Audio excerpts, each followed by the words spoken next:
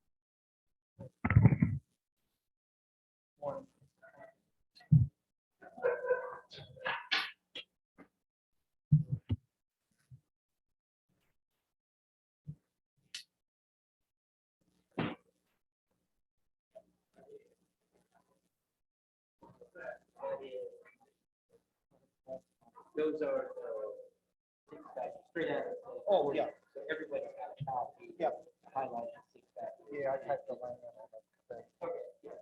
Was it four? Is there a typo there? Or was it my type?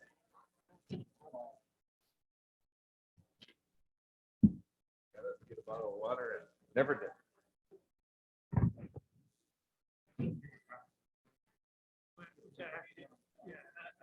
Any problem, any portion of it.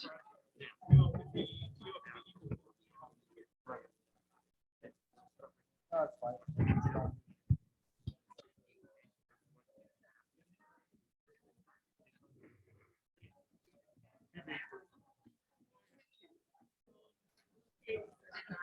Perfect. That's excellent. Thank you. That's all.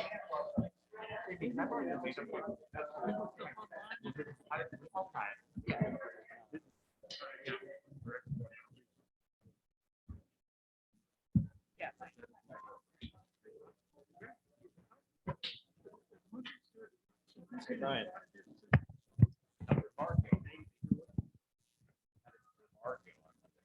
You representing the board down there? You don't know what day it is, Ryan.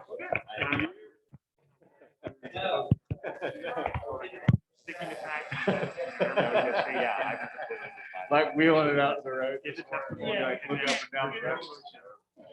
Nobody else. Oh, yeah. That's what I always do. Recycling day. Or sometimes one of my neighbors will get it wrong and I'll be like, I'm gonna get my stuff out, you know, yeah, or the recycling. And it's not recycling day.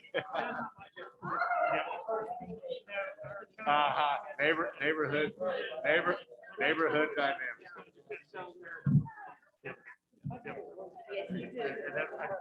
I think we've got a good balance there for today. Yeah, very good. All right, good. I bet it smells so rosy.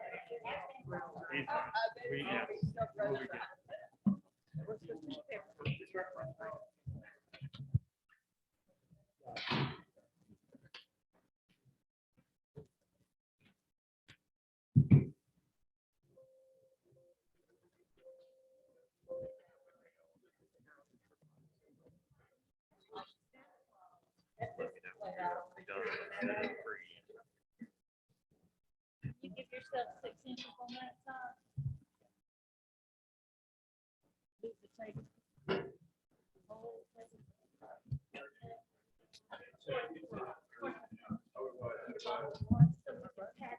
I know that work. Y'all know, that's right. Sometimes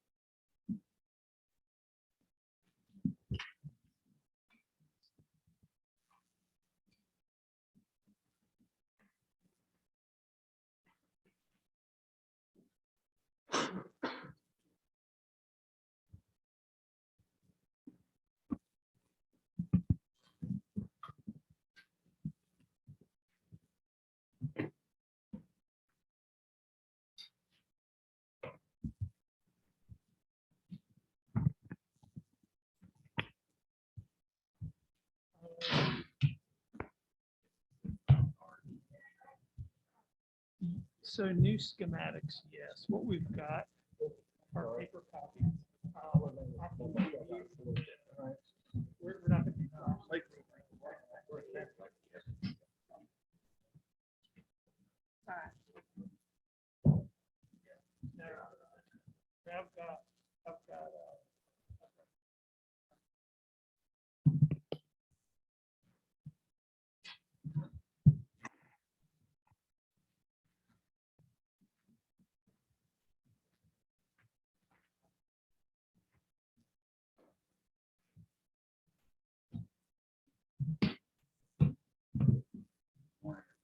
Morning, sir.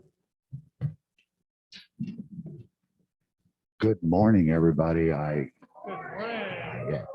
I've been told I still gotta be loud. Can somebody tell my wife that? No. Okay, so we're getting ready to, can you kind of tell us what we're looking at this morning, guys? I think so, Mr. Chair. We've completed our presentation of evidence. I know Ms. Ann Hayner has one witness that she'll be doing this morning, and then I think we're heading to rebuttal, and I'll let Mr. Morpheus speak to that. Yes, and we have 4 rebuttal witnesses. I'm hoping, I know this has been the mantra throughout, that they will all be short. Because remember, rebuttal testimony is not our chance to go back and slap everything that we disagreed with. It's about things for which we haven't presented evidence previously that came up from the hearing. So it's appropriately limited in that regard. Let's proceed.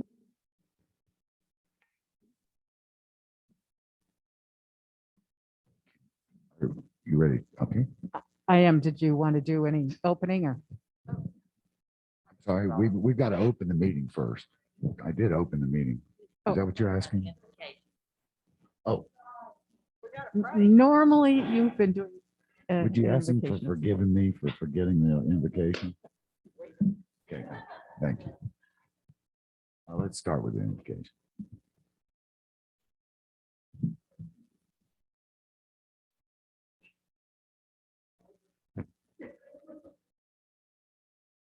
Let's pray together. We said good morning to each other, Father, when we came in. We said good morning, Lord.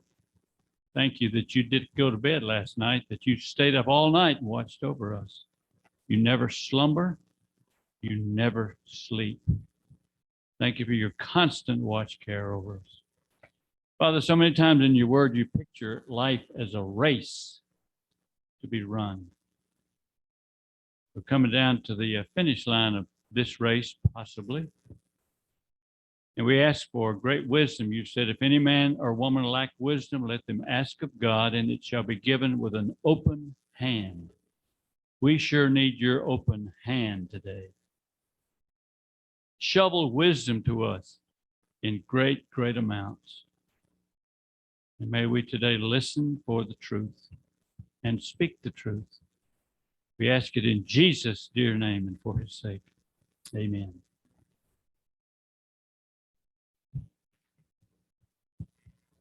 Okay, I would like to call Brendan Hayner Slattery as witness.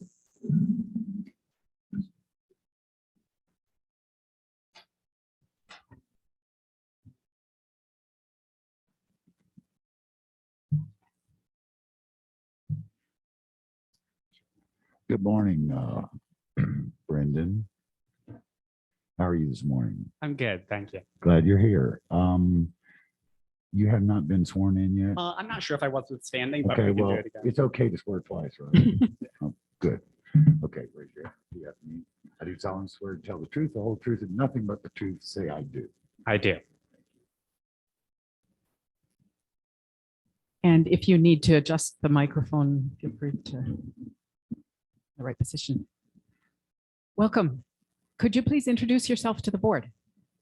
Hi, I'm Brendan Hayner Slattery. Ann Hayner here is my mother, and I live at 319 Assembly Drive, that same Hayner house everyone's been talking about, so I'll try not to be repetitive. Could you spell your name for the record? Sure, B-R-E-N-D-A-N,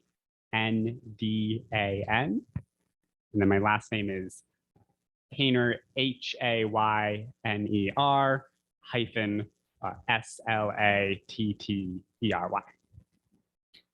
How long have you lived at 319 Assembly Drive? I've lived here full time since I graduated from Vanderbilt last May. So that's about 8 months, give or take. But I've been coming to Monterey and to this house in particular my whole life, as far back as I can remember. Are you an owner of this property? Not yet. I'm only 22 years old, so my name isn't on any deeds at this point. But my mom is one of the owners, and I certainly hope to one day inherit a part of that joy and that responsibility. How would you describe your connection to Monterey? That's a big question.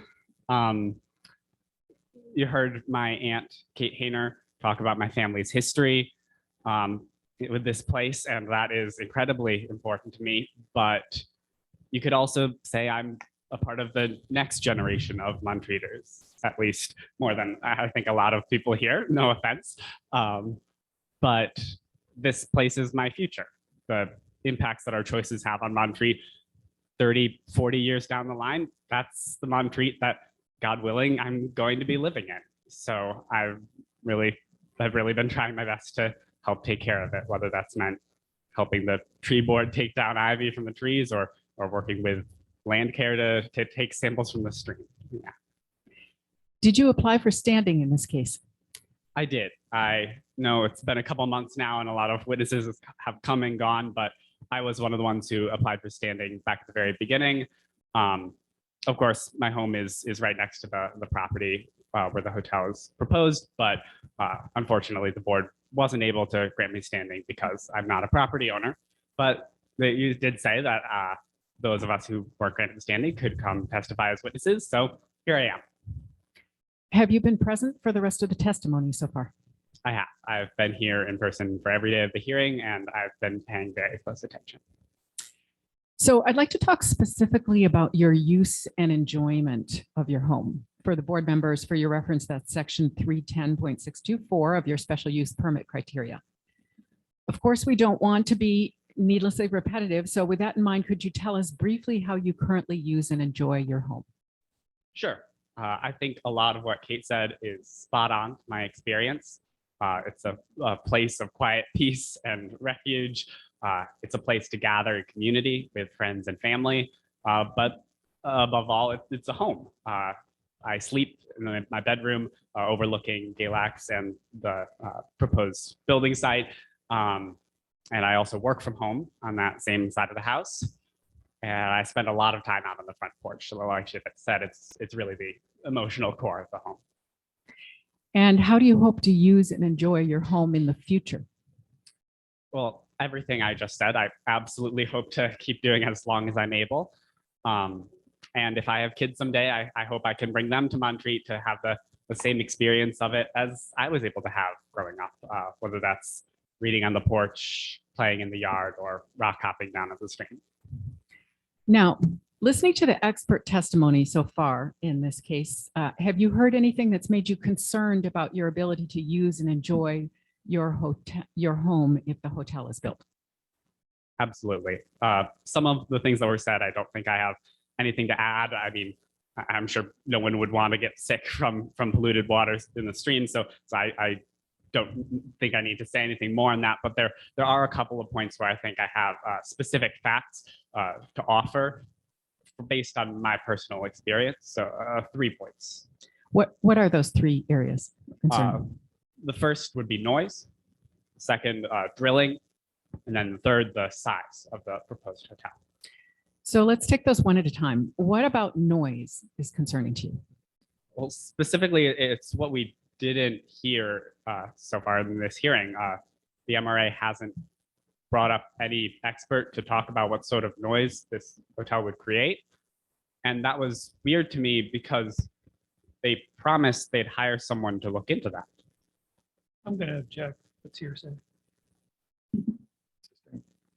We will have evidence, which is a statement by the party opponent on the website that we want to present. So that would not be considered hearsay, I understand. And just for the Ms. Hayner's not my client, but she's also not an attorney. And I do think for the board's value, I mean, statements by a party opponent are not considered hearsay. If they were made by the MRA or a representative of the MRA. I don't know where this is going, but I feel like Exactly. that's valuable for the board to understand. I agree. And Mr. Spence, my point is simply, it's unclear if it's being said for the truth of the matter asserted or simply what Mr. Hayner's Slattery heard. And so if there's some authentication, that's fine. But if it's for the truth of the matter asserted, then we'll need some authentication about that. We will present evidence from a website that's historical.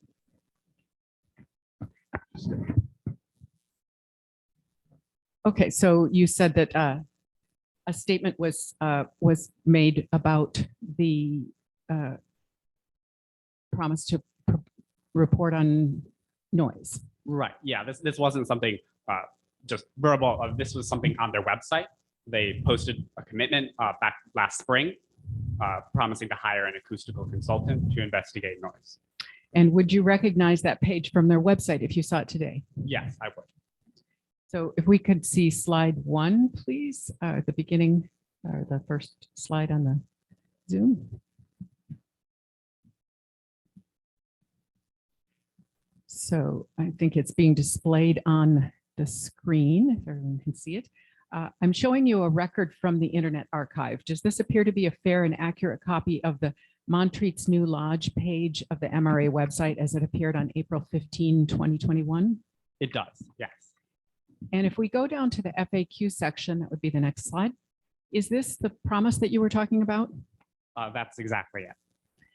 And could you please read the highlighted portion for us? Sure. The MRA board has committed to employ an acoustical consultant to understand and mitigate issues related to environmental noise. Since this was posted, have you heard anything more from the MRA about this acoustical consultant? No, not in this hearing and not anywhere else. And do you know if that promise is still up on the MRA website? It's not. They took it down before the start of the hearing. Okay, thank you. We can stop the screen sharing at this point. How would you describe your experience with noise as it relates to your use and enjoyment of your home? Noise has a big impact on us. Like my Aunt Kate said, especially in the summer when we don't have air conditioning like a lot of old houses. So we need to keep our windows open sometimes. Closing them really isn't an option. And that means that noise from outside can come right in. We have windows, all of our bedrooms have windows facing towards Galax and towards the side of the proposed hotel, as does our living room. And any sounds from that location are directly audible to me pretty much any time of the day or night. When the only sounds are the creek and the birds, that's fantastic. But when there's more, that can be a problem. And what about when you're on your front porch? How does noise affect you there? Well, there definitely, it's totally open. There's nothing blocking the noise. I use the porch like my aunt does, like a lot of other people in my family do, and like I'm sure a lot of people do in Montreat, as a place for relaxation, conversation, meals, especially now during COVID. It's really our only gathering space. And I also sometimes sleep out on the porch when the house is full of family. That's sometimes the only way all of us can fit. So I'm very aware of noise there. And I'm also aware that one side of the porch is right up alongside that same property line towards the building site, as all those windows are. Have you heard testimony about what the MRA is seeking to build on the other side of that property line? Yes, we all heard Mr. Krackelberg. I won't go into detail, but he said the hotel would be there, less than 33 feet away from our house.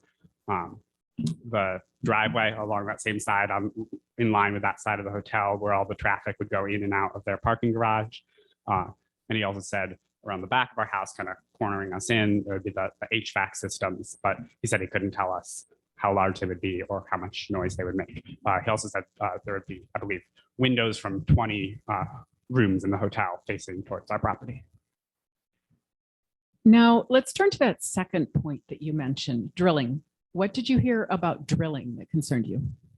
Yeah, so the testimony of Mr. Sams in itself was definitely something I'm concerned about a risk of excavation. I don't think I have to explain why my use and enjoyment of my home kind of depends on it remaining standing with foundation that hasn't collapsed. But I was especially surprised to see the geotechnical report the MRA presented from ECS Southeast, because the boring locations shown in that report, they don't match what I personally observed on the day of the drilling. Let's talk a little more about that. According to that report, what day did the drilling take place? The boring logs for all of the 9 borings state they all began and ended on May 17th, 2021. And were you present in Montreat on that day? I was the whole day. I was at home at 319 Assembly Drive, right next to the property with the drilling. And I remember that my parents and my sister were also there. It was 2 days after my graduation. Did you observe the drilling itself? I did. I saw 2 men on the property with a very large drill. I saw them actually drilling into the ground, and I definitely heard it because when the drilling was going, the noise was constant and extremely loud. How many locations did you see them drilling? 2. One was up the slope from my home alongside Chestnut Lodge, and the other was down the slope between Galax and Assembly Drive. And if we could pull up the next slide, please. I have an image of the boring diagram from the geotechnical report that's been previously entered into evidence as Exhibit M.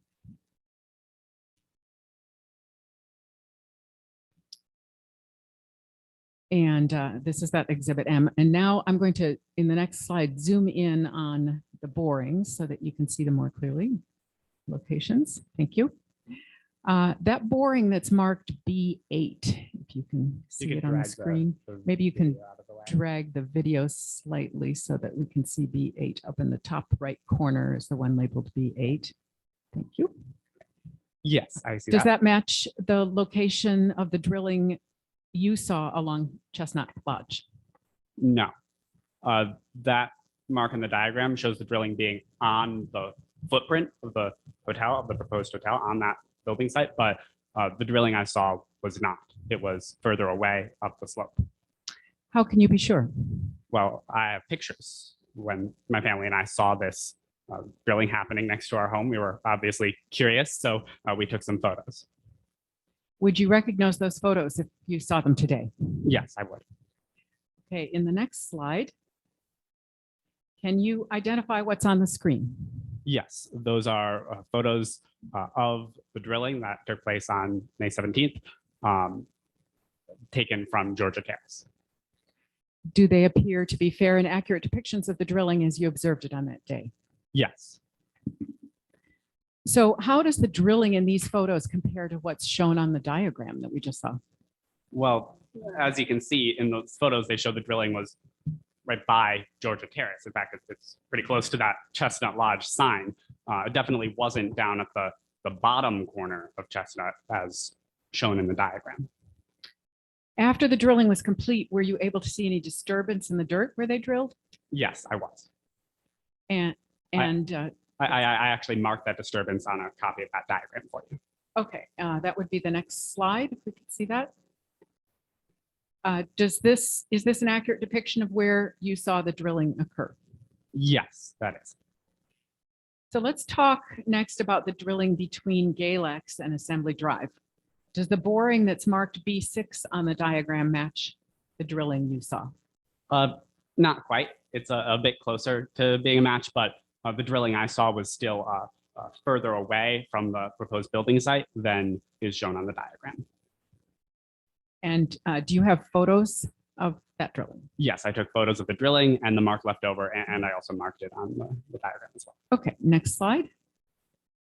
Are these those photos? Yes, that one on the left shows the drilling down on the lawn in front of Galax, and then one on the right shows the mark left over, both taken from my property. Do they appear to be fair and accurate depictions of the drilling and the disturbance left in the dirt as you saw them? Yes. And in the next slide, does this mark accurately depict the location of that drilling? It does. You said you were present all day. Did you see any drilling at any of the other 7 locations shown on this diagram? No, I didn't see any other drilling anywhere else on the property. Just those 2 spots that took them the better part of the day. Did you hear any other drilling that day? No, I didn't hear any other drilling. How far away could you hear the drilling from? At least 200 feet. Like I said, it was extremely loud. I know I could hear it from that far because when they were drilling by Galax, I took a walk down along Assembly Drive and into Robert Lake Park, and I could still hear the drilling easily from that distance. And how many of the boring locations marked on this diagram are within 200 feet of your house? Looks like 6 out of the 9. Definitely more than I heard. And my windows were open the whole time. The sound couldn't come right there. Have you been on the property of the proposed hotel since that day? I have, yes. At one point, friends of ours were staying in Chestnut Lodge and they invited us over to see the property. Did you see any disturbances at the other locations marked on the boring diagram? No. In fact, one of those spots marked B5, I've seen that spot, and that's asphalt. There wasn't any sign of drilling into the asphalt. Okay, thank you. We can stop the screen sharing for a few moments. Finally, I wanted to talk about the last point that you mentioned, the size of the hotel. What did you hear about the size that concerned you? Honestly, the simple facts of it, just quickly, Mr. Kreckelberg said be 169 feet wide along Assembly Drive, 162 feet back along our property, and higher than our property. I mean, I've talked a lot about windows and our porch. I guess I should be clear that part of the way I use and enjoy my property depends on having access to natural light, having sunlight in the day and darkness at night so I can sleep. Part of it involves views. Montreat is such a beautiful place. It's a real shame if you can't actually see it. So yeah, the size of the hotel right next to my home is definitely something I'm concerned about. You mentioned a width of 169 feet. Can you tell us how that relates to the space near your home from a human perspective? Yeah, I'm not sure words could do it justice really, but I can show you. How can you show us? I actually measured out a ribbon to 170 feet, just 1 foot away from the width of the proposed hotel. And I stretched it out along that sidewalk in front of the property along Assembly Drive. And I've got pictures of that. Would you recognize a photo of that if you saw it today? I would, yes. Okay, if we could see the next slide.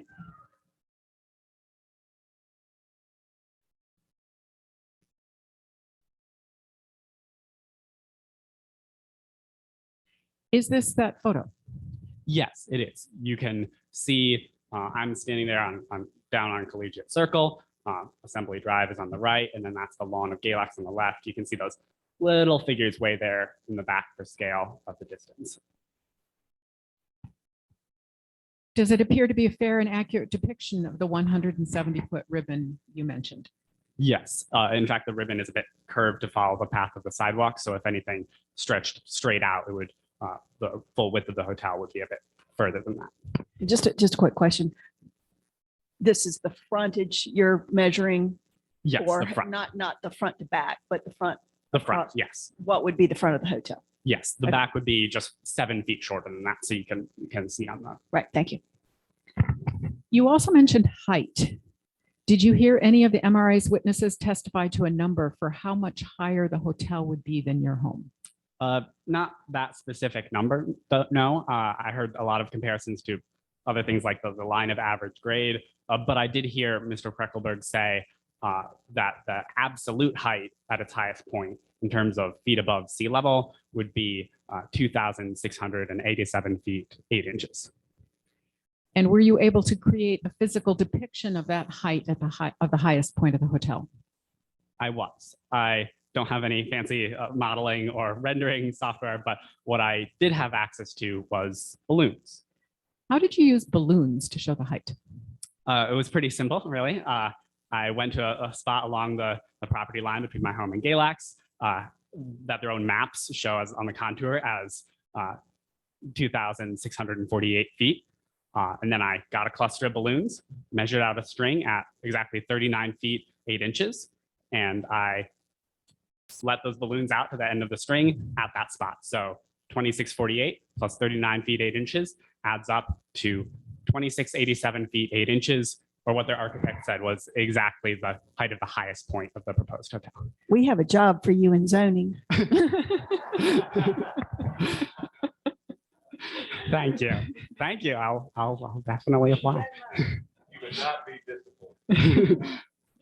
Would you recognize a picture of those balloons if you saw it today? Yes, I would. Okay, and the next slide. Can you identify this photograph? Yes, that's a photograph of those balloons. I placed them about as close to Galax as I could get without trespassing, and I took that photo. It shows the balloons at the height of the proposed hotel. At the top of the hotel, not the wall, but at Yes, the the highest. top of the roof. Yes, the top of the roof. And Do you- so the building on the left is Galax Yes, and the building on the right is your home, yes, by the way, 319 Assembly Drive. that's correct. Does it appear to be a fair and accurate depiction of those balloons at the elevation of the proposed hotel's highest point?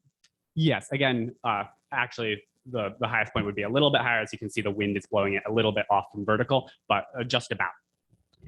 And if you click the slide again, I think it does this point to where the balloon is Yes. approximately. And finally, in the next photo, what can you tell us about this photo? Can you identify it? Yes, that's the balloons at that same height. I also placed them there, and I also took that photo.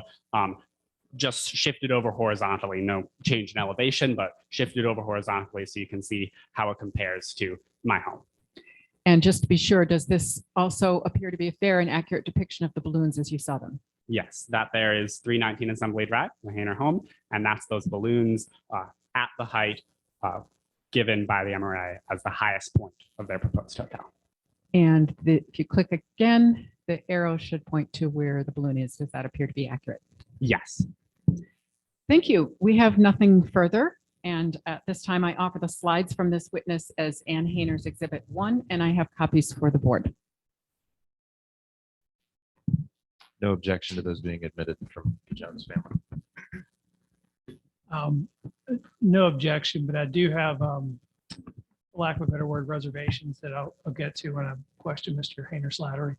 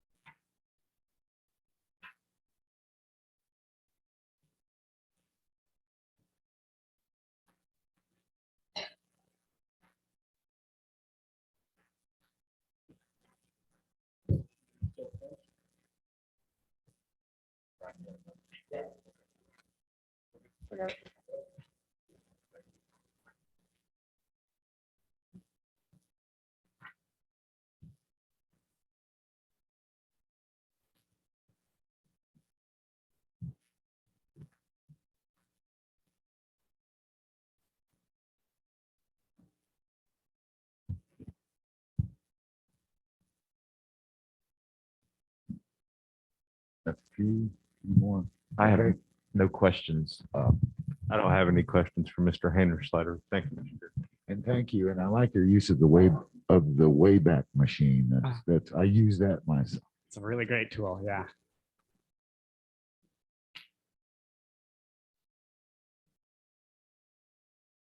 All right. I want to start with a discussion about the geotechnical report.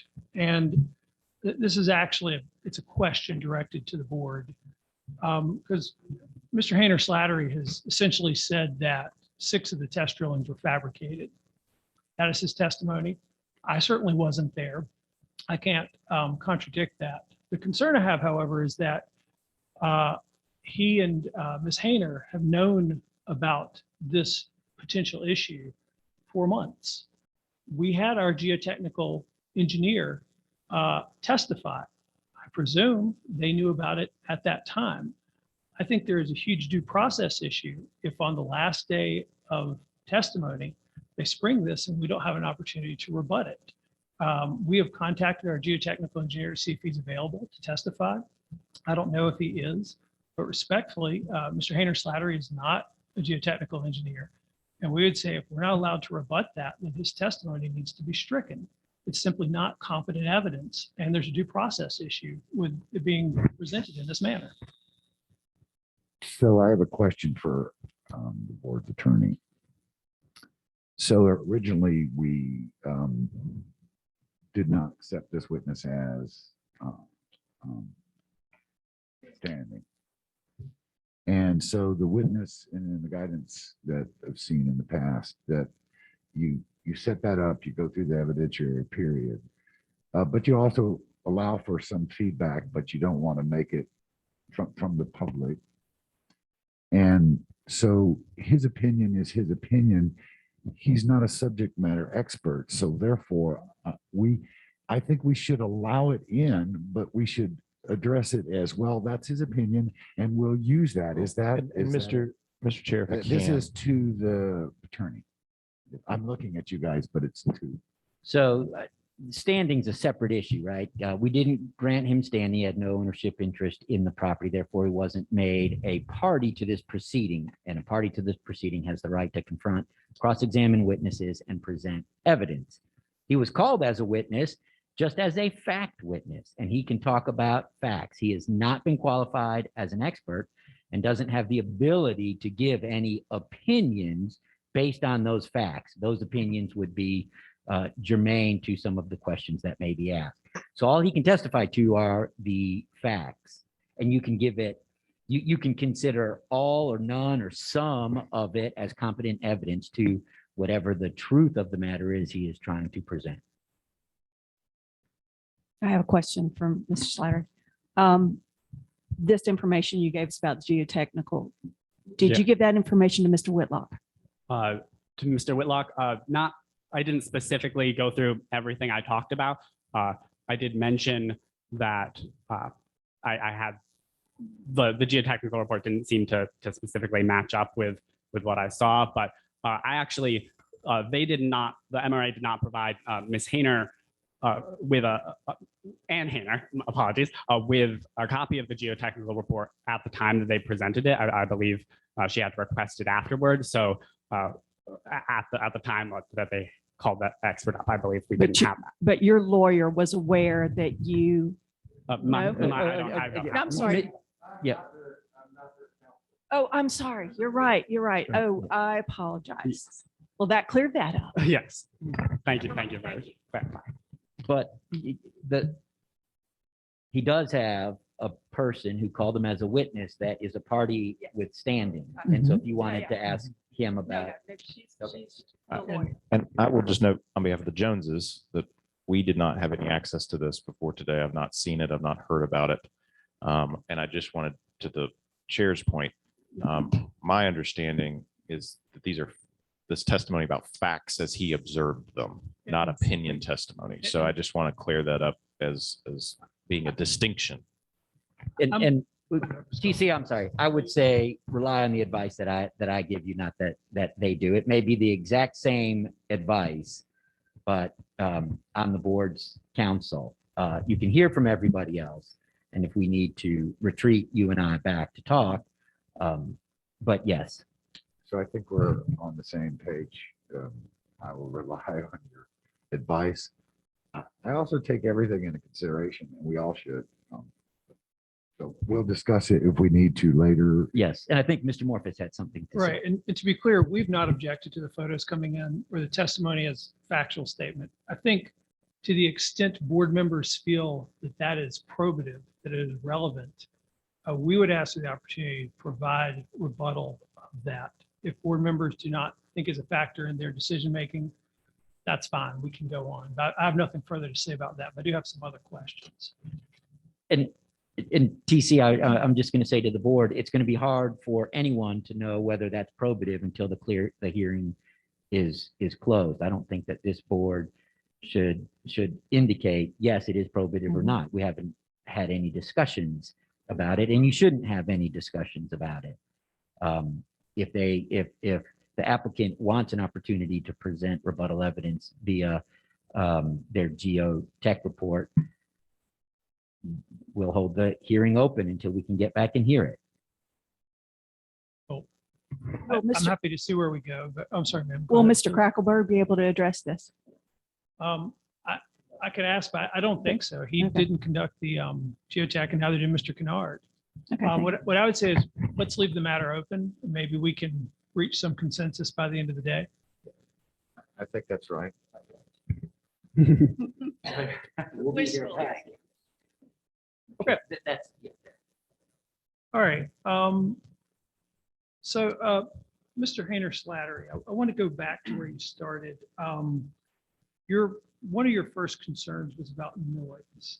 Yes, And I presume that you are concerned about there being increased noise from this use. Is that correct? that's correct.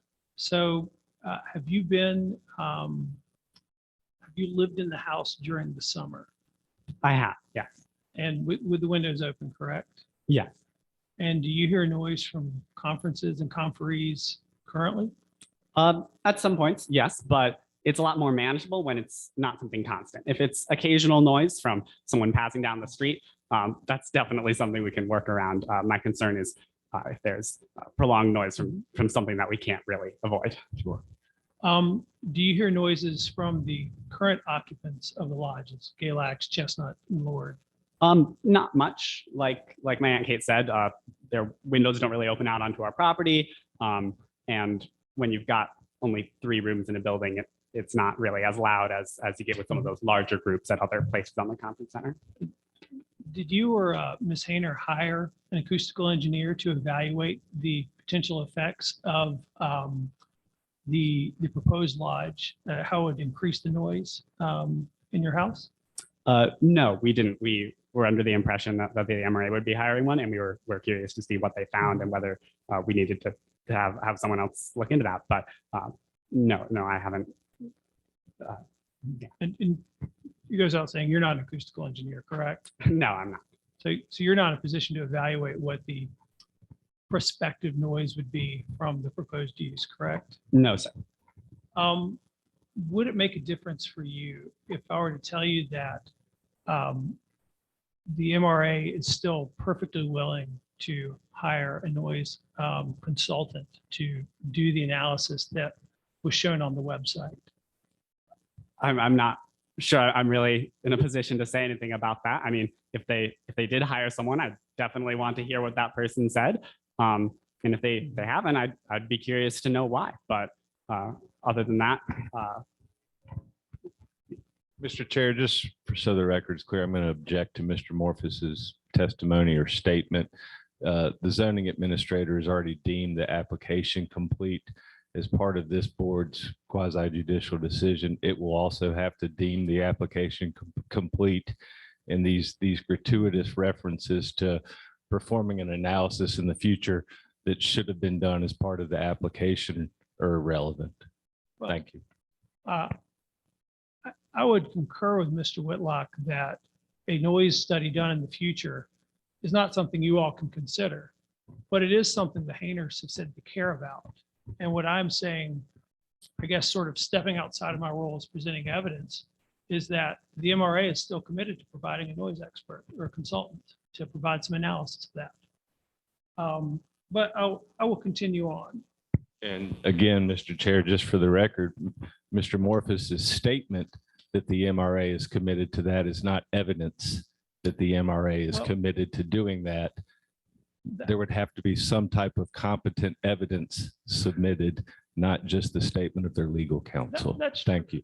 And Mr. Whitlock's absolutely right. But I'm going to go back to a statement Mr. Moore made right at the beginning of the hearings, where he talked about, think about conditions. And it may be that if that is a concern that is widely held, that is a condition this board wants to impose on this project. But I will move on. So I want to talk, we've talked about the drilling. There's really nothing more I can add or discuss about that.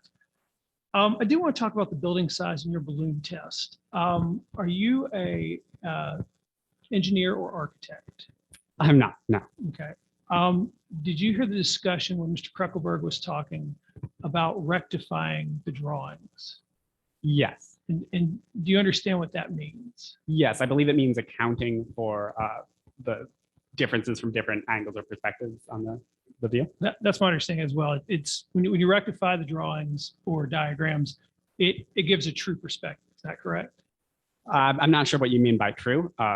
It gives a Um, different perspective than the one you'd see if you were actually standing in one particular Well, spot. let me ask this. Are your photographs in any way rectified? They haven't been altered. Those are clear photographs of it as it actually appeared. No, no, Yes. that's not my question. Because you understand, you can take a photograph and it's completely honest. It's not Photoshop or anything like that. And it can still distort perspective. You understand that, correct? Correct. Okay. And that's what rectifying does, is it corrects that distortion. Are your photos rectified? They haven't. They show the view as it appeared to me when I was standing in my yard. So if it's distorted from there, it would also be distorted when I'm actually standing there in the future, when we're actually using our yard. It shows the view as it appeared to us on our property. Exactly. And I would just like to emphasize, you're not qualified to talk about massing, height, or space from a design perspective because you're not an architect or an engineer, correct? From a design perspective, no. I just measured it out and showed what height it is. Yes. Just let me take a look at my notes.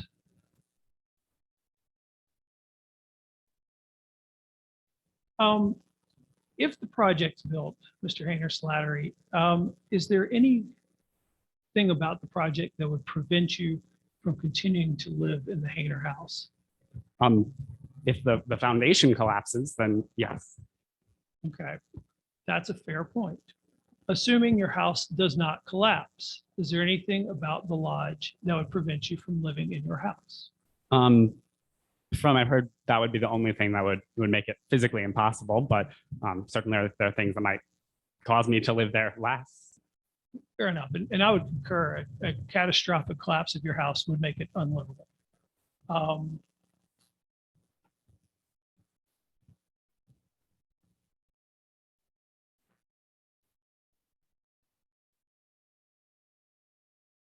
I have no further questions.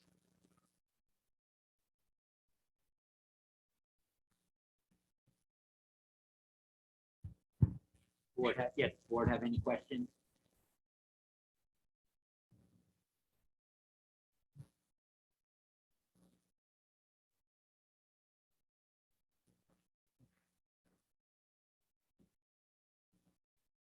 Nothing further from me. Thank you.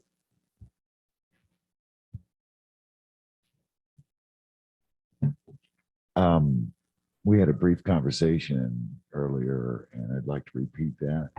You're the next generation, go for it. Okay. Thank you.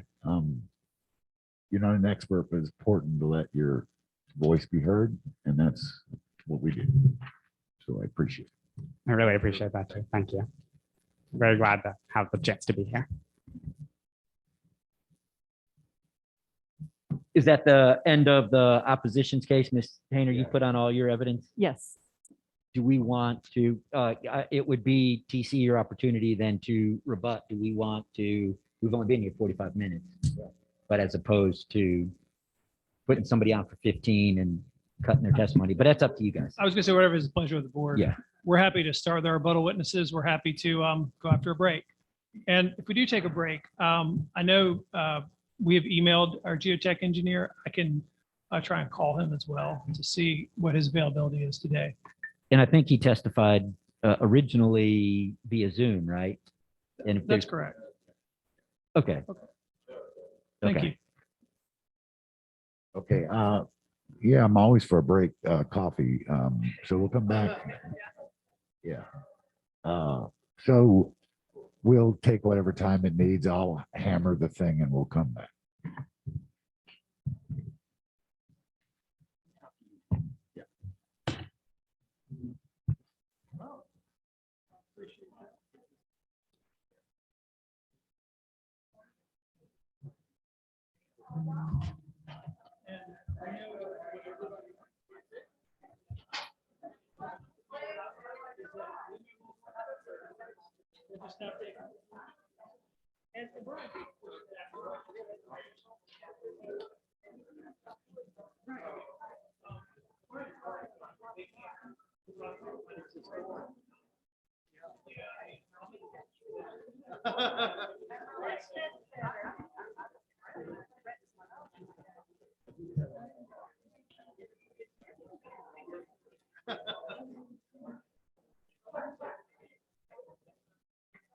It's just, I'm not used to it.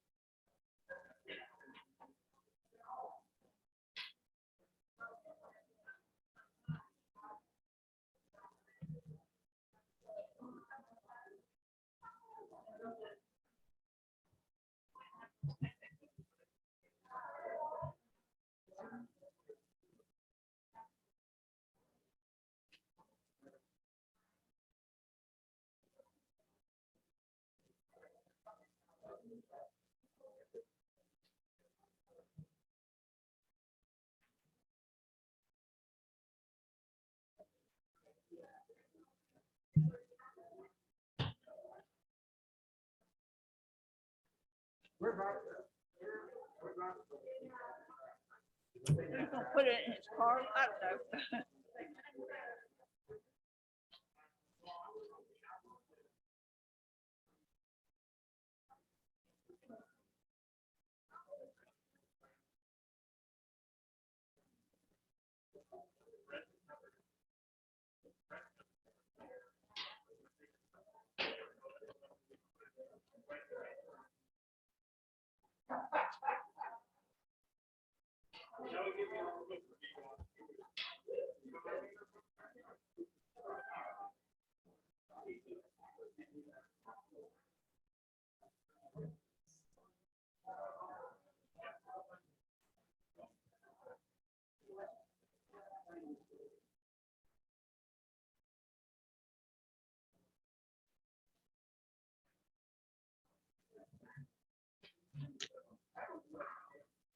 I saw you.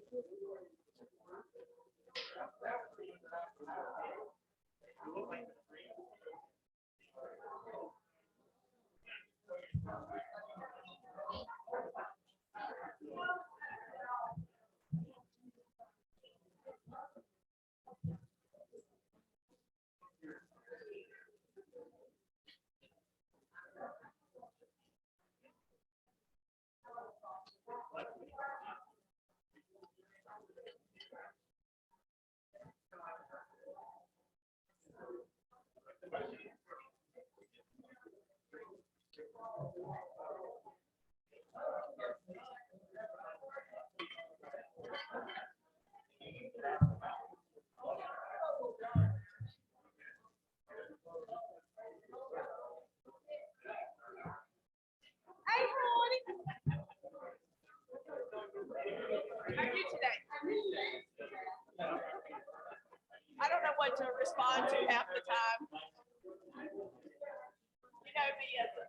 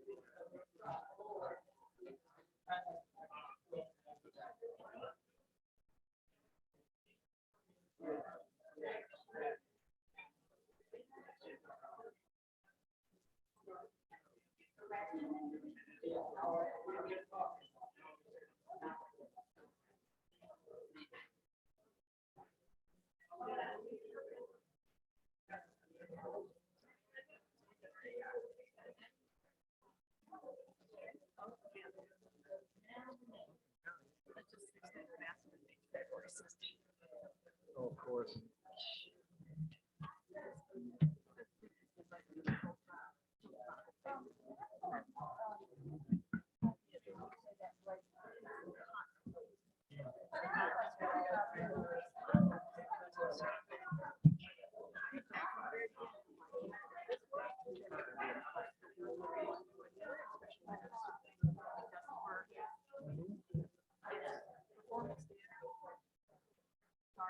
time I've been vaccinated. I don't like, I've been against it over. If I already have it, but the mask is never in the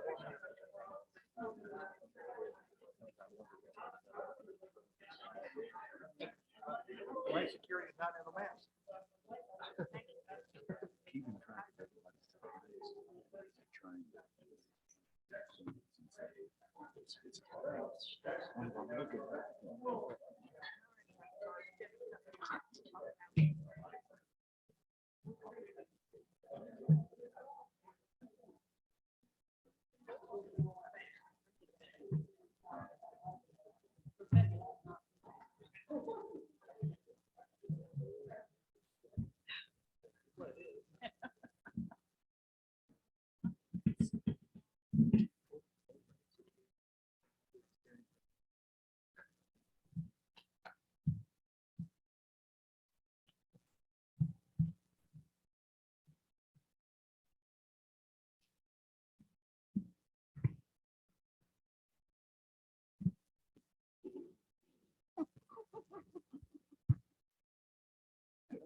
Please continue.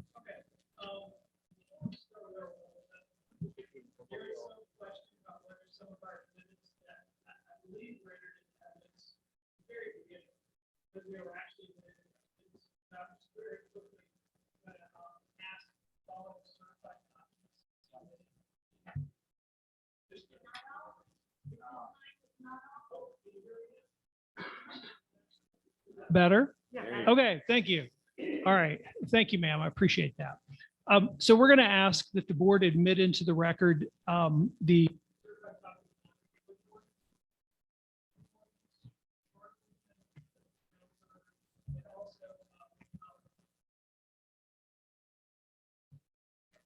Okay.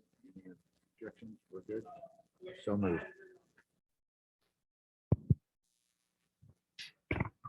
it was awful. Okay, this is my new best friend, the microphone. Okay.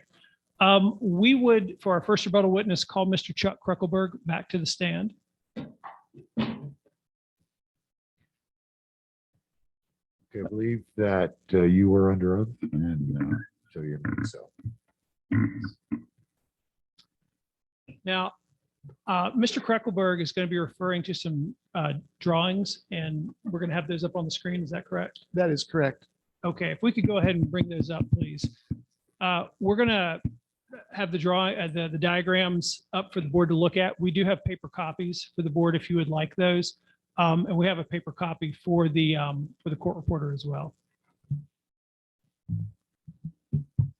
And we have already given opposing counsel copies of these as well. Okay, so let's start, Mr. Kruckelberg. Did you hear and see the testimony of Mr. Matt Sams? I did. Including his testimony about cut slope and how that is, quote, unattainable without going beyond the, quote, limits of disturbance and possibly encroaching onto the adjoining Hayner property? I did. hear Mr. that Chairman, testimony. Mr. Kruckelberg, I'm sorry to excuse me, to interrupt you. I'm going to object to Mr. Kruckelberg offering rebuttal testimony to Mr. Sams' testimony. Mr. Sams, as the board heard, is a civil and structural engineer. Mr. Kruckelberg is not an engineer and is not qualified to offer rebuttal testimony. Excuse me, rebuttal testimony to the testimony offered by Mr. Sams. We're going to disagree respectfully.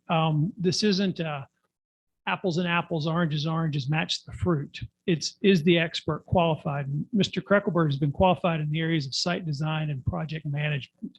So that's right. He can't render an engineering opinion, but he can talk about things that come within the scope of his work doing site design for Samsel Architects. And so that's what we're going to be talking about.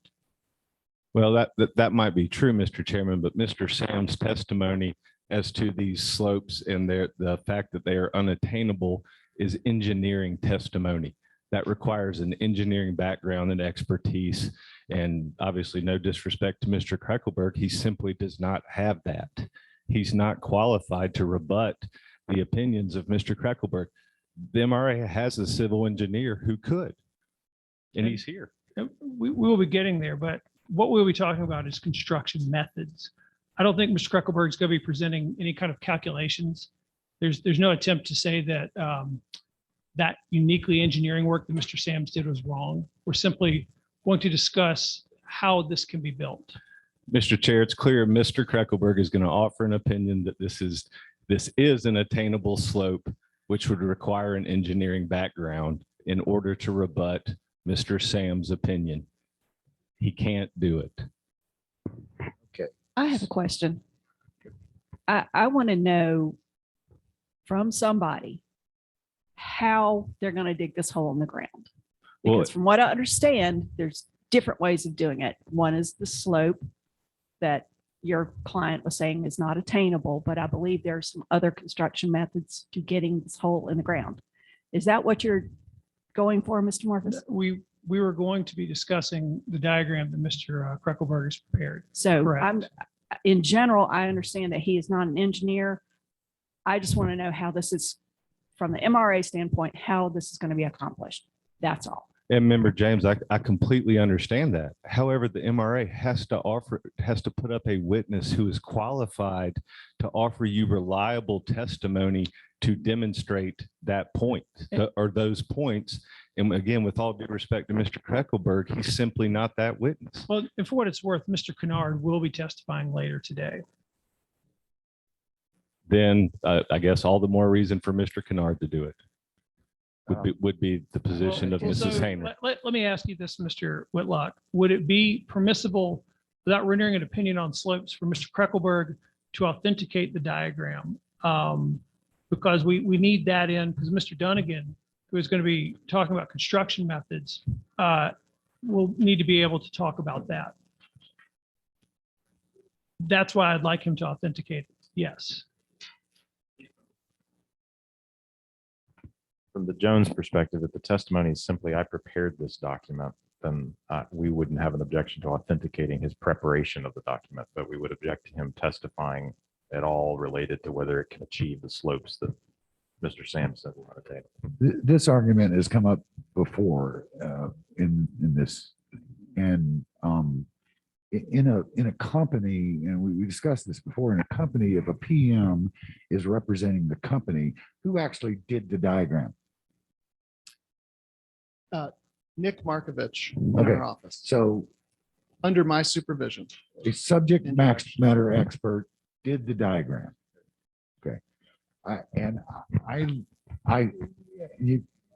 asking questions. I'm not making statements, if it's okay.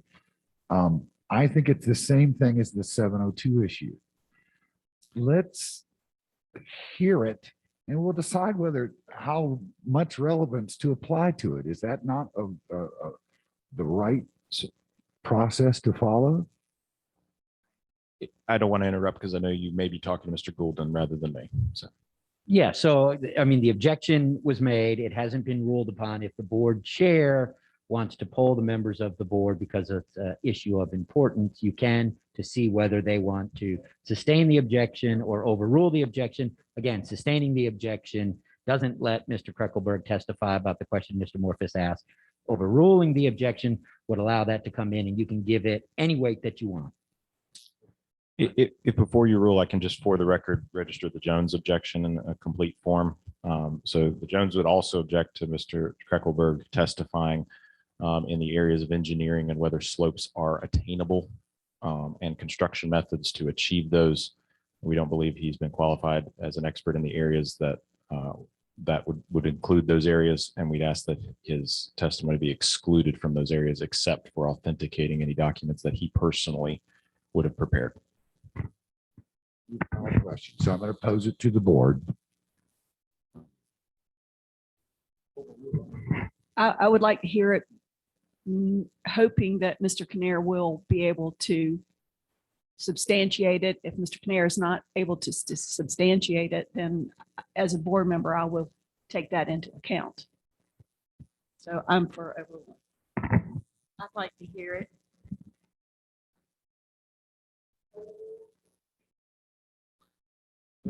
Okay. You do count. You do count. If you think you're only going to do the prayer, we've got to have to discuss this later. Okay, good. And I agree. So let's hear it. Okay, well, let's just start with the document then. So, an associate in your firm under your supervision prepared this diagram, is that correct? That is correct. And to the best of your knowledge, is it a true and accurate depiction of what's contained in the diagram? It is. We would ask that it be admitted into the record. And Madam Court Reporter, I am no idea where we are with our exhibits. Is that something you could assist us with? Okay, thank you so much. And just for the record, we would note our objection to it being admitted into evidence because it has not been authenticated by the individual who prepared the document, and would ask that it be excluded. I would incorporate the same objection on behalf of Kate Hayner. Thank you. Noted. All right, so I think that is a fair point that you can't opine about slopes or the sort of the angle of cuts and things like that. Do you have experience working on construction projects in areas where there are slopes? And by slopes, I don't mean cut there. I mean just the fact that you're in the mountains. Yes. And have you worked on projects before where care needed to be taken to avoid damaging nearby structures? Yes, especially in urban areas where we have buildings on the property line. Were they completed successfully? Yes, they were. Okay, and I got ahead of myself, Mr. Kreckelberg. There's a second diagram. If we could go to the next page, please. Thank you. I don't want to get too far ahead of myself. Can you explain to the board what this is, sir? This is 4 examples of slope stabilization for the construction of basements and foundation walls. And where did you get this information from, sir? This is information assembled from our engineers prior to the question or after the question being raised by Mr. Sands about, is there a method other than impact-driven sheet pilings as the alternate way of constructing the basement? And so these are additional methods that with our engineers, we assembled to answer that question. And would Mr. Dunnigan and perhaps Mr. Kennard be able to talk about those? Yes. Okay. Respectfully, I'm going to ask that you not talk about them. I think what we'll do is we'll leave the authentication of the document to Mr. Dunnigan. That's okay.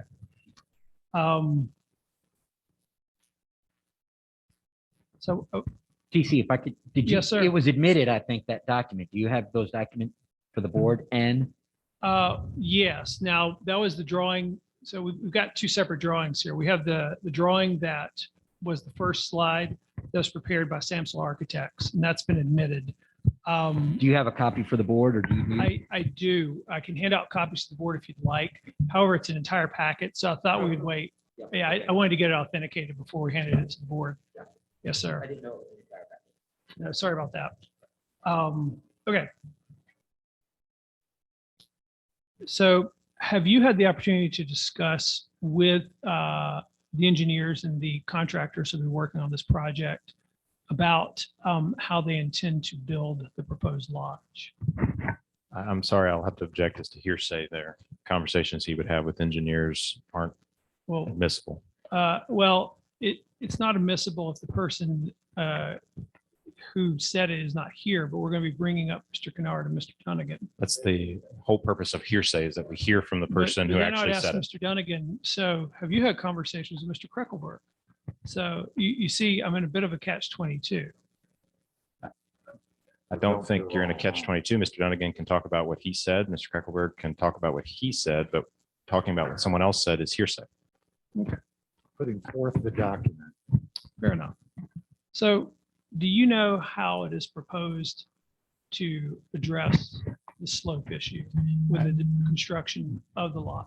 I would again renew my objection. If how he knows is based on the conversation I just objected to, then you can't bring it in. It's hearsay. I sustain that. I agree. Okay. Well, I think we've got just two more questions. You heard discussion earlier about concern about noise. Is that correct? That is correct. During construction, would the MRA be addressing noise?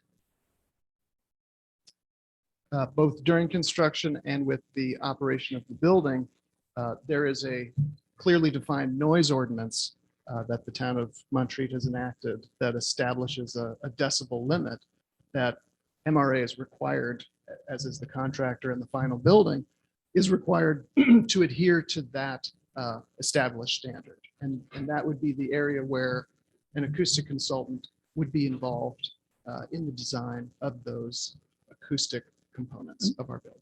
And that's commonly referred to as the town's noise ordinance. The Is that town's correct? noise ordinance is what. Okay. I think I just have one more question for Mr. Kreckelberg. Mr. Kreckelberg, I'm going to hand you an email. And is this an email that you received? Yes, this is an email that I received from Victoria Hoyland with Buncombe County. Okay, and what is her role with Buncombe County? I apologize, Mr. Chair. Again, I'm going to have to object to an email that is from a party that is not present to being admitted or discussed. It's hearsay. Again, statements are both verbal and written statements, and this would be a statement from someone who is not here today to testify or be cross-examined.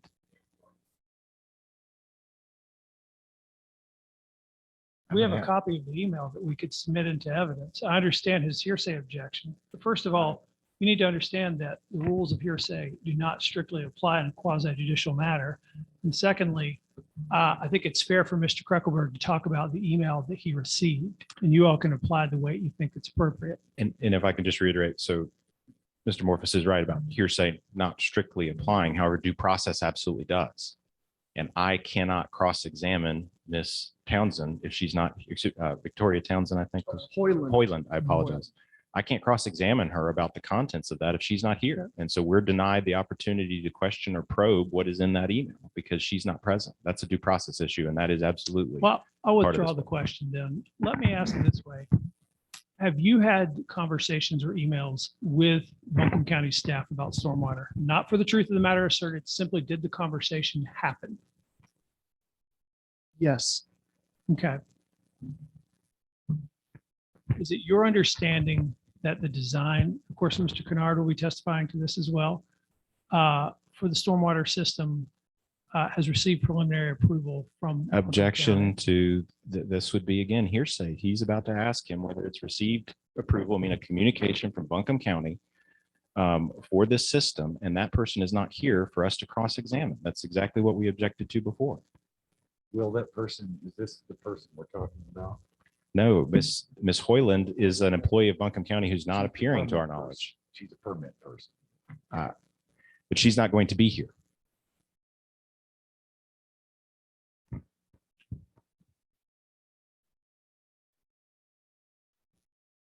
I'm going to sustain your objection. Could I have that email back, Mr. Kreckelberg? Thank you.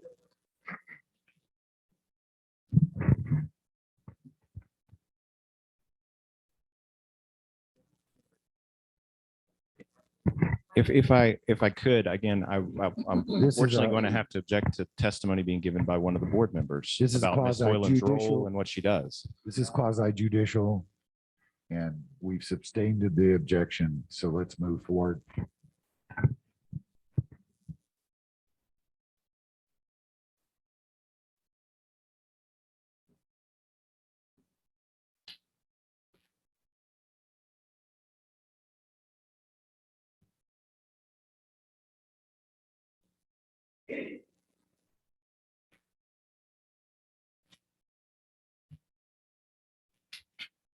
I have no further questions for Mr. Kreckelberg.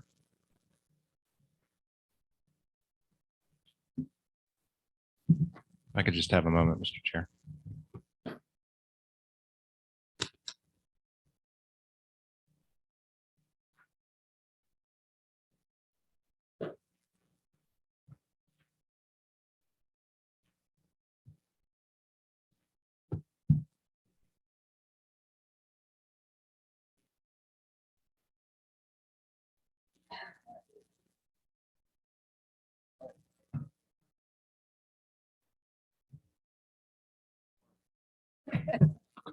You got to answer the phone for mom.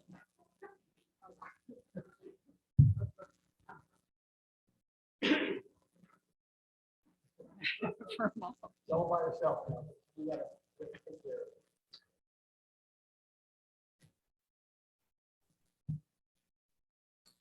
of it. No questions.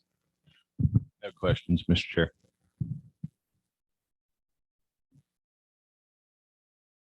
Any questions? Nope. Thank you, sir. If the board would like, we'd like to go on to our next rebuttal witness, Please. Mr. Mark Dunnigan.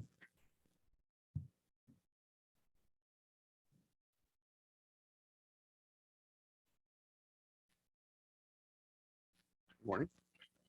And Mr. Dunnigan, do you have a copy of the documents that we were talking about earlier? Not with, Okay, let me give you a copy, sir, and they'll be up on the screen as well. Okay, I've I not don't been sworn believe in. you've been sworn in. I have not. Okay. Please repeat after me. I do solemnly swear to tell the truth, the whole truth, and nothing but the truth. If so, say I do.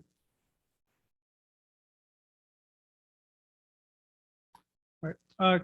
Could you give us your name, position, and how long you've been with your company and general description of your duties? Sure. So my name is Mark Dunnigan. I'm the vice president of Frank L. Bloom Construction Company. I've been with the company for 15 years. I serve as the vice president and I have oversight over the Triad and Western regions of North Carolina.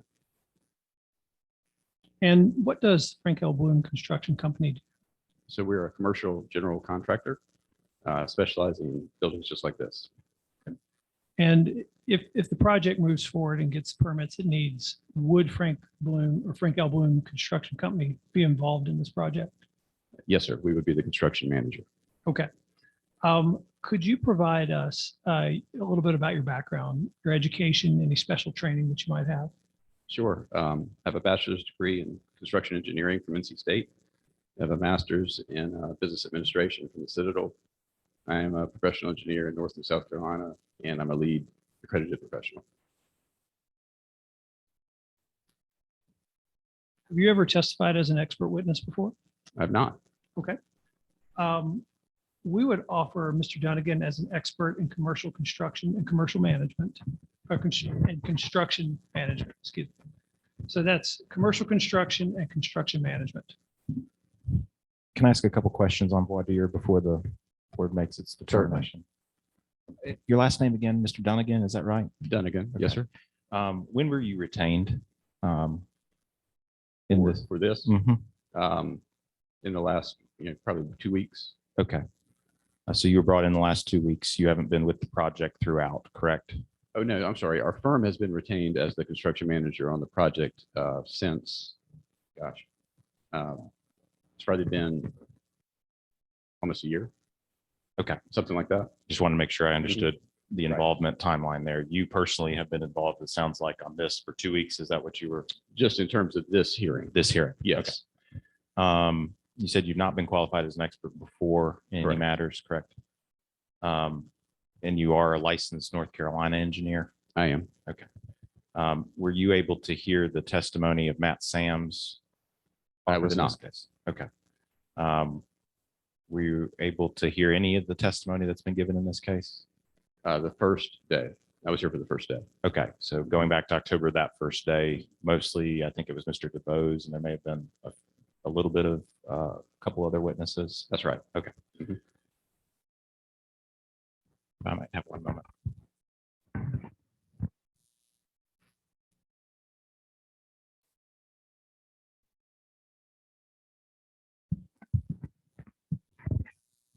Good morning, Mr. Dunnigan. Good morning. Just have one or two quick follow-ups for you.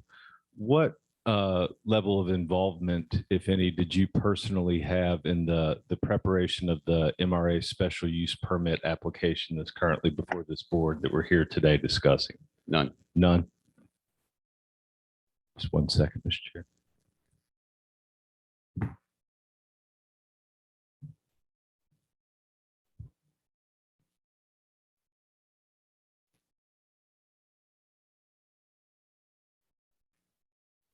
Thank you, Mr. Chairman. No objection to the proffer of Mr. Dunnigan as an expert in commercial construction and construction management on behalf of Mrs. Kate Hayner. And no objection in that area from the Joneses. Anything from the board? So moved.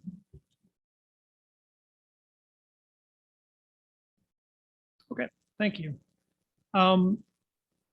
If you could, Mr. Dunnigan, could you tell us what your role in this project is? So my role specifically as this project goes, I lead our pre-construction team, as well as I will lead the construction team once that phase of the project begins. Okay. And are you familiar with the project? I am. Have you seen conceptual plans for it? Yes, sir. Okay. And are you aware that there is a partially below grade parking garage that's proposed for the project? I'm aware of that. And it would have a driveway from Assembly Drive? Yes, sir. And the excavation will be required? Yes, sir. Okay. If you would, sir, take a look at the documents that I handed you. And if you would skip to the third page. This is from, sorry, sir, it's the, Yes. Yes, sir. yes, sir. Have you seen that before? I have. Could you tell the board what it is? This is an excerpt from the geotechnical analysis of the site. And I would represent to the board that this has already been admitted into evidence. And if you could, I'd like you to read the first 3 sentences of that page there, starting with ECS does not anticipate. Okay. ECS does not anticipate cut or fill slopes greater than 5 feet in height. We recommend that permanent cut slopes with less than 10 feet crest height through the undisturbed residual soils be constructed at a 2-to-1 horizontal to vertical or flatter. Permanent fill slopes less than 10 feet tall may be constructed using engineered fill at a slope of 2.5-to-1 or flatter. That's fine. So you're aware that the report said cut slope should not exceed a 2-to-1 ratio. Is that correct? I'm aware. Okay. And having looked at the conceptual plans and being familiar with the project, are you aware that the project would be near the Hayner House? Yes, sir. I am. Okay. So considering the proximity of the proposed structure to the northeast property line and that the limits of disturbance proposed stop 6 feet short of that property line, in your experience, is it possible to use a cut slope excavation technique with a 2-to-1 slope without intruding beyond the limits of disturbance and possibly onto the adjacent property? I do not think you can do that with a 2-to-1 cut slope. Okay. Are there means and methods of construction common to or known within your industry whereby the excavation could be done without using a 2-to-1 cut slope? Yes, sir. There are a number of different means and methods that we could use to stabilize the soil to produce a working area that is safe for the workers and also not intrude past the limits of disturbance. Okay. Could you explain to the board what your company proposes to do in this case? Like I said, we still have several alternatives that we were looking at. Our primary proposal on this job would be to use what we call a drilled pier and lagging system. And I think, I'm not sure if I can refer to that drawing or not, but essentially what this is Mr. Dunnigan, would it be helpful to refer to the drawing? it would. Okay, It let's would. go ahead and go to that. I was going to have you authenticate that, but if you would, before you start talking about the system, would you explain what these are that we're looking at? Sure. So there are 4 different methods of soil stabilization that are shown on this slide. None of them were drawn specifically for this project. I should point that out. These are typical details of these types of systems. The top left-hand corner is a polymeric injected soil stabilization. What that is that you would inject polymer into the ground. It will make the soil more cohesive and stable than it was before, which will allow you to dig at a steeper slope. The top right-hand corner, that is a That's a raking strut. So basically that would be excavating and then shoring a retaining system from the inside of the excavation. The bottom left-hand corner is the piers and lagging system that I just referred to, and the bottom right-hand corner is a soil nail system. And with that, with the understanding that these are merely representative of possible construction methods, we would ask that this exhibit be admitted as exhibit plaintiff's or the applicant's exhibit O. Well, yeah, exactly. And I think that's the only thing that hasn't been already admitted in evidence. So we would ask the page be admitted as exhibit O. Is that all part of the same packet? It is, sir. That's it. So be it. Thank you. Pictures worth.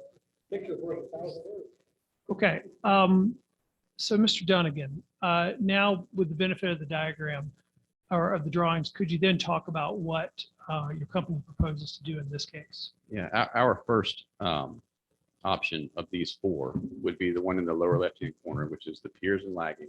The way that system is constructed, you would excavate off of the property or the limits of disturbance line towards the building at a 2-to-1 slope so that you are lowering the height of the retaining wall by doing that.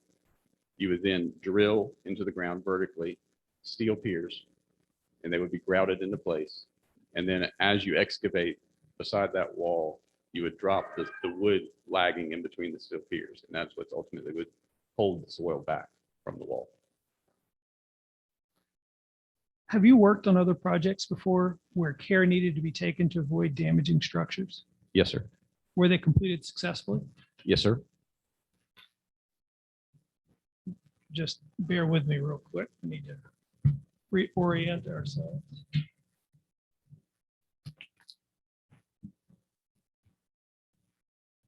Right. As an expert in commercial construction and construction management, do you have an opinion as to whether this work or this proposed lodge can be done without encroaching onto the Hayner property or damaging the Hayner house?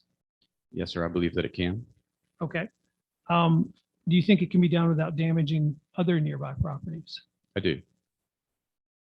As an expert in commercial construction and construction management, and speaking only in that capacity, do you have an opinion as to whether the use as proposed will be detrimental to or endanger the public health, safety, or general welfare if located where proposed and developed, according to the plan as submitted and approved? We would object to that opinion. His expertise is construction management. I don't think that qualifies him to offer an opinion on the question that was asked by Mr. Moore. Well, and we tried to limit it, and I would concede to Mr. Norris' point. I don't think Mr. Dunnigan can talk about how the lodge is going to affect the neighborhood in 15 years. We can certainly talk about these effects and this requirement in the special use permit ordinance during construction. I'll sustain. So, okay, so don't answer the question, sir. Just one moment, my co-counsel's just arrived, and let me just check with him. I've got a question. I don't want to ask too many questions because I don't want to, but I do process. Okay.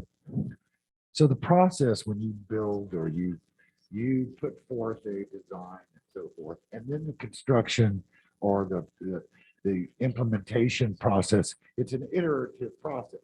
Now you get to a point that says, oh, well, that doesn't work. So I'm going to have to, and ultimately, is it on the license? Doesn't this all rely on the license of the subject matter expert is making the assessment? People can disagree. We've got one engineer saying, we've got one traffic guy saying, but it's kind of an iterative process. And under your license, you're required to fix these things. Yes, sir.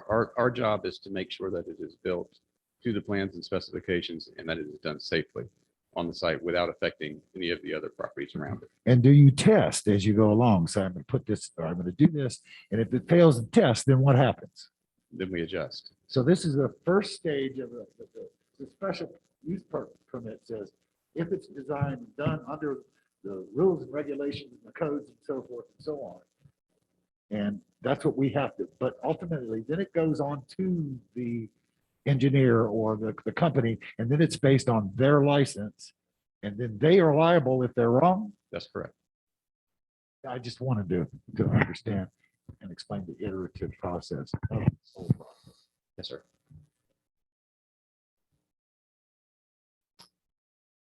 If there are no further questions, I would like to just hand up a paper copy for the board's record. And we also have paper copies available for board members if you would like. I have one question.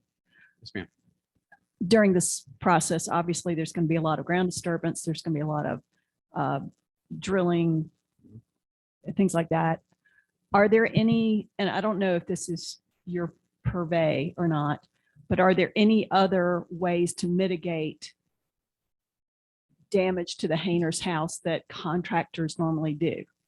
You know, put up sensors, put up, stabilize their foundation.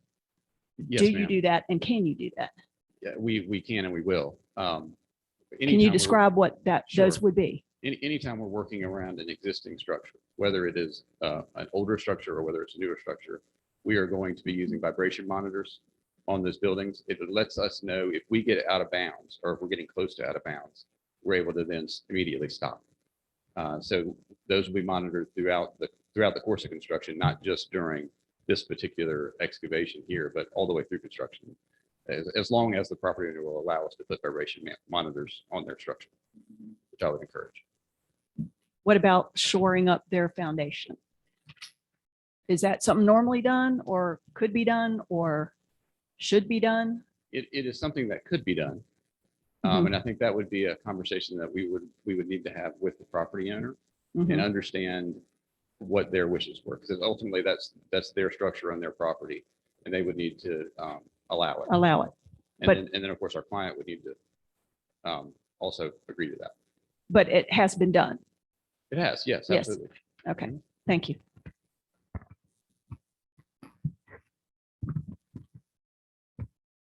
Morning once again, Mr. Dunnigan. Morning. You were asked a question about the geotech report in this case. When did you first see the geotechnical report that you testified to today? It's probably been a few months ago. Was that report signed and sealed at that time? That's a good question. I couldn't say that definitively, whether it was a draft or a sealed copy. Do you know when you first saw a final signed and sealed version of this geotech report? It would have been soon thereafter if it was a draft initially. Okay, we might have to come back to that.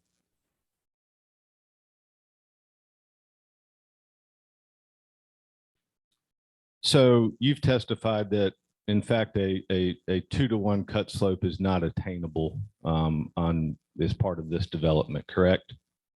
In this situation that's on the slide there, yes. Okay. That you don't have enough space. Right. And then in looking at Exhibit O, and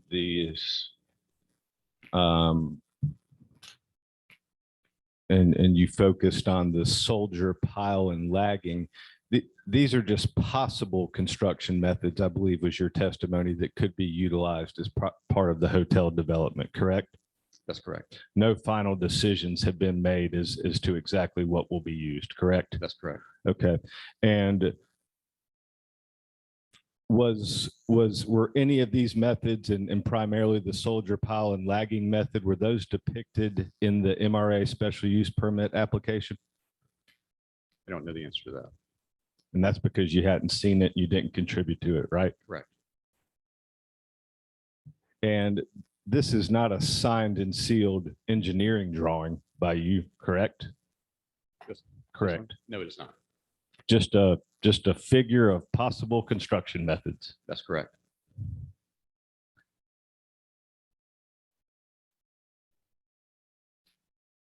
Did you hear the testimony of Mr. Matt Sams? Did not.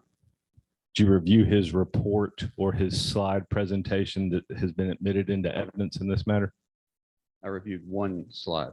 Just one slide. I think it was the one that you showed earlier, if I remember right. So that's the only part of Mr. Sam's testimony that you've heard. Yes, sir. Okay. So as I look at this soldier pile and lagging figure on MRA Exhibit O, it notes in the text underneath the picture, it's the most common shoring system for urban construction. Is that accurate? This particular site that this picture was pulled from says that. I would say it is used commonly in urban areas. Okay. You don't consider Montreat to be an urban area, do you? No, I would not consider it to be an urban area, but it is in many ways like an urban area. Montreat In is? terms of this, in terms of how these buildings are close together. Because of the close proximity between the proposed hotel and the Hayner residence. Yes, sir. Normally in urban areas, though, it's two commercial buildings that are close together, correct? Oftentimes, yes.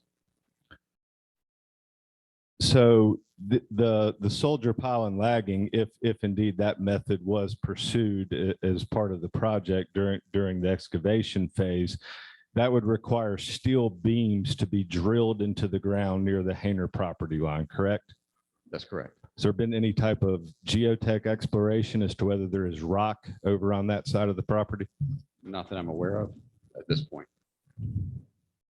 Did you hear Mr. Sam's testimony about potential implications of drilling steel beams into the ground this close to the Hayner residence? I didn't hear his testimony. You offered an opinion that this excavation can be done without damaging the Hayner property. Is that accurate? Yes, You a structural engineer? I'm not.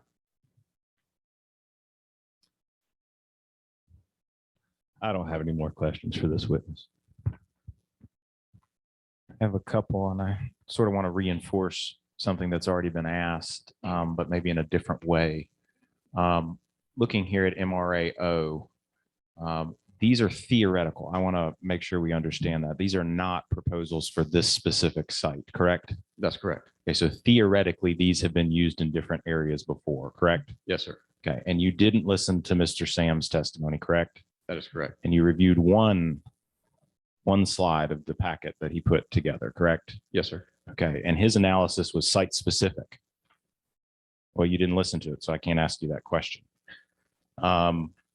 Your opinion today is being offered. You haven't drafted plans on how to do this, correct? No, not yet. You've not signed and sealed them as an engineer? No. Okay, so essentially you've just come in here and said, theoretically, we can use these things and I think it'll work. But you've, right? Yes, sir. You don't know for certain, do you? We will engineer these systems before they're in place. Yes. Standing here today, you don't know, do you? I can only tell you that these are used commonly. So you don't know specifically that this will work on this site as proposed, do you? I would say that there's some investigation that needs to be done. So your opinion is premature because there's more investigation that needs to be done, as you just testified, isn't it? There's more investigation that needs to be done. So how can you form an opinion when more investigation needs to be done? I'm going to object. He's answered the question. My question was, how could he form an opinion if more investigation needs to be done? I'll allow it. My opinion is based on how we commonly do this in areas that are just like this. And so, yes, to answer your question, there is more investigation that needs to be done before the actual solution is engineered and implemented. So Is that fair? standing here today, the actual solution, quote unquote solution, hasn't been engineered, correct? Correct. Hasn't been put together. Correct. And the site-specific analysis that Mr. Sams did is something you didn't review before coming here and telling this board that you're certain that it won't cause damage. I reviewed the diagram from Mr. Sims, and that is the only slide, The one page. the one page. I have a packet roughly this thick, Yes, I've only. seen over 100 some different slides. Okay, those are my questions. I have just a few questions. Mr. Dunnigan, are you familiar with construction drawings? Yes, sir. What are construction drawings?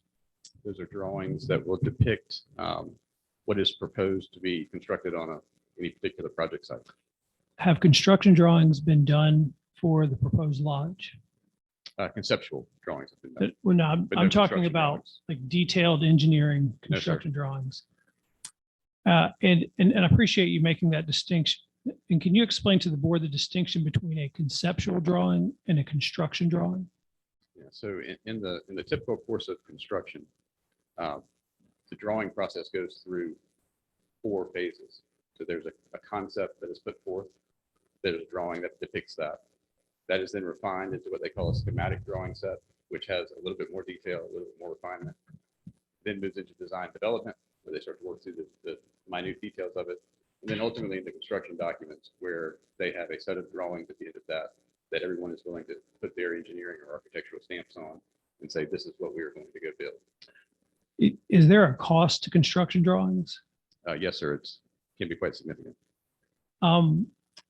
In your experience, having worked in the air for 15 years, are construction drawings typically completed before a client has zoning approval in place? No, sir. Okay, so they're typically reviewed and approved by government agencies after zoning approval has been secured. Is that correct? Yes. In your opinion, would it be appropriate for this project to have construction drawings at this phase? No, don't. No further questions. I've got just a couple follow-ups. I think you testified before. You've not testified as an expert in front of any Board of Adjustment before, correct? That's correct. Okay, so you've not been part of an SUP process here in Montreat, correct? That's correct. Okay, so I think your testimony was that the plans wouldn't typically be performed this early in the process. Is that fair? Yes. Okay, but in a context that requires approval from a board like this, that has to look at specific conditions as to whether a project will be injurious to neighboring properties, and there having been specific testimony offered that the plans can't be built as constructed and pose a danger, how can you stand here today and promise this board that it won't be if those plans haven't been developed? That's our typical process of any construction manager. Do most of your projects have to go through an SUP process? Almost all of them. Almost all your projects They go have to go through through a a special unit, process. a special use process to be approved by a Board of Adjustment. Yeah, many of our projects go through a zoning process. I guess the SUP is a specific. Correct. So I apologize. I'll retract that. So distinct from typical zoning, in this unique situation where you have to go through a special use permit process, this is different than your typical project, isn't it? I mean, some go through a special use process, and some do not. And I'll ask again, in a situation where you've had expert testimony offered that this specific project poses a danger to the neighboring property, how can you offer to this board the assurance that it won't when those plans have not been designed? I can only speak from experience. But you don't know for certain. There's no plan that's been designed, if that's your question. No more questions, Mr. Chairman. Thank you.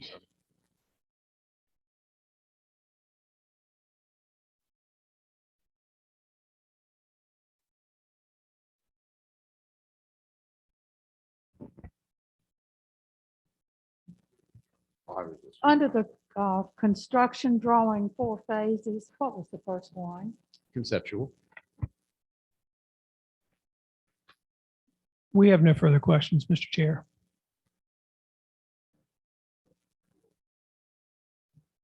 Good, thank you, sir. Thank you. TC, is your packet identified and been admitted N&O? Let me just, I'm going to write them on the individual sheet. I believe the last 2 pages were admitted in different documents already.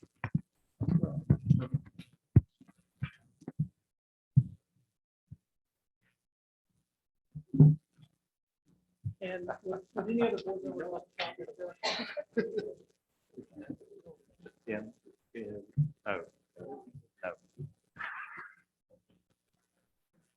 That pretty much sums up.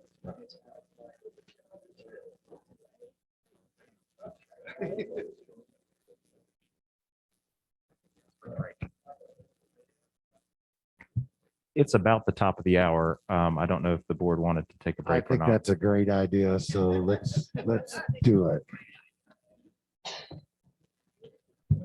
So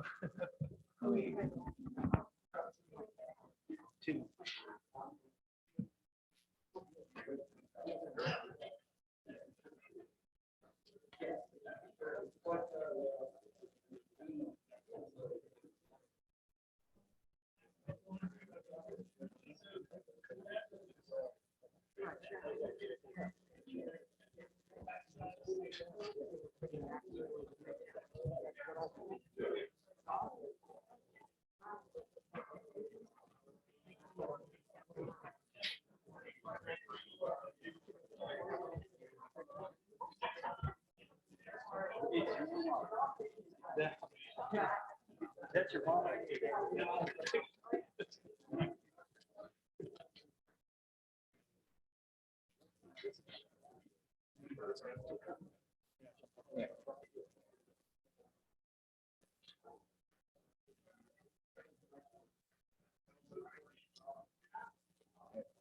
That's good. This question.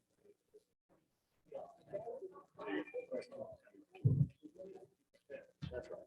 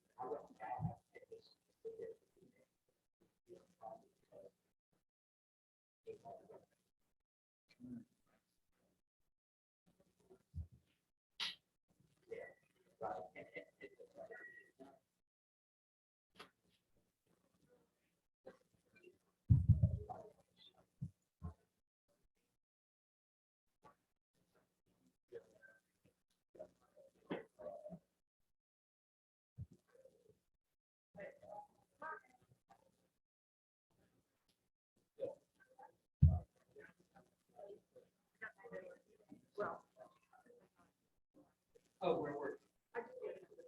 Oh. Well, Scott isn't here. It's not a big deal. Yeah, I wasn't gonna step it off first.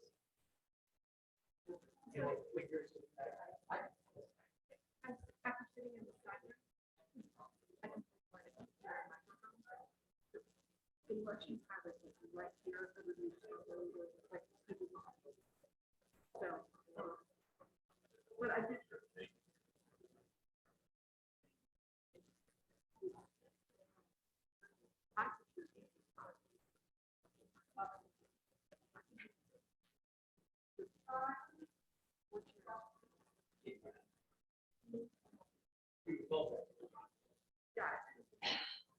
All right.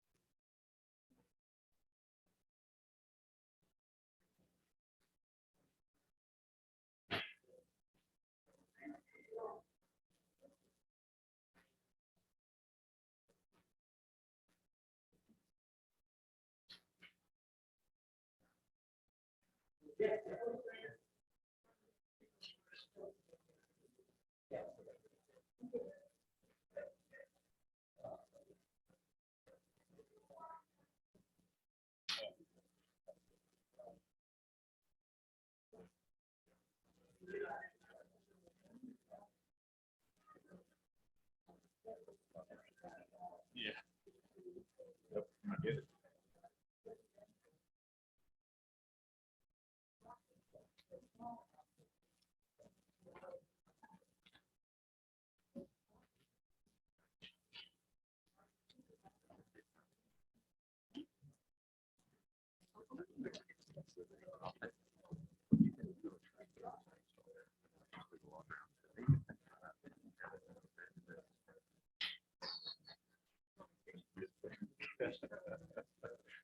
I would have been like, okay.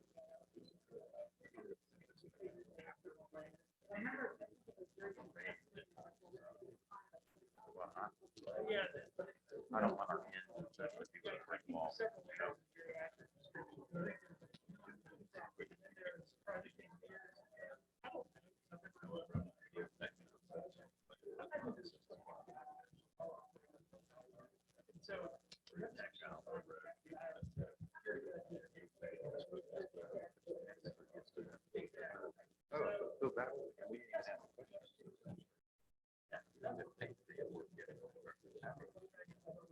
You get asked by the MRA. Give me doubt.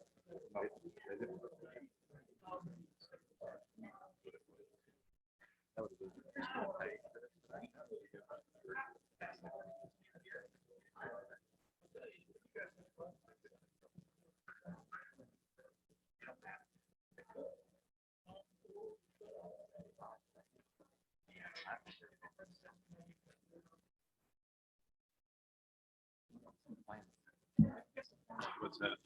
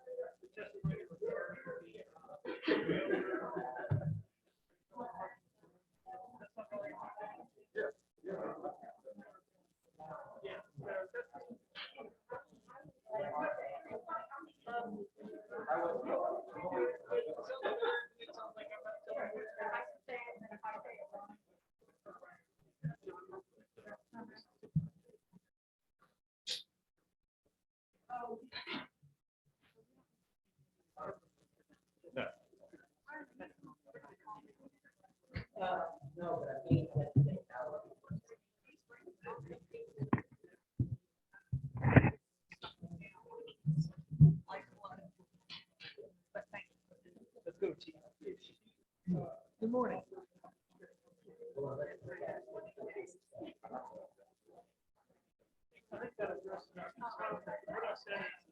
No, you can come in and have a party.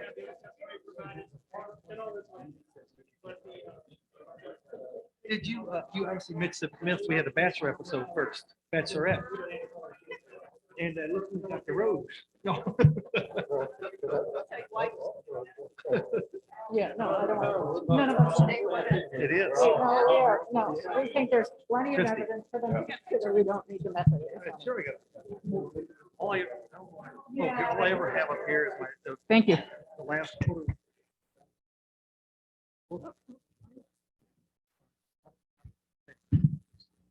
in front of me. You guys have your conversation with it. We did, sir. And if the board would indulge us, I think Ms. Hayner would like to offer something to the board before we go to our next witness. Okay.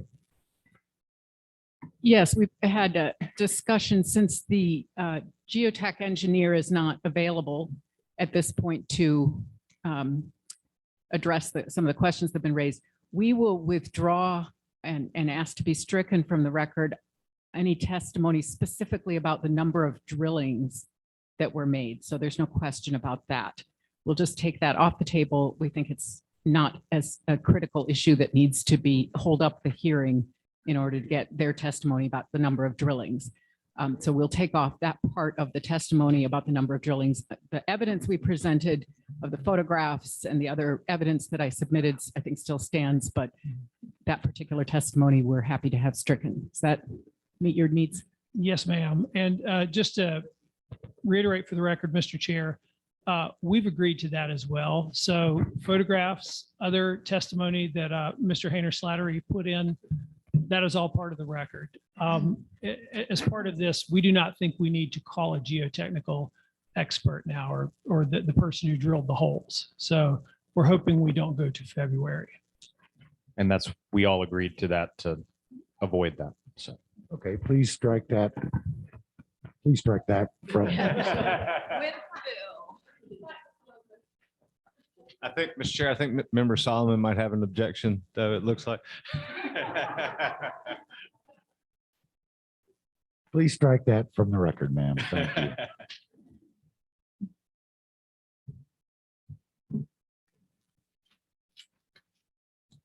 We're going to call our next witness, Mr. John Kennard.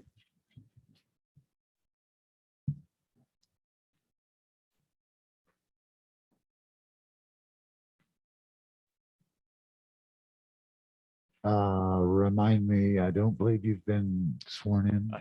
You have been? Yes. Okay, you're good. You're on to that. You're a beard since I. I've had it, I don't know.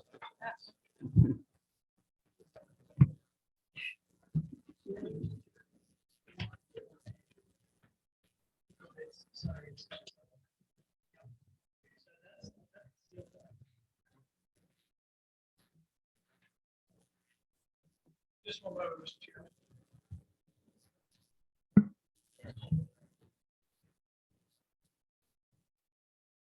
Those are the only two new things. Yes, sir. Thank The rest are either regulations or district.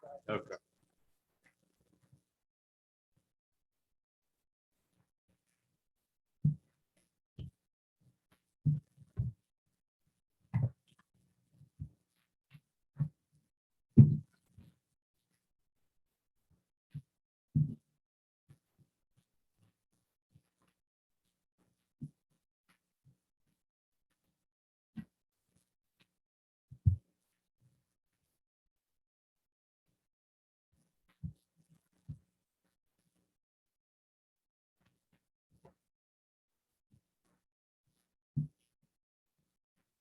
Okay. Okay. All right. Good morning, Mr. Kennard. So you are still under oath? Yes. Yes, so the hearing is not closed. Could you just refresh the board's memory? What is your profession, sir? I'm a civil engineer. Okay. And you are qualified as an expert in the field of civil engineering? That is correct. Okay. Have you had the opportunity to review the presentation of Mr. Matt Sands? I have. Okay, including information about the area situated on or near the northeast boundary of the MRA property, where it abuts the Hayner property? Yes. So if we could go to the next slide, please. Okay, and I know that's a little small, Mr. Kennard, but can you tell the board what that is? That is a grading and stormwater plan for this project. And members of the board, two things on that. I'm going to represent you. You're going to see a number of documents and some regulations. They've all either come into the record already or the regulations, with the exception of two new drawings that Mr. Kennard has prepared. We'll get to those. That's why I'm not giving you a copy of these yet. If they're admitted into the record, then we'll be happy to give you this. It's a little easier to read. Okay. Could we go to the next slide, please? Okay, and what is that we're looking at, sir? That appears to be the same plan. It's just zoomed in slightly to focus on the stormwater system. Okay, and can you tell us what it depicts?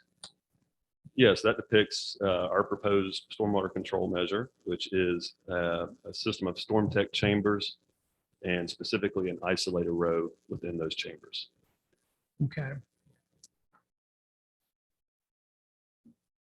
Actually, we're getting a little ahead of ourselves because we were still on Mr. Sam's, and of course he testified as to contour lines and not as to stormwater. So let's try and stay in our lane for just a moment. I apologize, sir. I'm looking again at if we could actually go back to the previous slide, please. Thank you. Does this diagram also depict a permanent diversion ditch or swale in the area? It does. Okay, and I apologize, I don't have a pointer, but could you show the board roughly where that is? It runs parallel to kind of that northeastern side of the proposed lodge. Okay. And do you have that diagram in front of you, sir? I do. Okay, does it, is it the sort of dashed line that says SW? That is correct. Okay.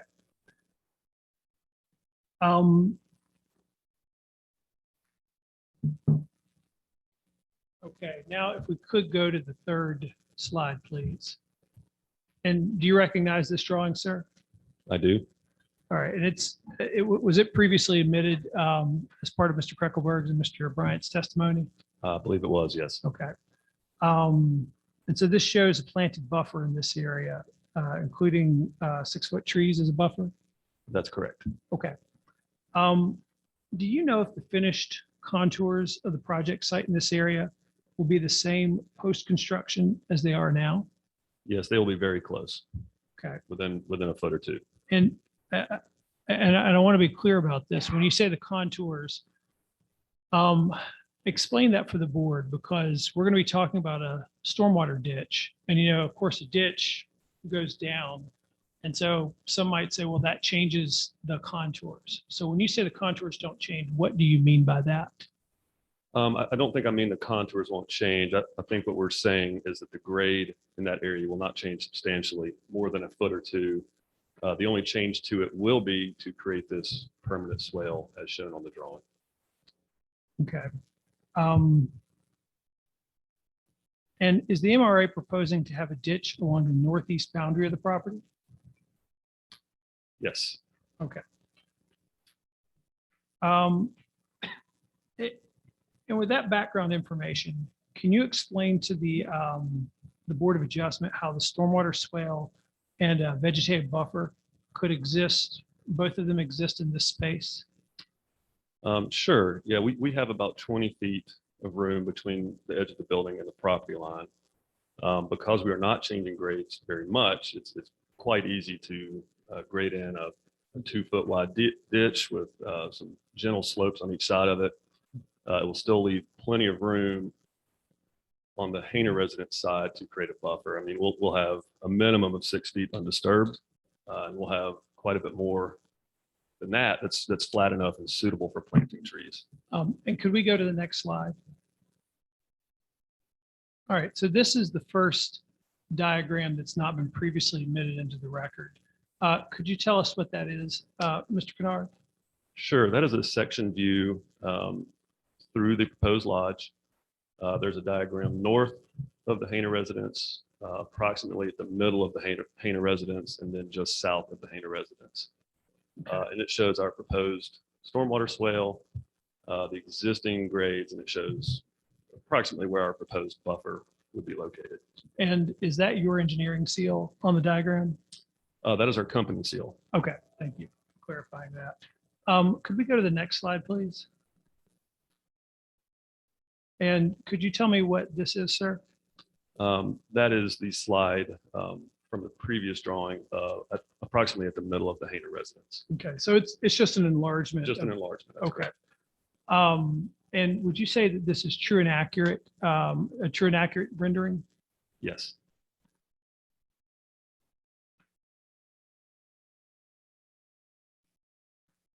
We would ask that this be admitted for illustrative purposes. Just a couple of questions, Mr. Chair, if in the nature of water, if that's okay. Good morning, Mr. Kinnaird. I had to check there. Nice to see you again. Did you prepare the drawing labeled page 4 or marked as page 4, sheet C-5.1? I did. Okay. And it's kind of small, but I'm looking at it. It's dated December 7th, 2021. Is that correct? That is correct. And I apologize. I may not have updated it. It's more recent than that. Okay, but it was created on December 7th, 2021, correct? No.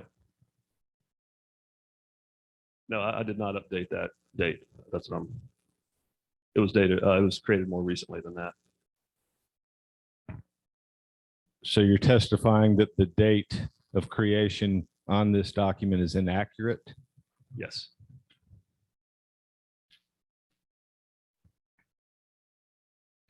What date did you create it on? Yesterday. And so why does it not have yesterday's date on it? I apologize. I had a lot going on and I missed that.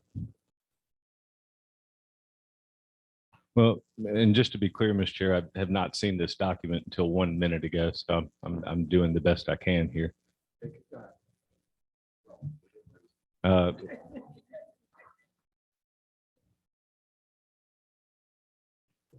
Well, Mr. Kinnaird, this document, as it has been presented to the board, is dated December 7th, 2021, correct?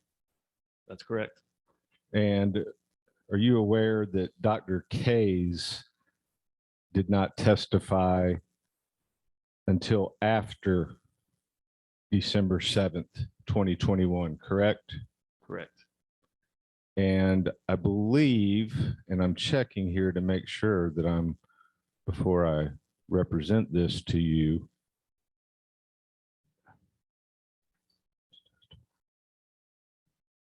And are you also aware Matt Sams testified after December 7th, 2021? That sounds correct. Okay. And this document was not a part of the MRA's original special use permit application submitted to the town of Montreat and ultimately transmitted to this board, correct? Correct.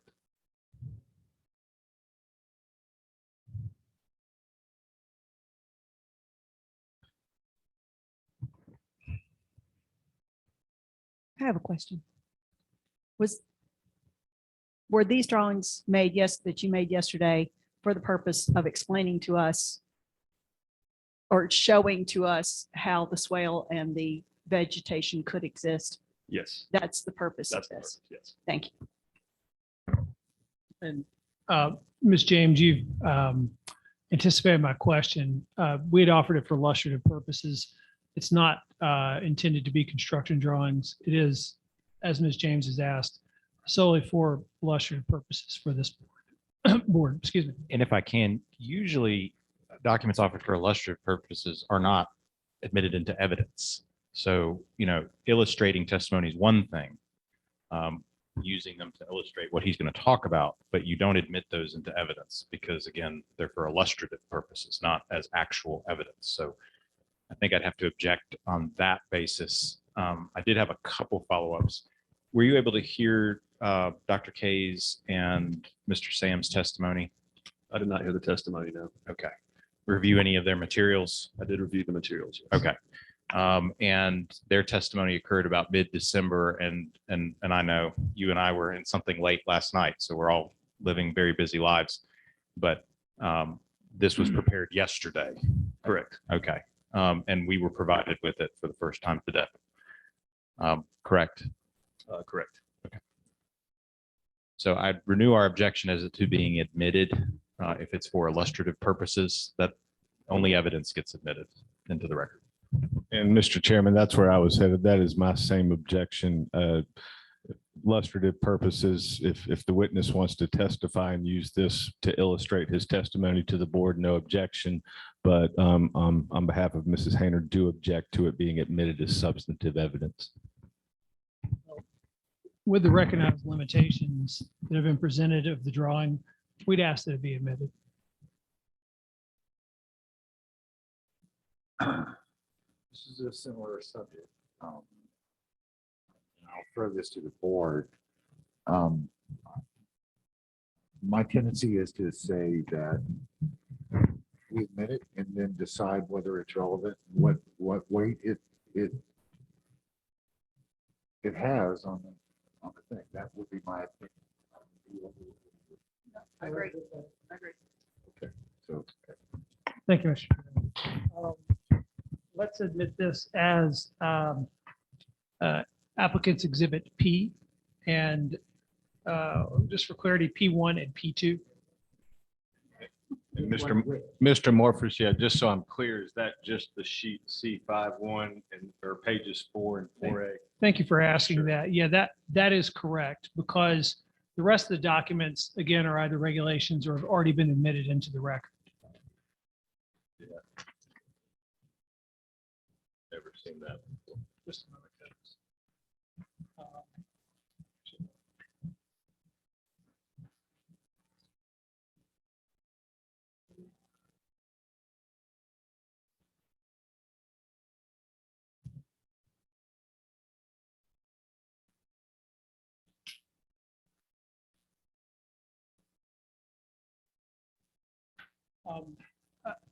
Mr. Norris correctly pointed out, there are actually a few other documents that have not been admitted into the record, so I apologize for misspeaking. But for clarity, we're going to just ask that it be labeled, the document that has the company seal is P1, and then the enlargement is P2.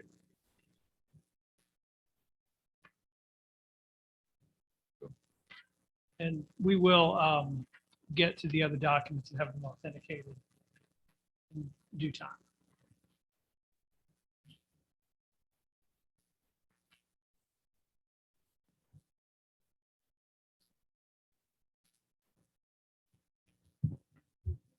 You seem to be using the words interchangeably, swale and ditch.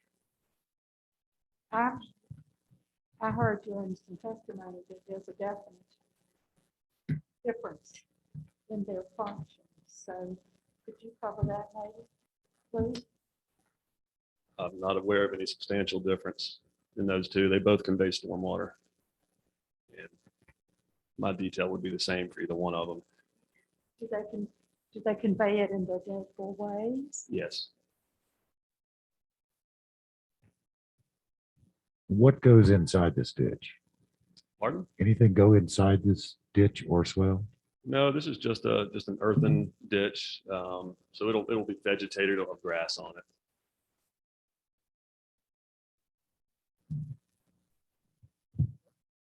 Any other questions from board members? Okay. So again, your opinion is that within the area available to the MRA, both a stormwater swale and a vegetative buffer could be built. That's correct. Okay. Well, let's go on and talk about the stormwater plan a little bit. Have you reviewed the report prepared by Dr. Barrett Kays regarding the stormwater plan that you prepared and testified about earlier in this hearing? I have. Does he correctly describe the type of system that you will be using? He does not. What is the correct system? He describes an infiltration system. We will not be doing an infiltration system. Rather, we will be doing a proprietary system, which is comprised of, again, the storm tech chambers, underground storm tech chambers, and an isolator road. And I know you explained this a little bit, but for laymen like myself, how is that different from the systems that Dr. Kays describes? Sure. An infiltration system, the entire purpose is to, just like it sounds, it's to infiltrate water back into the soil, very similar to perhaps a septic system. What we're doing, we do not intend to infiltrate stormwater into the ground. Instead, our water quality is provided by, these storm tech chambers are bottomless plastic chambers, and they sit on top of a pile of stone. On one of those rows of chambers, what's called the isolator row, it is completely wrapped in a permeable fabric. And that fabric is actually what provides the water quality. It removes sediment, trash, oils, things like that. It's also nice because it can be cleaned out very easily with a hose and a back truck. Do you know if the state of North Carolina allows the use of alternative technology in stormwater systems? They do. If you would, Mr. Kennard, we're going to talk about some of the applicable regulations now. And in the packet on page 6, there is some highlighted material there. And I'm going to represent to the board that this is 15A NCAC 02H.1003.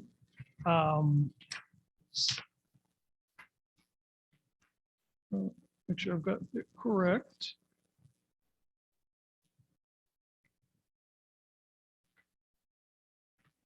Okay. Yes, of 10036. Thank you. What is that area? What is that regulation that I've just identified? Could you tell the board what that is? Sure. There are some, I guess, previously approved stormwater devices that are in the state stormwater manual, things like bioretention, infiltration systems, constructed wetlands, things like that. However, there are other technologies out there that also work. And this state code attempts to acknowledge that there are other systems, even though they may not be in the manual, they are approvable on a case-by-case basis. The burden is on me to prove that they work. And of course, the reviewing authority would have to agree with that opinion. Okay. And just to make it clear in the record, could you read that subsection 6 for us, please? Okay. Variations from this section. The permitting authority shall have the option to approve projects that do not comply with all of the provisions of this section on a case-by-case basis as follows. Subsection A, if the variation pertains to an SCM, stormwater control measure, design that does not meet all of the NDC, then the applicant shall provide technical justification based on engineering calculations and the result,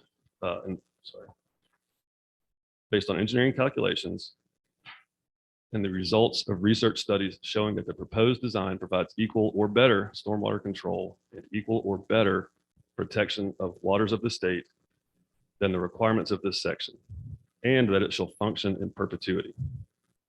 The permitting authority shall have the option to require compliance with the MDC in the event that the alternative SCM design fails. And Mr. Kennard, I do want you to finish, but just for clarity, MDC, what does that stand for? I'm sorry, I'm blanking on that one. It's okay. Well, if you don't have it at the tip of your fingers, you've hit the important, which was SCM, which is stormwater control measure. Why don't you go ahead and read subsection B and C then? Thank you. If the variation pertains to other aspects of the project, then the applicant shall demonstrate that the project provides equal or better stormwater control and equal or better protection of waters of the state than the requirements of this section. And subsection C, variations from this section shall not be allowed if the project is being permitted under the fast track process. Just one moment, I need to catch up here. Can you describe the fast track process? What's that? Sure, that's not something we're doing. That's typically at a state level. I don't think Buncombe County even offers that option, but it's something that you could do if you're in a hurry and it's being reviewed by the state. Okay.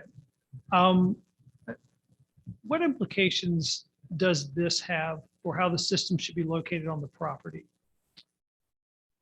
Yeah, so you probably heard some testimony about some rather large setbacks for an infiltration system. I believe there's even an exhibit from the state code. Mm-hmm. Those setbacks do not apply to this system. It is not an infiltration system, and those setbacks do not apply. Okay. Would you turn to page 11 in the packet? And could you tell the board what that is you're looking at? Sure. These are setbacks from the state code. We call these the 2T rules. They apply typically to wastewater systems. However, stormwater injection systems also fall under this blanket code. But these setbacks don't apply to the system that's been proposed for the lodge. That is correct. Okay.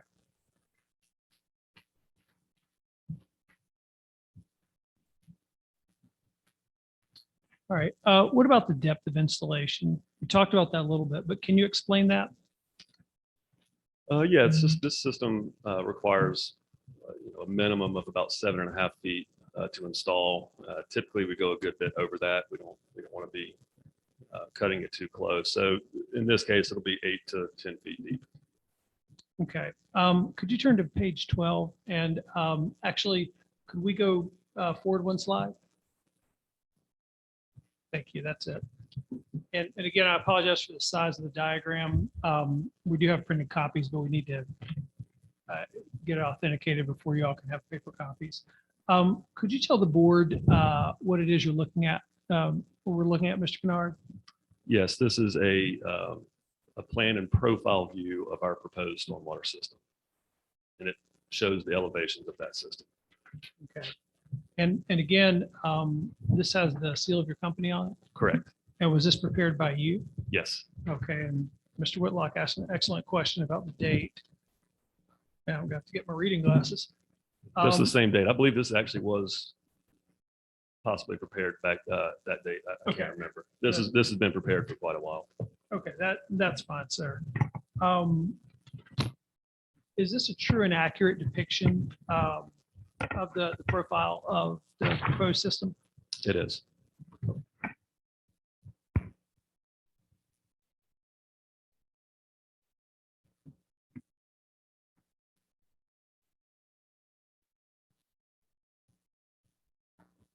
Okay, to try and speed this along. Yeah. we're Mr. not- Chair, I'm sorry, Mr. Morphus. Okay. Mr. Chair, we're going to object to Mr. Kennard. Even I know Mr. Morphus has not tried to admit this new sheet C51 into evidence, but we're going to, based on Mr. Kennard's testimony, we appreciate his honesty that this figure was in fact created on December 7th before Dr. Kays or Mr. Sams testified. It could not possibly be for the purpose of rebutting that testimony.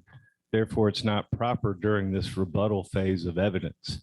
And therefore, I don't think it's proper for Mr. Kennard to testify with reference to it, much less for it to be admitted into evidence.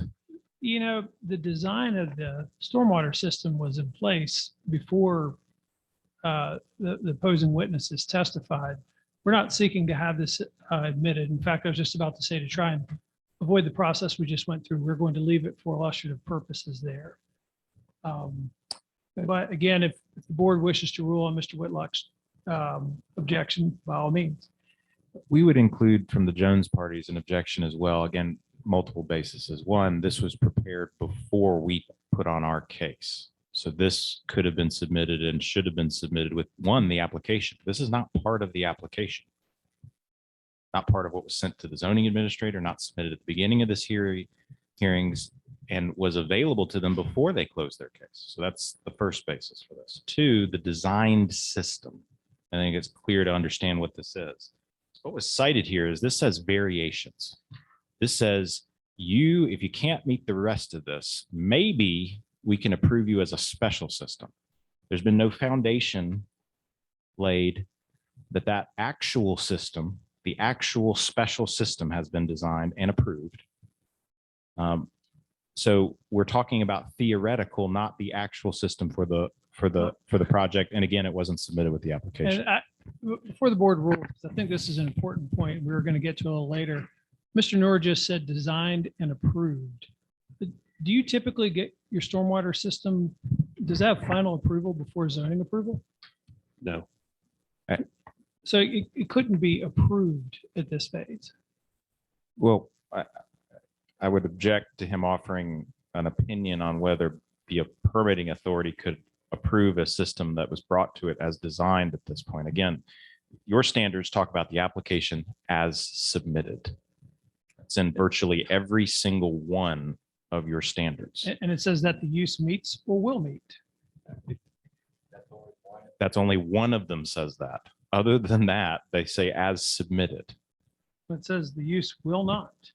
So anyway, but I'll leave it to the board to make a ruling on that. Okay, so it's, to me, if it's illustrative of a process, it's not the final document, but you're trying to describe the process here, a potential process here. We can't guarantee it at this point, but it's illustrative of how we do this. Is that correct? That's correct. But Mr. Chair, again, the point is, it's their burden to present a complete application to the town and to this board. They had this document before they rested their case. They could have done that at that time.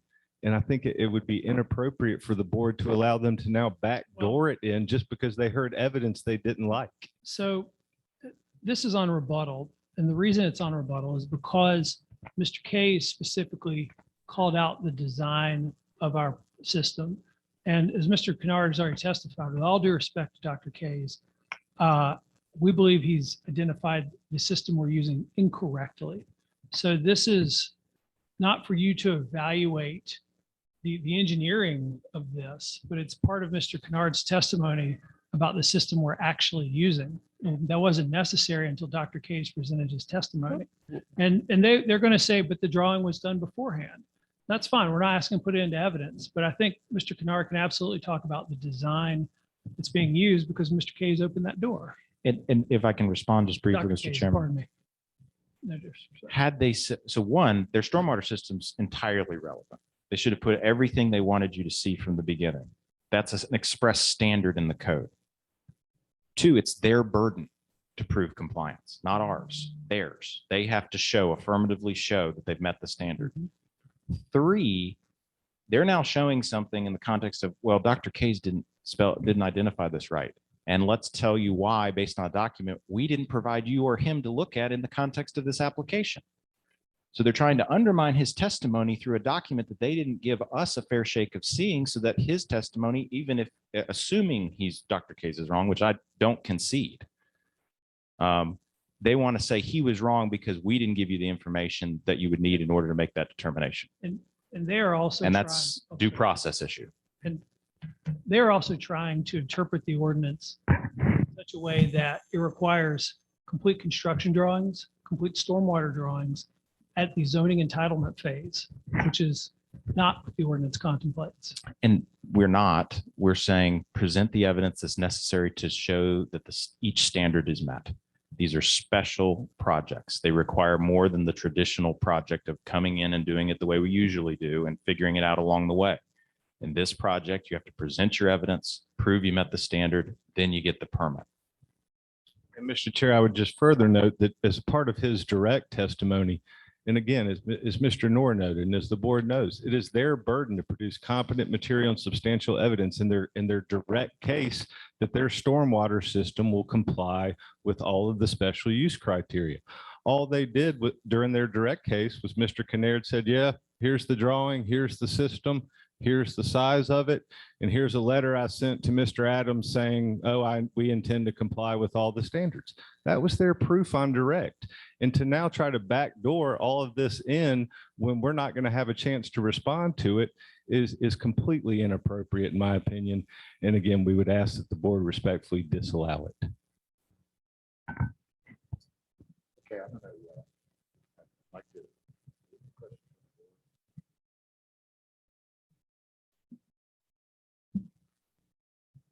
I'm gonna use this the same as other.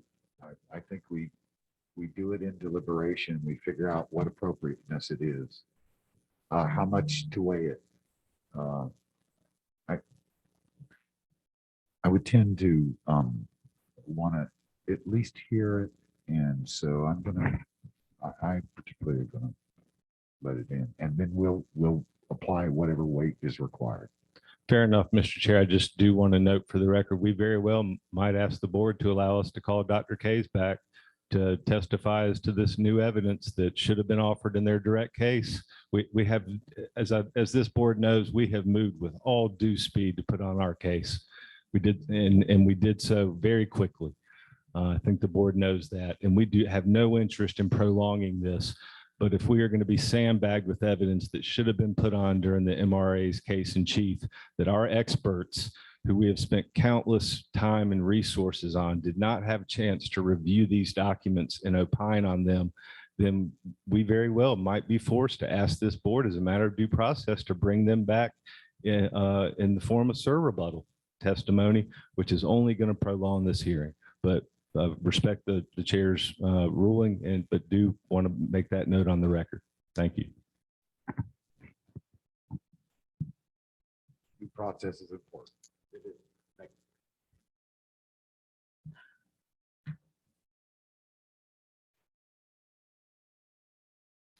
you.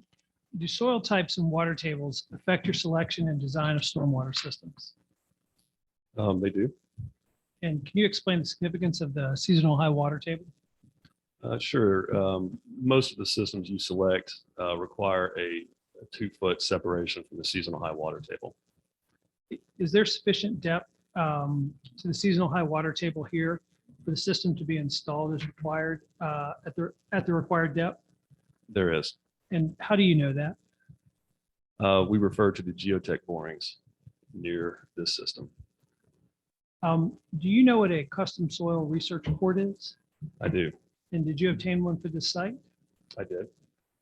And you also use soil boring information? Mr. Chair, I'm going to again object. This is now he's saying they have a site-specific soil analysis that was not presented as part of their case in chief when they had the burden to present such evidence so that we can review it and cross-examine the witness on it on direct, not on rebuttal, and have our experts review it and offer opinion testimony on it. The board remembers the testimony of Dr. Case that because there was no such documentation produced along with the application, he had to rely on just the generic soil series data. This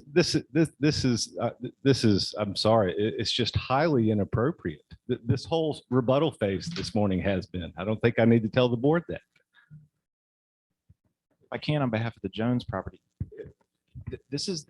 you all are trying to get to the truth.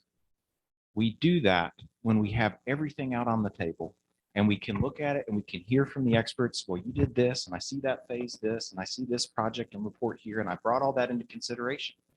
You all can't reach that truth if you're getting evidence at the last minute that was available that wasn't presented to the other side for Dr. Case to offer an opinion on, that they had when they could have presented during their case. This is the foundation of fairness. It is not fair for them to submit evidence that they had ahead of time at the last minute in order to avoid review from the opponent's experts. And so again, to respect the time and effort this board has put in, you should exclude this. And I would renew and ask that you strike the previous submission so that we can move forward to an answer on this project.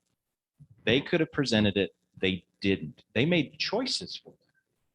Those are the choices they made. It's not fair for them to insert new evidence in it, and we'd ask to be stricken. Mark, can we ask for a recess for a moment? Is that, Sure, board can do anything they want. can we talk to you? Yes. Yes. I mean, yeah. I'm sorry, I'm trying to be sunlight. I don't want to be discussing, can we discuss procedure with can you? discuss procedure confidentially. Confidential. That's what I would like to do. Can we have 5 minutes? No objection. Okay.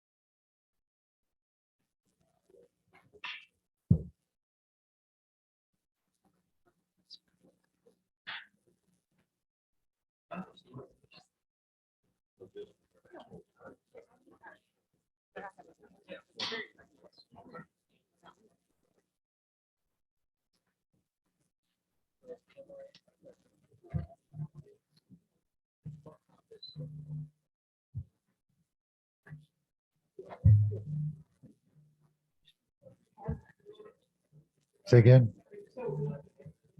I'll get him. Where, you know where you?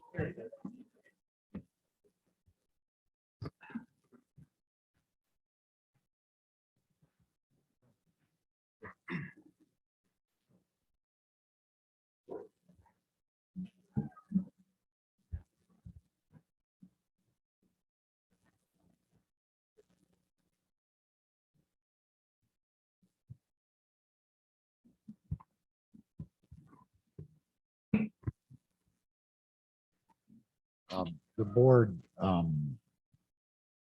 has discussed the issue. We are going to look to leave the evidence in and assign its appropriateness during deliberation of what weight it will apply. Can we request, we'd like to contact our experts and provide this, and is the board going to provide us with an opportunity for SIR reply, I guess theoretically in February? And what I was going to say, we had additional information about the design of the system, which we are comfortable stopping, not putting any more testimony in at this time. I think you've heard the key points, which, and Mr. Kennard, please, if I misstate this, we believe Mr. Kay's identified the wrong stormwater system. Is really the point. And our point is he didn't have this to consider. If that's actually true, it wasn't presented to him to consider. Well, So he's and- misidentified something we didn't give you to identify. And there we do disagree. Because on our drawing, this is a page, it's the second, thank you, it's second page there. That box that talks about the proposed stormwater control measure, MC 4500 underground detention with water quality treatment isolator road, that was there. And that's exactly what he based his opinion on. And he made a conclusion. And this is the reason we're here in rebuttal today, because I think the gentlemen are correct that we don't get to sandbag them with information should be on direct, but Mr. Kay said it's the wrong system. So that was new information, and we have the right to correct that. And I think we disagree that I don't think his testimony was that's the wrong system. His testimony is it's a system that does not meet the standards. Well, I'm sorry, I was inartful about that. Mr. Kays provided an analysis. He made an assumption of what that means. And he provided analysis of a system that we're not using. Based on their application, their materials, their statement. Board can all, there's an exhibit to Dr. K's report that the board can easily look at, Exhibit B, which is the Storm Tech MC-3500 and MC-4500. Exactly what it says right there, design manual. That is the system Dr. K's considered based on the bare minimum information that the MRA and Mr. Kennard provided us with. So again, as Mr. North said, they're saying he misidentified the system that they didn't tell us about. We're put in an impossible situation here.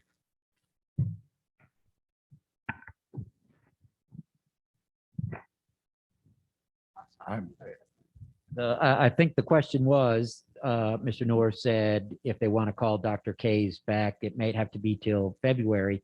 And again, like I explained to Mr. Morphis, we're not going to deliberate on who's right and who's wrong until after the hearing is closed.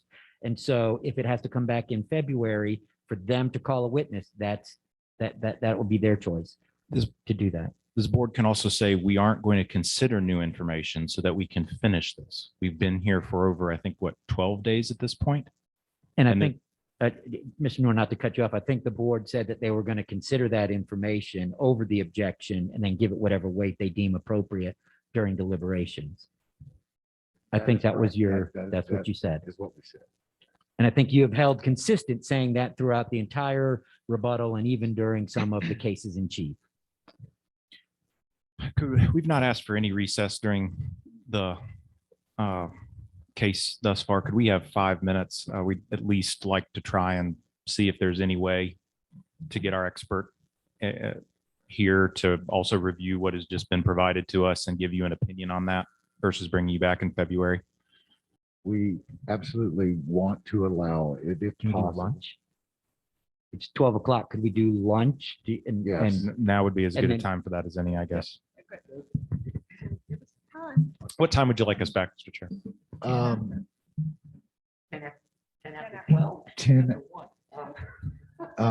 Yeah. I can eat fast. Okay, we'll do back at 12:09. Thank you. 109. Oh, I didn't say that. 1:09.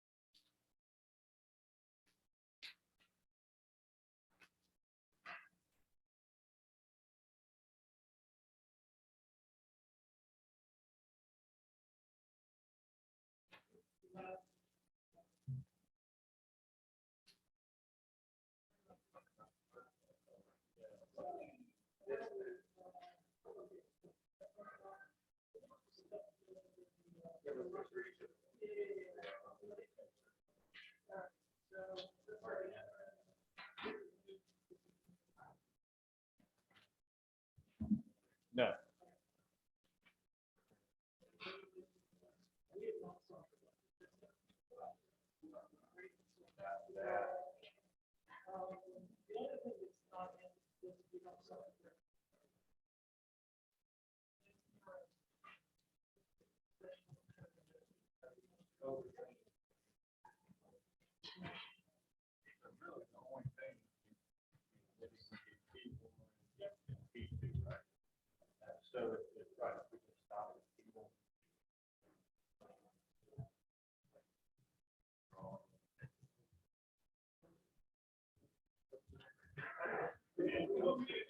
Yeah.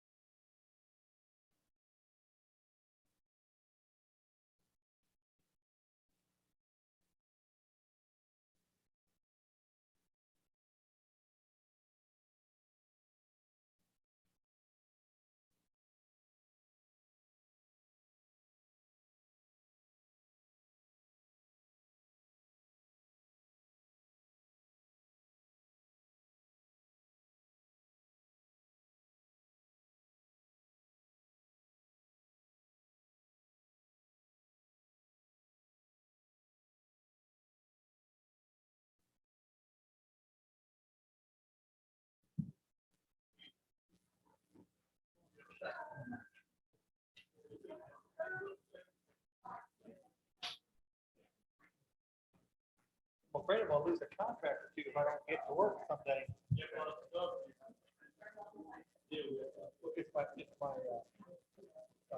my manager wants to now have a conversation.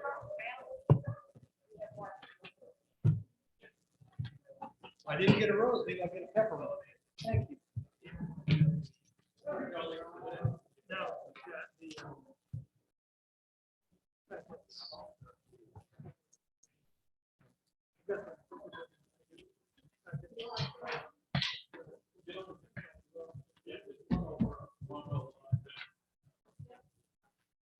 We just didn't want to table taken up for some of that.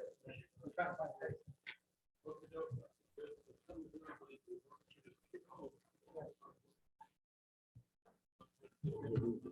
Yeah, Steve's a nice guy.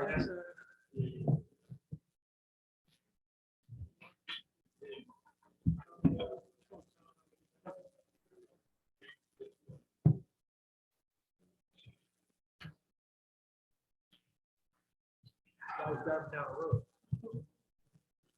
He sees a three-legged pig. He said, what's that three-legged pig doing?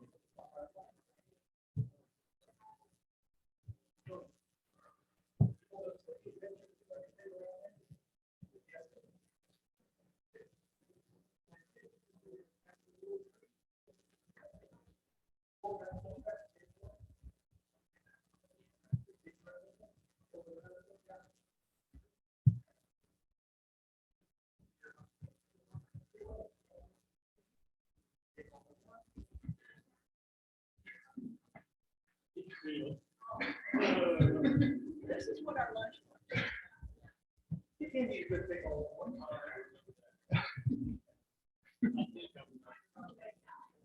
That's what's happening here. They're not going to beat us all at once.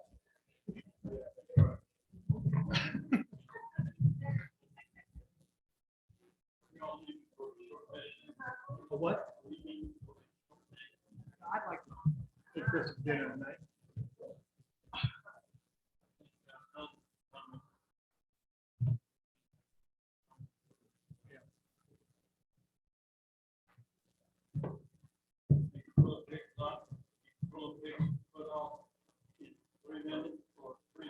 Yeah. Yep. Still going with it. Yeah. Thank you.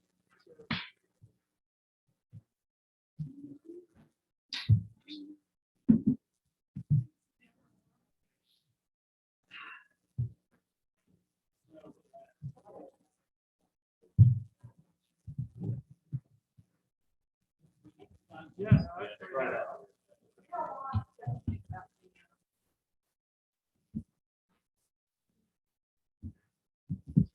Oh, yeah.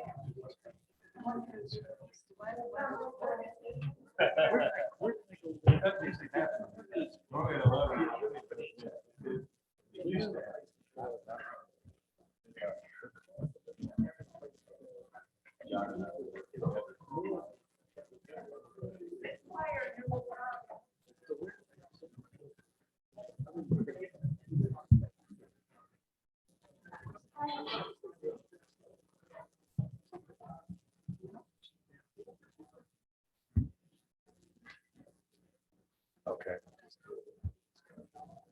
Yeah.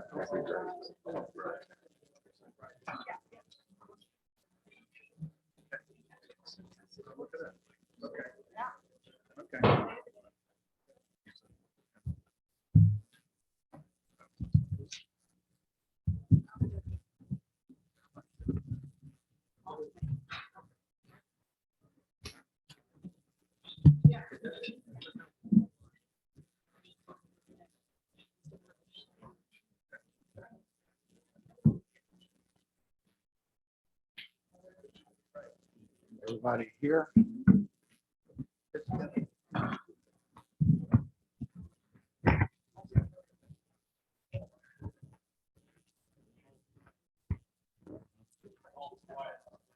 Yeah.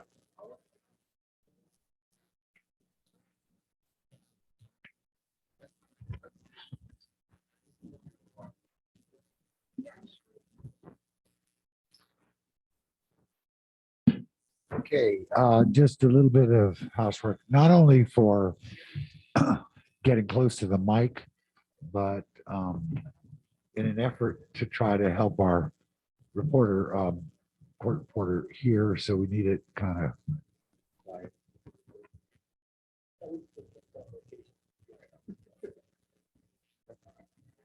Okay, let's proceed. Thank you, Mr. Chairman. During the lunch break, Mr. Ost and I met with Mr. Newer, and Mr. Whitlock. We had a discussion about Mr. Kennard's testimony. What we've agreed, because we would all like to finish today, is that Mr. Kennard is not going to present any further testimony. The exhibit that we were arguing about whether it should be entered into the evidence or not, we will withdraw. The other document, exhibit P1 and P2, those will remain in the record with opposing counsel's objections duly noted. With those, with that agreement in place, opposing counsel has said they do not need to recall Dr. Barrett Kays. So That's correct. Yep. So we don't have Okay. to go on. We can finish today. So we are done with Mr. Kennard unless members of the board have questions for him. Yeah, we, so we're basically done on both sides. Actually, I do have one question for Mr. Kennard, very quickly. Is he here? Yes, ma'am, he is. And this is just to clear up in my brain about, And Commissioner K, or excuse me, James, forgive me. Part of the agreement was that we don't no more questions.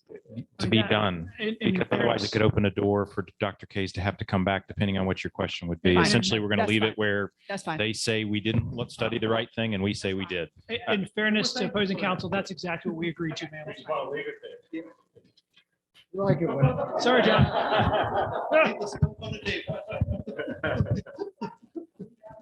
TC, do you have those exhibits? Yes, sir, we do. Okay. These are paper copies of the exhibits that were admitted into evidence. We have one last witness, and it will be short. Josh, can we get Richard on Zoom, sir? Brian? Yeah, yeah, absolutely. Yeah. Well, so it's self-serving and then. That's right. Good to go. Then we pulled out everything. Okay. Perfect. Thank you. Okay, thank you. Yep.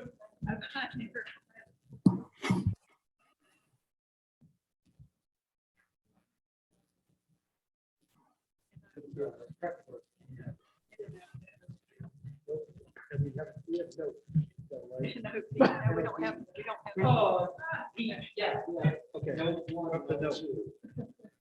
I think you can get to know. Yeah, they were notes. The Might be more like no. Different regions of the country.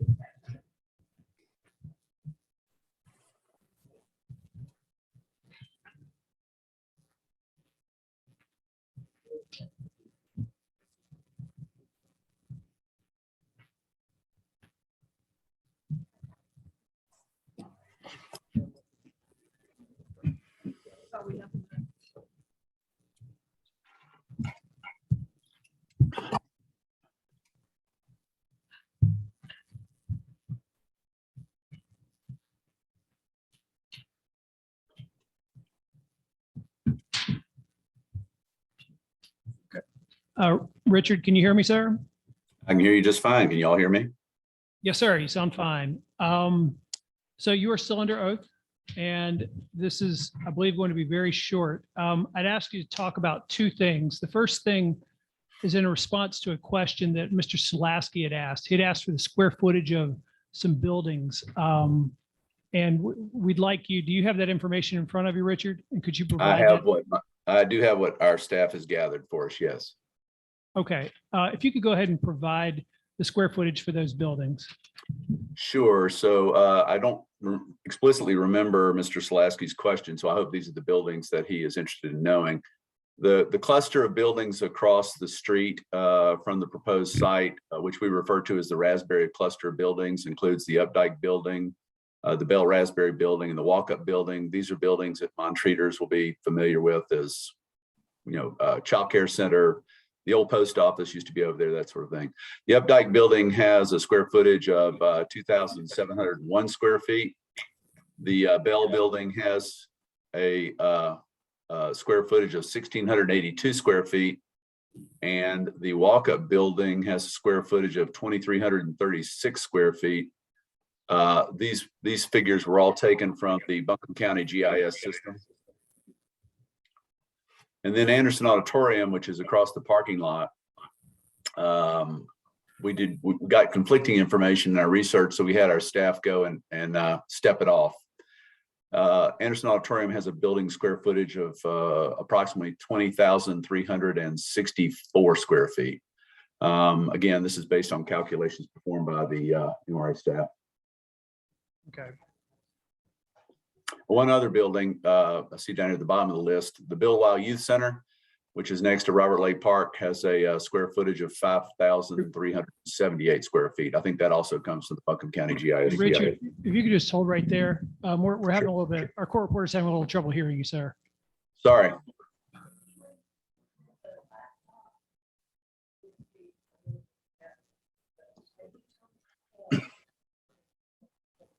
So our court reporter is kind of instructed, so all we can see is one eye. Get that close to the laptop, I think.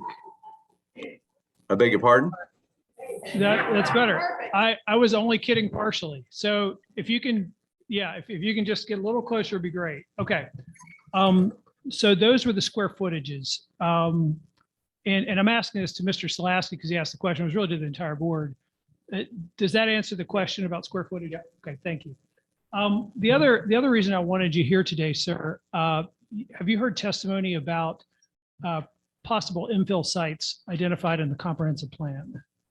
You mean throughout the hearing or in the last day or so? Well, I think particularly in the last day or so, but if you've heard about it at other times, that's fine as well. Well, I mean, I have been sort of in and out based on some of the symptoms I'm experiencing. So I'm not precisely sure to which testimony you're referring. You might have to prompt me. Fair enough. So did you listen to the testimony of Miss Annie McDonald? I did. And also, did you listen to the testimony of Mr. Chris Collins? Not all of it. Okay. Well, they both talked about it. And for the question I'm going to ask you, that's fine. Do you remember Ms. McDonald talking about potential infill sites? I do. Being identified in the comprehensive plan? I do. Okay. And so you're familiar with those sites? I'm familiar with the ones that we own. Fair enough.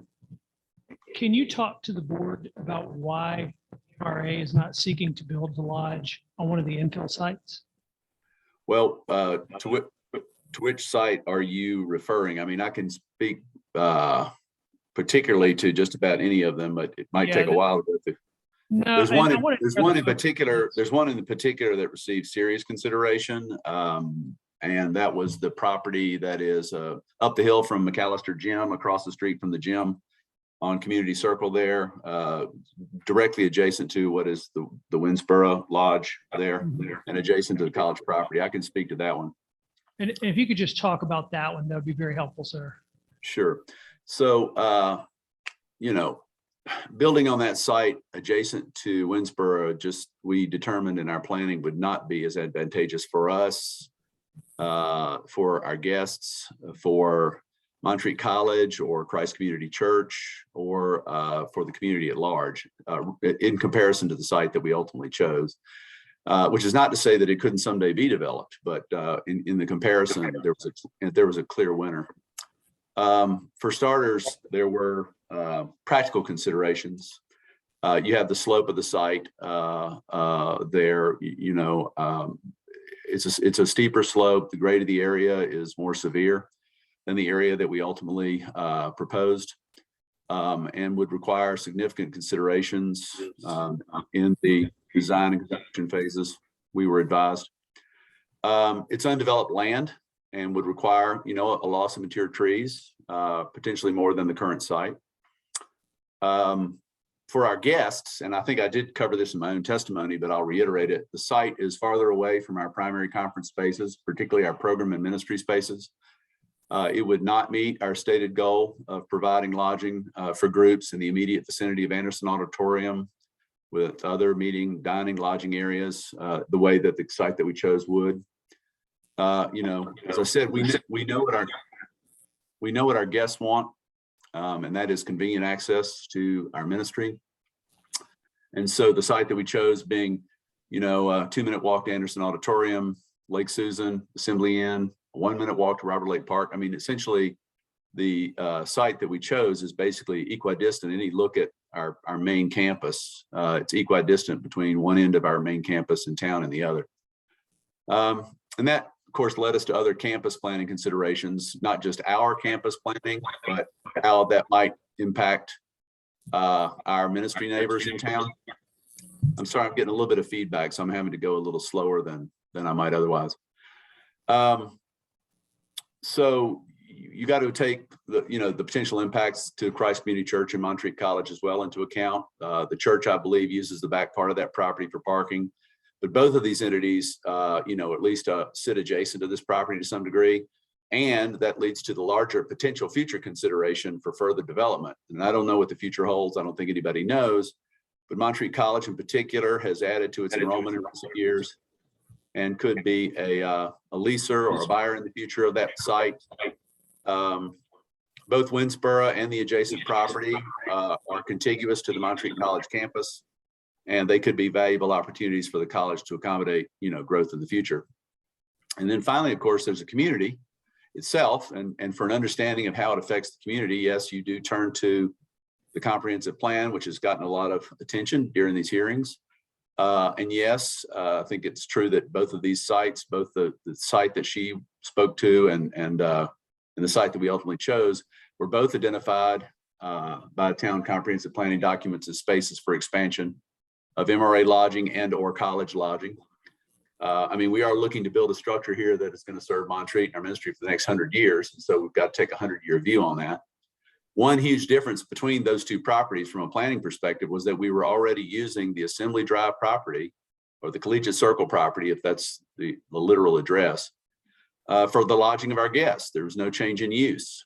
We were already using the property for lodging, and we saw the site as much less of a change to Montreat than developing the other site, not a greater change to Montreat. So in conclusion, in our investigations and considerations, we ascertained that not only would this project meet the zoning requirements, but it would do so with room to spare. And we didn't just rely on our own interpretation of that, the plan or the code, but we consulted external sources to confirm that opinion as well. Thank you, Mr. DeBose. I have no further questions.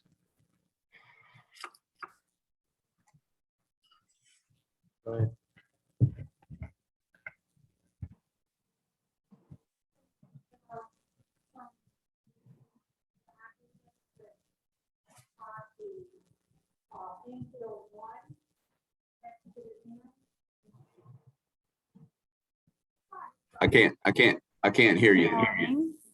Thank you. Could you please give us some of the same ideas that would pertain to infill 1 between the Assembly Inn and the McAllister House? Yes, we did look at that. And of course, in looking at that site as a possible location for a lodge, since it is directly adjacent to Assembly Inn, and we did not, frankly, seriously consider this site to anywhere near the degree that we considered the other site, because the highest and best use of that property would not be for the building of a lodge. It would be for an expansion of Assembly Inn. In other words, it would be much more likely to use that property to build off the inn. And those of you who've been around Montreat for some time know that in the mid-1990s, that was a plan that was actually developed to some degree by the MRA as a possible site for future expansion. But as I've covered in my prior testimony, our intention all along was to change the way we provide lodging and the lodges that we provide to our guests in Montreat. The lodge experience in Montreat is distinctly different from the experience that one has when one stays at Assembly Inn. People who stay in our lodges are responsible for their own meals. They're responsible for the daily care and maintenance of their rooms and the facilities. And so we did not set out to expand a facility, Assembly Inn, that we had just completed a renovation on in 2014. So we did not find that to be an advantageous place for a new lodge.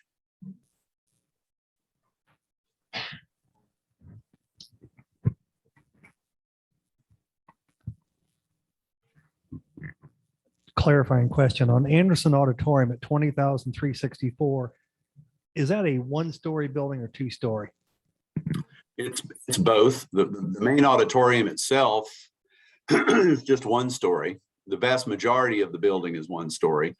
That square footage number, I believe, does also include Upper Anderson, which is the most people will be familiar with. It's the meeting space that is above the lobby, and it probably includes the maintenance building that houses the boiler and other utilities behind Anderson Auditorium as well, and that's a 2-story structure as well.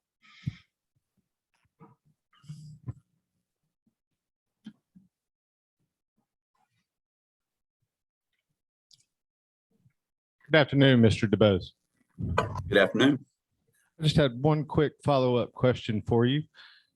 Do you know what the distance from Anderson Auditorium to the proposed site is?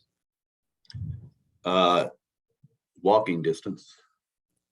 It's more than 250 feet, correct? That would be my guess. It depends on, I suppose it would depend on how you measure it. You guys have had a lot of conversation about that over the last month, so I don't want to get into the specifics, but it's right across the street is how I would characterize it. As you said earlier, it's across the parking lot, correct? Yes. Cross Flat Creek, then across the parking lot, correct? Correct. And most likely more than 250 feet from the site, correct? Yeah, I suppose so. Thank you.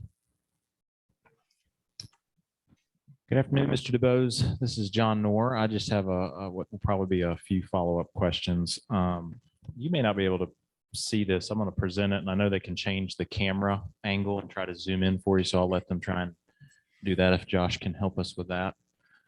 If not, I can describe it to you, but this is figure 10 from the comp plan that I've shown.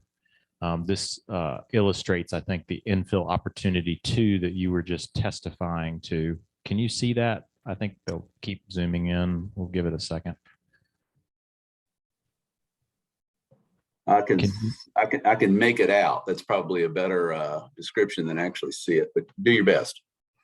You're familiar with that infill opportunity. You were just testifying to it. So we have a common understanding of what we're talking about. Which one we talking about? Yes, I'm familiar with that one. Yes, sir. Infill opportunity too. That's the only one I'm going to talk about. Okay. Throughout the comp plan process or the comp plan itself, it notes in multiple places that the MRA was an active partner and participant in the development of that comp plan. Is that correct to your understanding? That is correct. So the MRA would have been aware when this was completed that part of the comp plans, one of the comp plans components was an infill opportunity on MRA property, correct? Correct. I'm assuming so. I mean, this would have been done in 28. My predecessor's predecessor was on the committee that did that work. But was on the committee that did the work. So was aware that the infill opportunity had been proposed for MRA property, correct? That would be my assumption.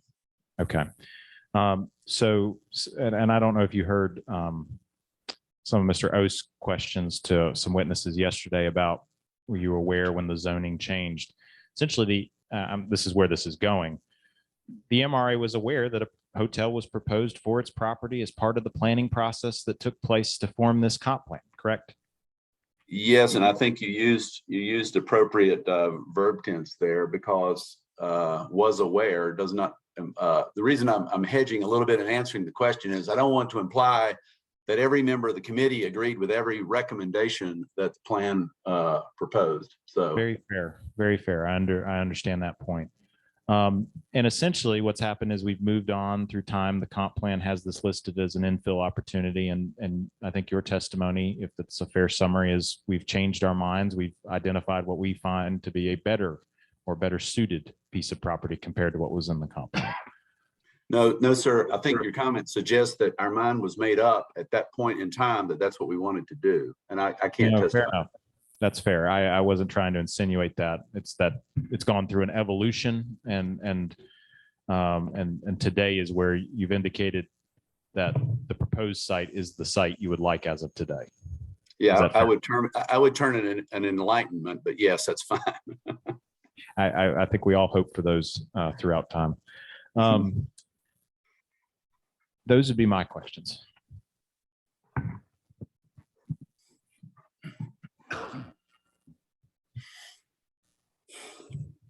Ms. Hannon? Anything from the board? Nothing further, Mr. Chairman. Thanks, everybody. Thank you, Richard. Thank you, sir.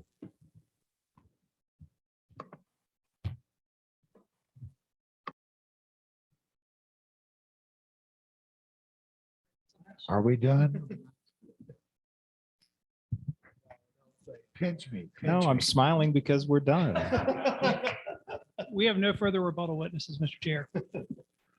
Okay, excellent. Excellent.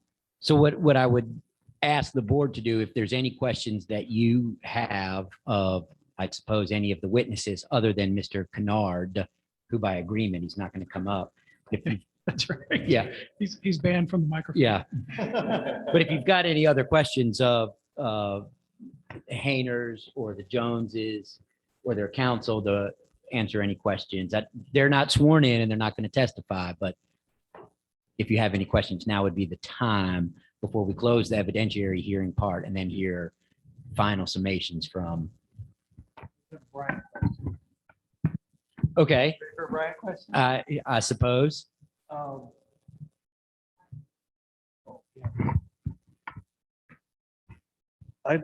don't know if we handle this early on or not. It's this question of 623. It says in here, the value of any property or portion of which is located within 250 feet. Is that structure to structure distance or is it property line to property line?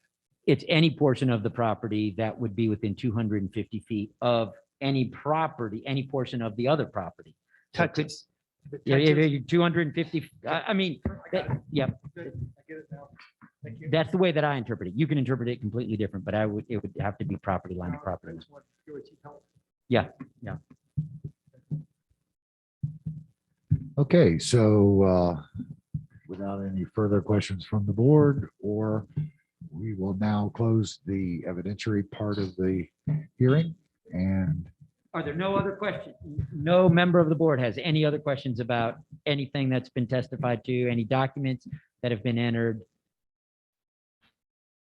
No? Okay, yes, then close the hearing. okay, and we move directly into the, I'm sorry. Yes, sir. We go into closing. Now, we have presented testimony from seated position. Does opposing counsel have a preference about standing or sitting? 'Cause I think I might rather stand, just I've been sitting a lot lately, but, all right, well, that's what I'm going to do. And just for you all, your edification, both opposing counsel and I have prepared PowerPoint slides, just because there's so much information to help track that. Neither party is intending to hand you up a packet that is paper copies of the PowerPoint slides. You can ask for that if you want, but we're intending to present it and then sit down. Okay. All right. Thank you. Thank you. And I will advise the board, what they're presenting is not evidence, right? It's their recollection of what the evidence is. You all have to do all the recalling of whatever the evidence is. I would, just from our standpoint, we may present things that have been admitted into evidence as part of our presentation, but we'll indicate where we've done. But we're not seeking to submit new information. This is not the opportunity to do that. All right, so Josh, if we could go ahead and pull up our presentation, please. And Josh, I'm going to ask a really dumb question. I need to just ask you to advance each slide. Is that correct? Okay, very good.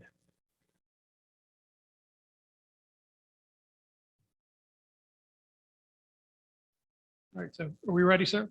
Okay, so again, you all know by now, my name is TC Morphus. I, along with my co-counsel Bob Oast, have been here with our number of witnesses on behalf of the Mountain Retreat Association. We're seeking a special use permit. If we could go to the next slide, please. Okay, so I thought a lot about the way to frame this, and I was struck by something that Mr. Jones said yesterday. He said, you know, this is really about the future of Montreat. And I know when he was talking about his children and his grandchildren and other people's being able to participate in the community and what a special place it is. And I don't think it's hyperbole to say everybody in the room thinks that Montreat is a special place. This idea of being about the future of Montreat, I think really harkens back to the testimony that Mr. DeVos gave all the way back in October. And if you remember, he talked about how important this project is to the future of Montreat. And we had a lot of testimony yesterday about how folks have been here for many generations. In the case of the Hainers and Foreman family, all the way back to the very beginning. And right there with them at the very beginning, of course, was the Mountain Retreat Association. As we heard, they were created by special charter from the North Carolina General Assembly for the purpose of Christian assembly. And the thing that I found really most remarkable about that is not that they got a charter. It's that over 120 years later, they're doing the same thing. It's the exact same mission.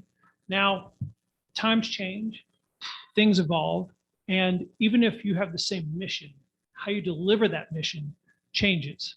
And this was Mr. DeVos's point about the need for this lodge, was they need to be able to adapt to the future, to be able to continue doing what they've done for 120 years, for another 120 years. And that's why it's so important to the Mountain Retreat Association. This isn't just about getting more headcount or things like that.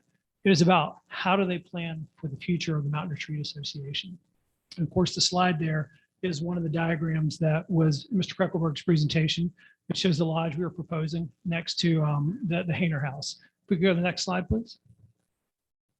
Now, I'm also going to quote from an unnamed Board of Adjustment attorney who, during training sometime last year, told you that zoning is not a popularity contest.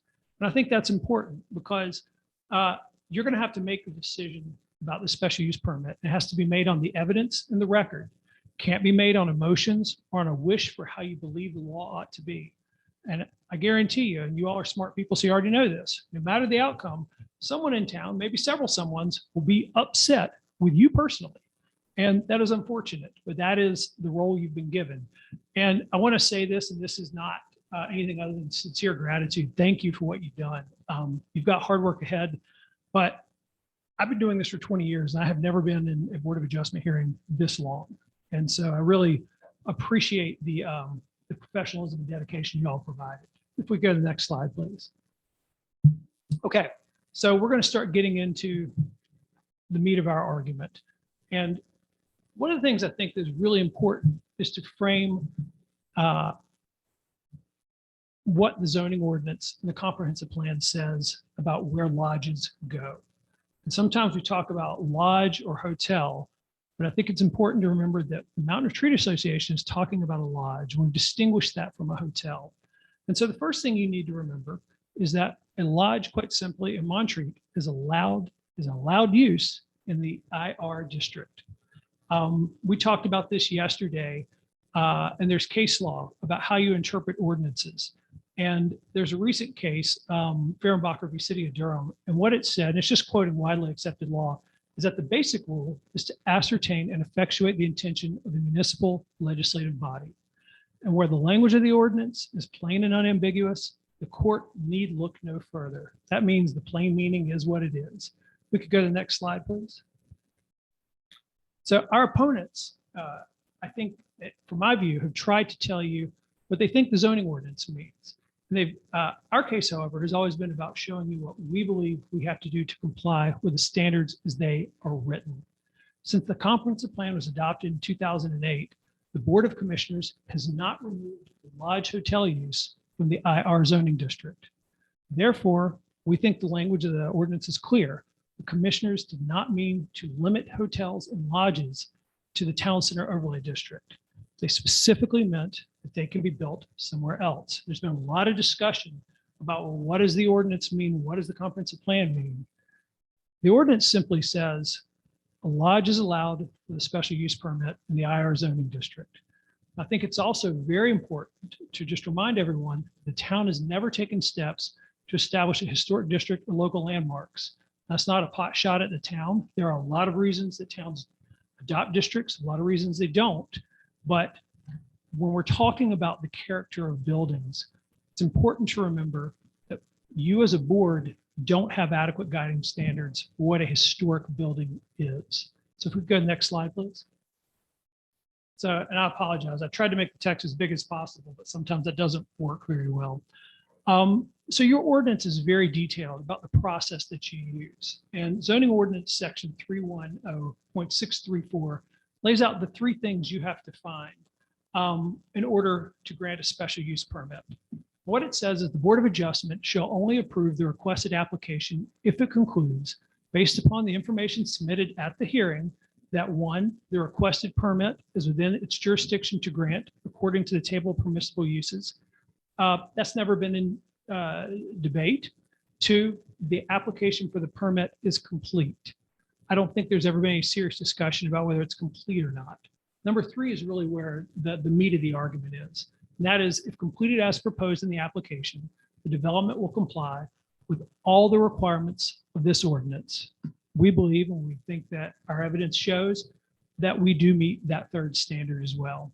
Go to the next slide, please. This is from zoning ordinance section 310.635. And it says, even if the Board of Adjustment finds that the application complies with all other provisions of this ordinance, it shall deny the permit if it's unable to make all the findings required in section 310.62, based upon a preponderance of the evidence submitted at the hearing. Now, preponderance is a kind of an unusual word choice in a special use permit, but it's standards, but it's well known in the law, it's understood. And I was just quoting from Strong's Index. In North Carolina, preponderance of the evidence is evidence of greater weight than that offered in opposition to it. So it's more than the other guy. It's basically a preponderance of evidence. Could we go to the next slide, please? This is section 310.637.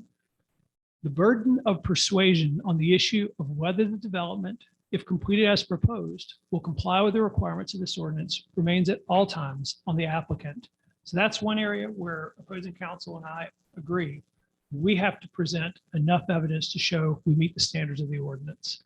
The burden of persuasion on the issue of whether the application should be turned down for any of the reasons set forth in subsection 3.1062 at sec rests on the party or parties urging that the requested permit should be denied. So if you want to look for evidence to deny the permit, that's their burden, not ours. Next slide, please.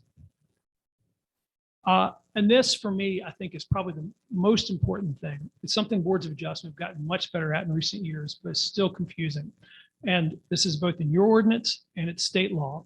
The Board of Adjustment shall determine contested facts and base quasi-judicial decisions on competent, material, and substantial evidence in the record. So competent is you're qualified to give that evidence. And again, remember, we had some fact witnesses. They can testify about what they saw or personally experienced. But opinion testimony has to be given by a qualified expert.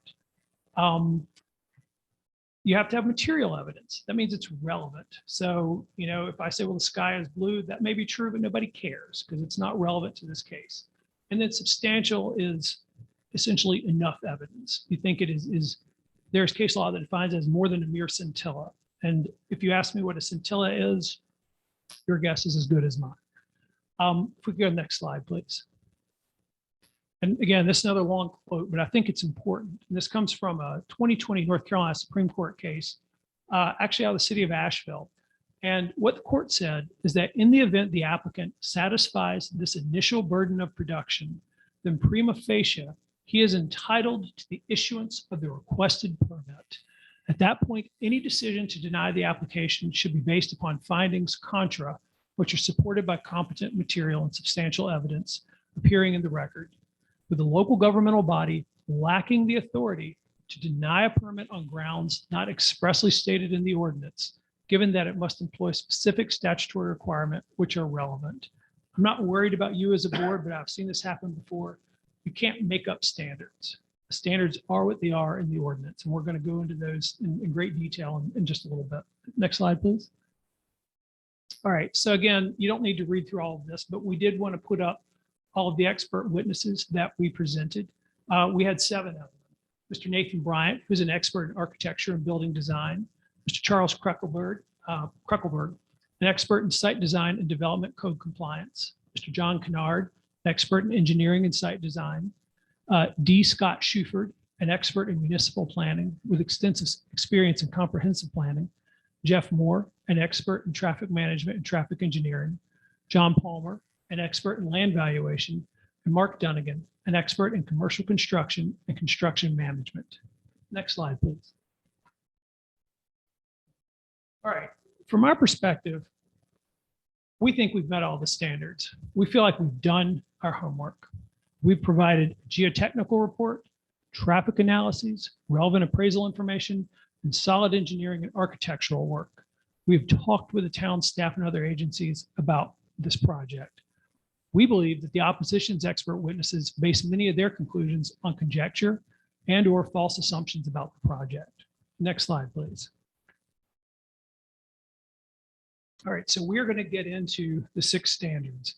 And just so you know, the way I have laid this out is I'm going to read to you the standard, and then we're going to summarize the evidence. That's a little tedious, but honestly, I don't think there's any better way to do it. So your first standard is zoning ordinance section 3.10.621, that the use will not be detrimental to or endanger the public health, safety, or general welfare if located where proposed and developed according to the plan as submitted and approved. Next slide, please. All right, so we presented testimony from Mr. Bryant, Mr. Kruckelberg, that the project will comply with all applicable building and fire codes. Also, the new structure will comply with the Americans with Disabilities Act, also known as the ADA, and we use energy efficient technology. The structures currently on the property, that'd be Lord, Chestnut, and Galax, do not comply with building and fire codes or the ADA. Next slide, please. Mr. Kennard testified that the project site, yes, will comply with all current requirements of the Buncombe County Soil Erosion and Sedimentation Control Ordinance and with Stormwater Management Ordinance requirements. And I want to emphasize, will comply. We have never said that we have final approval on stormwater or sedimentation erosion control, but we will comply. The existing buildings on the property do not comply with these ordinances. Next slide, please. Mr. Kennard testified that the stormwater system that will be installed is a StormTech MC 4500 underground detention with water quality treatment isolator rope. He testified that the system will be sized appropriately to the redeveloped portion of the site and will be located and installed according to specifications. Next slide, please. He testified that the stormwater system must be approved by Buncombe County before any building permits are issued. If the county does not approve the final stormwater permit, no certificate of zoning compliance or construction permits may be issued. Next slide, please. Barrett Kays, or Dr. Kays, was one of the witnesses for the opposition, and his opinion was that the stormwater system will be an infiltration system and will be inadequate. Mr. Kennard has testified that the stormwater system will be a detention system that is designed properly and that it will be adequate for the flow. Also, Mr. Kennard pointed out there are different regulations that govern the installation of that type of system. Next slide, please. Mr. Moore testified. Let me start over. Mr. Moore's analysis employed 3 different approaches, all of which are accepted practices in his industry. Under all approaches, the increase in traffic from the project will be negligible, even at the higher intensity hotel motel use. If you'll remember, he ran several different scenarios, and when he used the hotel use or the motel use, it generated more traffic counts. But even then, his determination is that the traffic would be negligible from the project. Next slide, please. Mr. Moore also testified that the new parking lot design is an improvement over the current arrangement. Because the new lodge will allow more visitors to stay in Montreat as opposed to staying elsewhere, it is likely to generate less traffic than the existing buildings on the project site. There was no opposition expert testimony regarding traffic. Next slide, please. Mr. Bryant, Mr. Kruckelberg, and Mr. Schufert all testified that the project will comply with all development standards of the town of Montreat, including but not limited to height, setback, access, and parking standards. Next slide, please. Mr. Matt Sams, another opposition witness, he testified, or his opinion was that the use of cut slope excavation and excavation activity in general poses a risk to the Hayner House and places too many conflicting uses, i.e. drainage, swale, and trees in the area between the MRA and the Hayner House. Mr. Dunnigan has testified today, Mr. Sam's assumption, which was based on a lack of contour lines on the diagram, is incorrect. He testified that common construction techniques will minimize risk to adjacent structures. Next slide, please. Mr. Dunnigan also testified that the proposed construction activity poses no unreasonable or unusual risk to neighboring properties. He testified that projects like this happen frequently, and contractors have various ways to address slope issues, even in tight confines. He also testified the project will not include a permanent cut slope and will not change the contours of the site between the new lodge and the Hayner House. Next slide, please. And this is simply the diagram. It's P2 that came in today that Mr. Kennard had prepared. We can go to the next slide, please. Okay, so that is the first standard. We believe it's been met abundantly. The next standard, and this is one of which there was a lot of discussion, is section 3.10.622. And that is that the use meets or will meet all the required and applicable development standards and conditions of the town of Montreat, including without limitation, all development standards, conditions, and requirements related to utilities, parking, access, and stormwater drainage, and the applicable regulations of the zoning district in which it is located, except as such regulations may for each case be modified by the Board of Adjustment. And I think we had a very important exchange yesterday where we talked about under this standard, the Board of Adjustment could vary zoning standards, parking, setback, any number of things. There are some things you cannot modify. You can't modify stormwater standards. You can't modify building code. So things that are set by the state, and there may be some other examples you can't modify, but again, zoning standards, parking, and we'll get to this in a moment, but there was a discussion about principal versus accessory buildings.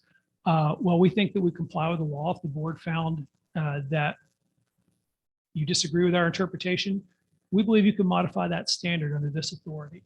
Next slide, please.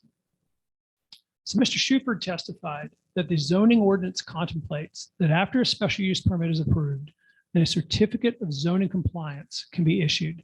And this is from zoning ordinance section 301.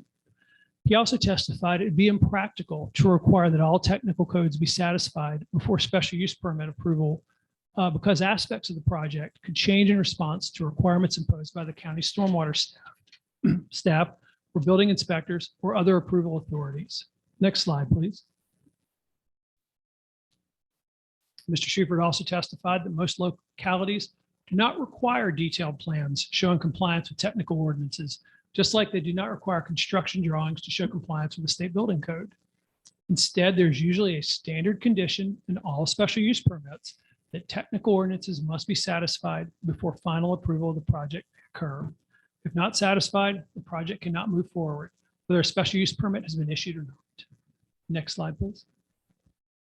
Mr. Collins, one of the opposition witnesses, I thought it was important because even though he is the planning and development manager for the city of Asheville, that means he does site plans, he does permitting, he knows about approval processes. He did not testify that the usual practice is to provide full stormwater and other technical plans prior to zoning approval.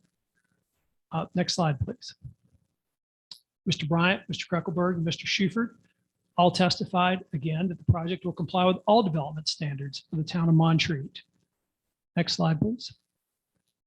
Mr. Kreckelberg, Mr. Kennard, and the zoning administrator, Mr. Scott Adams, said that utilities are available and adequate. Next slide, please. Mr. Kennard also, his testimony that I just provided regarding 3.10621 also applies here. And that is that the project site will comply with all soil and erosion and sedimentation control ordinance standards and with the stormwater management ordinance requirements. Next slide, please. Mr. Adams, again, also noted no issues as to any of the technical codes, which is an indication that the application is complete as submitted. Next slide, please. All right. There was a big discussion yesterday, and it came up also months ago about this issue dealing with principal use versus accessory use. And I just want to summarize our argument. We look first to the plain meaning of the language of the ordinance. Section 201 defines a hotel as building or buildings, and the term hotel includes lodges, inns, and motels. It specifically calls out that one use, a hotel, can have more than one building as part of the use. We believe that the proposed use does not violate zoning ordinance 605, which only allows one principal building per lot. And chiefly, we think that's the case because of this, and also because we think some of the accessory ordinance language that's cited by opposing counsel doesn't apply here. Next slide, please. The MRA has not requested a modification of any zoning standard as part of this project. But again, if the board determines that any standard has not been met, section 310.622 authorizes you to modify the standards as part of the special use permit approval process. Next slide, please. All right, we're moving right along. Zoning ordinance section 310.623. This is that the use will not substantially diminish and impair the value of any property, any portion of which is located within 250 feet of the boundary of the parcel on which the use will be located. Next slide, please. Our appraiser, Mr. Palmer, did an impact study, and his study concludes that the value for properties located within 250 feet of the boundary of the project site will not be substantially diminished or impaired. In fact, he testified the data shows that there is a tendency for property values to be enhanced by proximity to religious conference centers.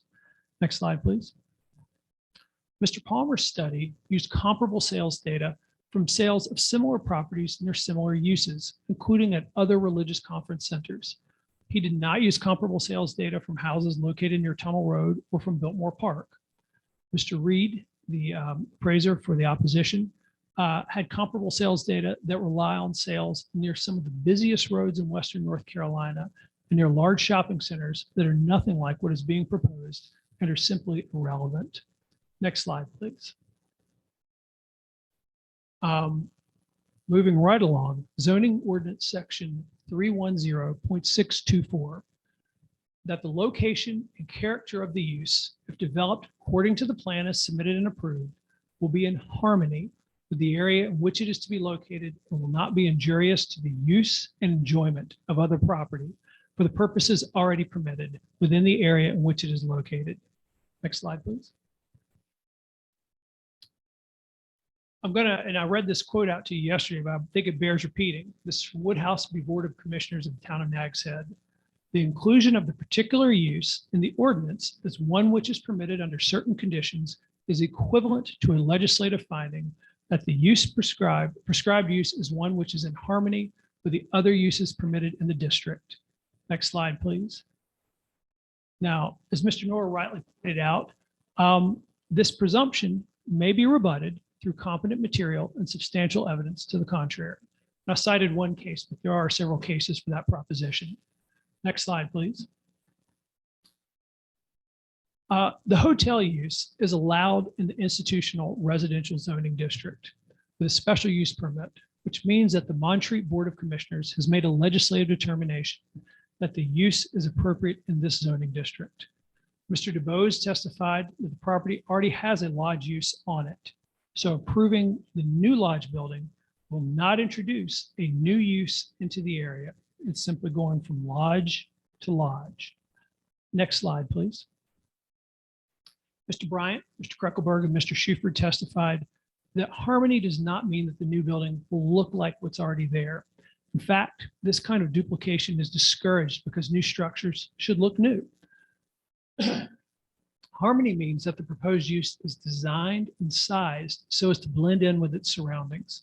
In this case, nearby uses are a combination of residential and institutional in a range of sizes that will bracket the proposed use. For example, nearby Freeland Hall is bigger than the proposed lodge, but also in the IR zoning district. Next slide, please. Mr. Bryan and Mr. Kreckelberg talked about their approach to designing projects. And they said that Samsel architects have a reputation for design work that is sensitive to historic areas. Samsel looked at other properties in Montreat for guidance as to design elements, materials, and color so that the character of the new lodge will be in harmony with the existing community. The architect's renderings show a structure that blends in with the area as to size and materials. Next slide, please. And this is the rendering that we had right at the very beginning. Again, it's the proposed lodge adjacent to the Hayner House. Next slide, please. And this has been shown a lot. It's the view from the street, and it shows a number of buildings in line. So there's Freeland Hall, there's the lodge, there is the Hayner House, and then there is the proposed lodge. Okay, next slide, please. The opposition did not present a qualified expert such as an architect who could discuss character as it relates to the size, massing, materials, and color palette of the proposed use. Next slide, please. Mr. Bryan and Mr. Kreckelberg testified that the proposed structure is substantially smaller than what the zoning ordinance allows, and it will not be as tall as what is allowed. Next slide, please. This was the slide, or it was two things taken. One is the drawing that Mr. Kreckelberg had in his presentation, and the other I just snipped from the table of permissible uses. And you can see multi-unit dwelling is a permitted use in the IR zoning district. And that is what Mr. Kreckelberg drew as sort of a schematic of. You took all the dimensions that are called out in the zoning ordinance. That is the size of an apartment building that could be built on the site. Next slide, please. This is also that same apartment building concept from the Jones perspective. So you can see that something taller could be built as well. Next slide, please. Mr. Schuford testified that if built, the proposed lodge will reduce the number of non-conforming buildings on the property. Recombining the separate lots into a single lot is consistent with the fact that the buildings on the property are all part of a single lodging component of the Montreat Conference Center. And then again, we go back to the definition of hotel is defined as a building or buildings. Next slide, please. Mr. Kreckelberg testified that adjustments in the design of the new lodge have been made to help preserve the line of sight from the Hayner House. There will be no mechanical units on the roof of the new lodge. And the MRA proposes a parking plan with 62 spaces rather than 71, because that would reduce the impact of parking on surrounding properties. Next slide, please. Ms. Kate Hayner testified that she can still use her house as a residence. Now, she had a lot of qualifications to that, but the house, if the lodge is built, can still be lived in. Similarly, Mr. Harry Jones testified that his house could be used as a residence, and he had a lot of, I think, important qualifications as well about that. I think it's also important to note, there was a photograph that was introduced yesterday, and it showed trees on his property. And this is my description. Opposing counsel may have a different description of it. Those trees partially buffer the view that he has of existing buildings. Those trees will not be harmed by the construction of the lodge because those trees are, of course, his and on his property. Next slide, please. So this is the rendering. And it was interesting because there's actually two renderings of the proposed lodge from the Jones house. There was one that came up yesterday, and it kind of shows less vegetation, and so that building sticks out more. This is another rendering that was presented during Mr. Kreckelberg's testimony, and I think it gives a better feel for the trees that are on Mr. Jones' property. So that's why I've included it. Next slide, please. All right. So zoning ordinance section 310.625, that the location and character of the use, if developed according to the plan as submitted and approved, will be in general conformity with the adopted policies and plans, including the comprehensive plan of the town of Montreat. Next slide, please. Mr. Kreckelberg and Mr. Schufert testified that the area is designated in the comprehensive plan for this proposed use and that the zoning ordinance implements the plan. And I've cited to comprehensive plan page 28. And there you have the description of the town center one as being mostly planned for institutional uses and activities centered around the MRA. We believe that the existence of the town center overlay district in the zoning ordinance does not in any way amend or eliminate the town center one area in the comprehensive plan. And I think that's important for you all to keep in mind. There is the town center overlay, which is the zoning ordinance. And then there is discussion of town center 1, 2, and 3 in the comprehensive plan. And those town centers 1, 2, and 3 have not been specifically repealed by any ordinance or resolution of the Board of Commissioners. Next slide, please. Mr. Kreckelberg and Mr. Schufert testified the fact that a hotel is a special use does not mean that it is prohibited. To the contrary, it reflects legislative determination by the Board of Commissioners that the use is consistent with the comprehensive plan with conditions.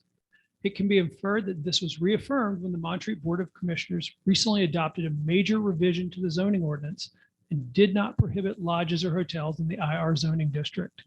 And that was testimony that came out with Mr. Collins' testimony. The board could prohibit hotels in this district if they chose. They have not. Next slide, please. Ms. Annie McDonald, witness for the opposition, testified that in 1983, a Montreat Historic District was placed on a study list for the National Register of Historic Places. But that Montreat Historic District has never been nominated or added to the National Register, however. Next slide, please. She also testified that the town of Montreat has not established a local historic preservation commission. There is no survey of contributing historic properties in Montreat, and there are no preservation design guidelines for historic properties in the town. Also, she testified there are no local, that no local historic district has been created and that no local landmarks have been designated. Next slide, please. Mr. Collins, also again, a witness for the opposition, testified that the property is not in the town center overlay district. He also agreed that the town center overlay district is the only town zoning district that refers to historical buildings. The IR zoning district does not refer to historical buildings. Next slide, please. There's been discussion about infill, and both Ms. McDonald and Mr. Collins discussed possible infill locations as identified by the comprehensive plan. Neither witness, however, is qualified to state whether the infill opportunities shown in the plan are buildable. Mr. DeBose, as you just heard, testified that the MRA considered other sites, including the possible infill sites, but that there were good reasons not to build there. Next slide, please. And lastly, zoning ordinance section 310.626. That adequate measures have been taken or will be taken to provide ingress and egress so designed as to minimize congestion in the public streets. Next slide, please. Mr. Moore and Mr. Kruckelberg testified that the new driveway design is better than the existing parking and traffic configuration on the property. They also testified that it has been designed to minimize congestion in the public streets. Next slide, please. All right, so those are your 6 standards. I have just a few more slides, a few more things I'd like to point out to you, and then I'll hand it over to opposing counsel. So we've talked about conditions, and sometimes it's called conditions and modifications of the ordinance. I've already talked to you about how you can modify the ordinance. I wanted to point out, though, a quote from GS 160D 705C, which is the governing law for conditions. And it says, reasonable and appropriate conditions and safeguards may be imposed upon these permits.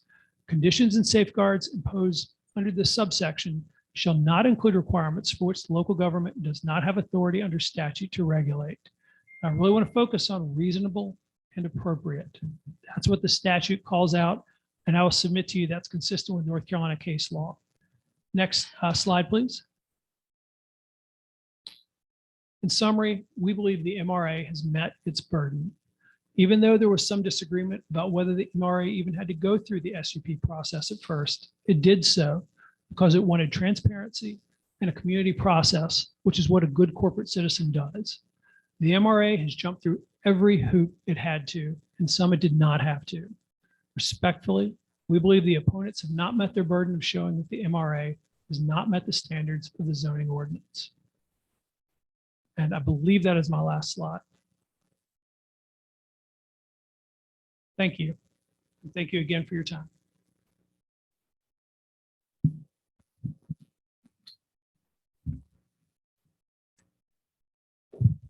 Mr. Chair, I just want to be mindful of people's comfort. Do we need to take a short break before we head into this? I think Ms. Chastain's nodding. So. Hey,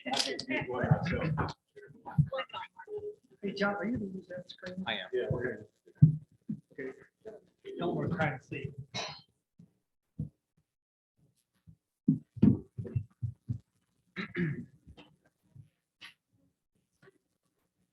I need to ask that. Hey, Ron.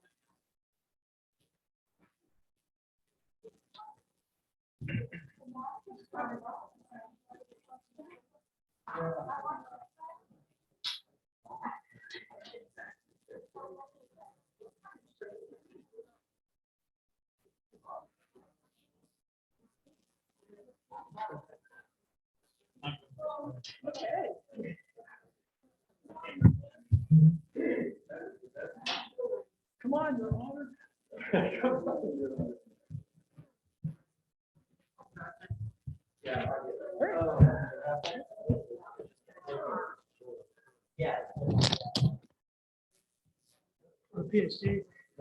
The PhD case.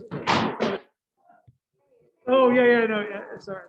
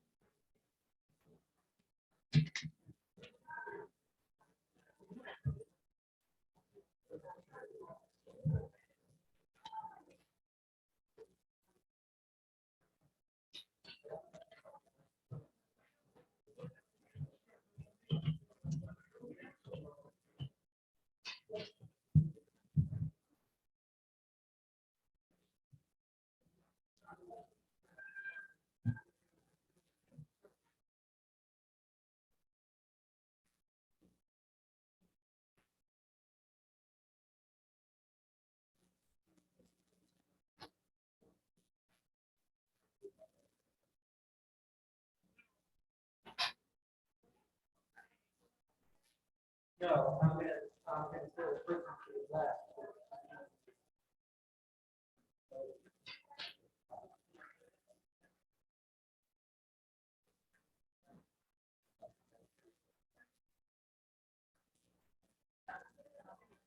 Yeah.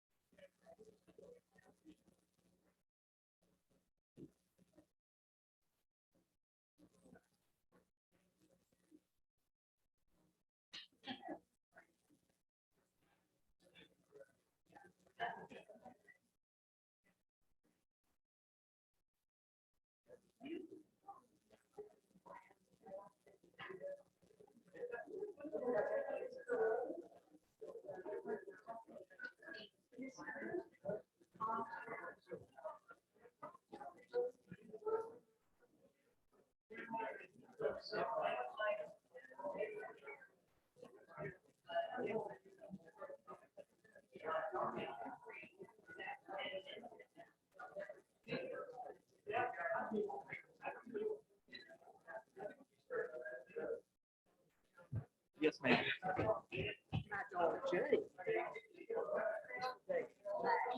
I didn't know that. Oh, that's interesting.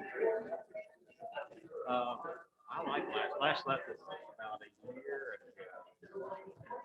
Yeah, just about a year ago now. He is now sort of retired from practicing law, and now he is the compliance officer for Outward Bound North America. I know. He is.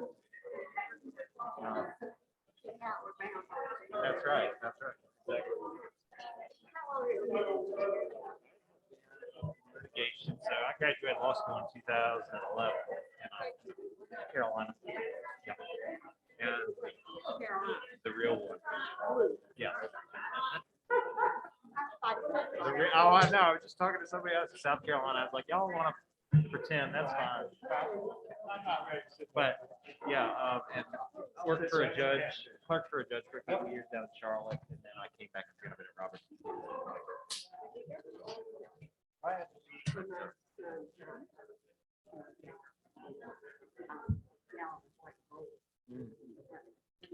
Okay.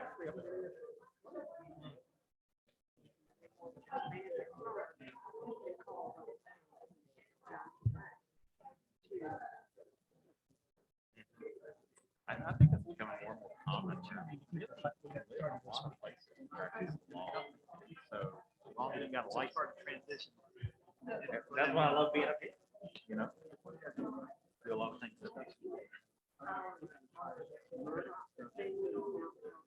That's my wife, she gives me the updates all the time. That's the craziest stuff I have ever. That's our first stuff. But she has but you never know. But I also say, you know, it's like we are condemned by the worst of us. This much practice the law. And the effect is dramatically different. I mean, it's incredible.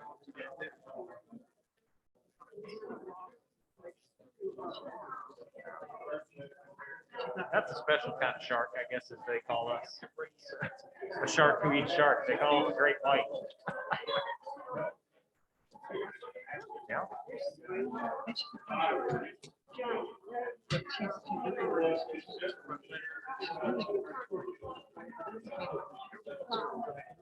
Figure out, yeah.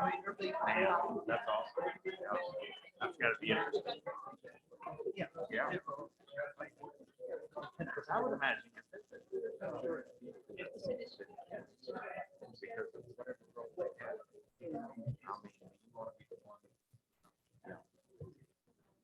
big and grow big around. That's hard.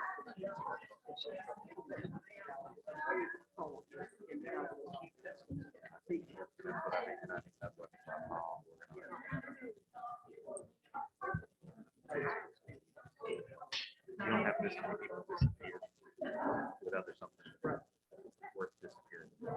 Oh.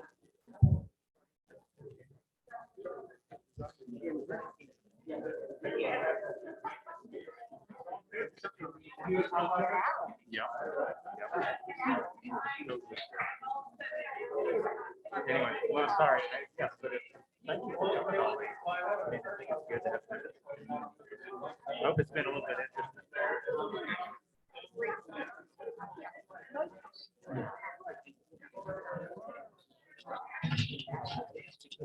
It's fun.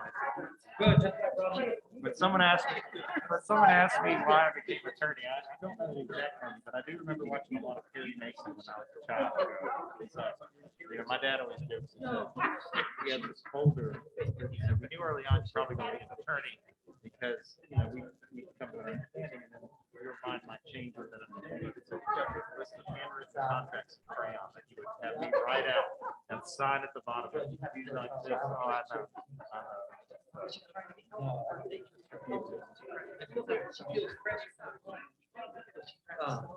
She'll have to go to Colorado and read this.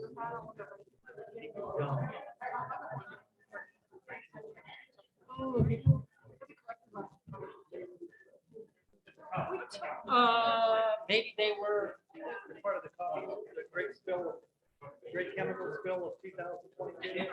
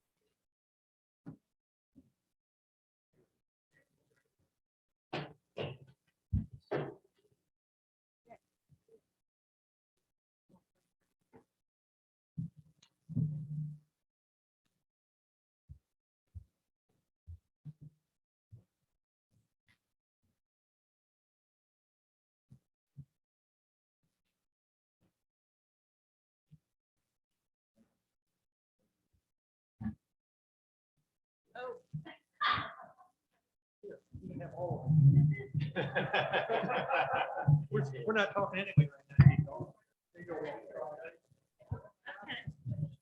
So So I've told the joke. I promise it'll be my last one, but I appreciate the patience. We're a bunch of lay folks up here trying to do the best we can, and we appreciate your due diligence. And I personally have had lots of fun. But the joke is that two guys are standing on the side of the road, and one guy sees a guy that's laying in the road, and he goes and he says, well, my goodness, that person is something wrong. So he goes down there and he pulls out his thermometer and he pulls this out and he goes, wow, this is great. You're a doctor. He says, no, I stayed at the Holiday Inn Express last night. Well, that's how I feel. That's exactly how I feel. I stayed at Holiday Inn Express. So we're going to do our best to continue. You know what? No, that was a. Yeah, see, that was just a commercial, you know. So, okay. Are we concluded? Were you going to get ready to do this? Okay. So, proceed on. Mr. Chair and other members of the board, in an effort to, interests of economy and kind of consistent with how we've been proceeding throughout this hearing, Mr. Knorr and I, given that a lot of our evidence overlaps in a lot of ways, of course, we do have different clients, as the board knows. I represent Kate Hayner, and Mr. Knorr represents the Jones family. So there are some, some differences here and there, and we'll try to address those in our closing where appropriate. But we did think that it would serve everybody's interests to just have one presentation that we will both kind of speak to. We'll, with the board's pleasure, just kind of switch the microphone back and forth. But otherwise, we would both be getting up and kind of just making the same arguments over and over again. It would be somewhat duplicative. And so we think this will move things along a bit quicker, and we can still make the important major closing points that we want to make to y'all. If it's okay with the board, like Mr. Morphus, I think both Mr. Knorr and I would probably rather stand up, but given the way we're going to do this, we'd just be sitting up and getting up and sitting down, getting up and sitting down. So we'll just sit here and do it and move things along. So with that, let me first, on behalf of Kate Hayner and myself, join Mr. Morphus in thanking you all for your patience with us. Obviously, the time you have all spent and the sacrifice you've made to really obviously attend all the hearings, listen to the evidence, ask the hard and the good questions. And we appreciate that very much. I can tell you from a lawyer perspective, it's much appreciated. Maybe it doesn't look like it sometimes, but we do work very hard and try very hard to put on good cases for our clients and do the best we can. And we, again, just very much are very thankful for the board and appreciate your time. So with that, Mr. Knorr, if you could move to the first slide, please. I wanted to show you all again, this is section 310.61 of the zoning ordinance, and this is the objectives and purpose of special use review. I'm sure some of you are probably wondering, why have we been here for so many hours over the past 3 or 4 months? And the point I want to make with this is, and I really believe the evidence has played this out. And of course, the board has, all of the board members have all of the evidence now. And what we're doing now is just trying to summarize that evidence. We're not going to go through an exhaustive 1-hour recitation of what we think the evidence was. We don't think that's on anybody's benefit right now. But I would respectfully submit to y'all that this is one of those cases that really epitomizes the reason why Montreat and other local governments have special use review. And that's because, as I've highlighted here, that the issuance of special use permits, as set out in the zoning ordinance, may have a direct influence or impact upon neighboring or contiguous land uses. And I believe the evidence in this case has shown that the MRA's proposed hotel development will have an impermissible direct impact on contiguous land uses and the neighboring Hayner and Jones properties in particular. And so, and back to the objectives and purpose, this board's review is intended to aid in protecting the private and public values and interests in these neighboring or contiguous land uses. And given the impermissible direct impact I just spoke of, that what the evidence has demonstrated is that this board must deny the MRA special use application in order to, consistent with the purpose of special use review, protect private values and interests in residential property, as well as public values in public resources in Montreat, which we'll talk more about as we move forward. And I want to be clear, and I think the board knows this, but I want to make sure. The question's not whether the MRA needs this lodge or whether this lodge is just generally a good idea.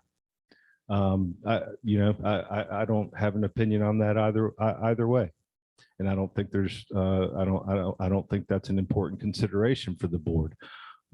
What the question is before this board is whether this proposed commercial hotel is an appropriate commercial land use at 309 Collegiate Circle in the IR district, at the site where they are proposing to build it.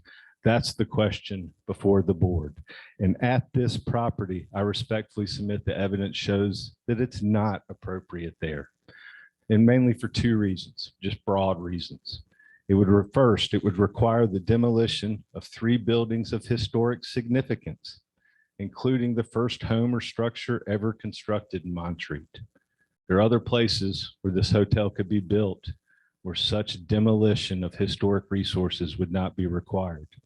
And second, it would result, if approved, in the construction and operation of a 40-room, 40,000 square foot hotel with the capacity to accommodate up to 160 people at a time in extreme close proximity to residential properties, including within 30 feet of the Hayner home and about 145 feet of the Jones home.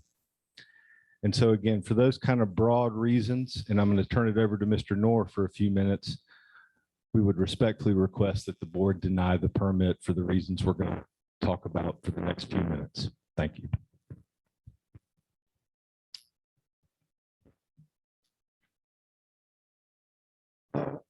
Most important reason that we believe that the permit should be denied is the reason we've been talking, or the reasons we've been talking about from the beginning, is the standards.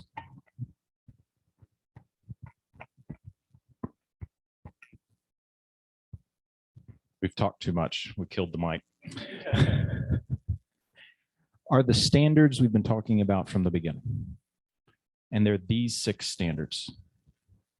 And what we're going to do, as we were asked by the board chair, and I think you all are interested, is we're going to take each of those standards. We're going to look at them one by one. We're going to talk about the evidence that was presented. We're talk about why the MRA didn't present sufficient, or again, that standard, competent material and substantial evidence in some areas, and why we presented competent, substantial material and substantial evidence to show that the standards haven't been met. So I always like, I was really pleased with Mr. Morphus's presentation, because it's nice when we can agree on some things. We haven't agreed on a lot, but it's amazing when you start, we prepared our presentations obviously separately, but we're citing the same cases. And I'll just read here, and I want to reinforce it because this really matters. This goes to how you decide whether those standards have been met. And again, as Mr. Morphus said, it's a preponderance of the evidence. More likely than not is how that's regularly described to folks. But it's got to be based on competent, material, and substantial evidence. Competent, we agree, it has to be from someone who's qualified to offer that. But competent and substantial also mean that they have to use methodologies that are reliable. They have to have taken the time and used the processes to give you a valid or reliable opinion. And if you look at some of the evidence that you've received and you don't feel like that's quality evidence, that that opinion was based on competent methodologies, then it's not competent and it's not substantial evidence. And you can't use that as a way of making your decision in support of a permit. Another part of this that I want to, again, we agree, burden of persuasion is always on the applicant. It's their burden to prove to you, theirs, first and foremost, that each of the standards has been met.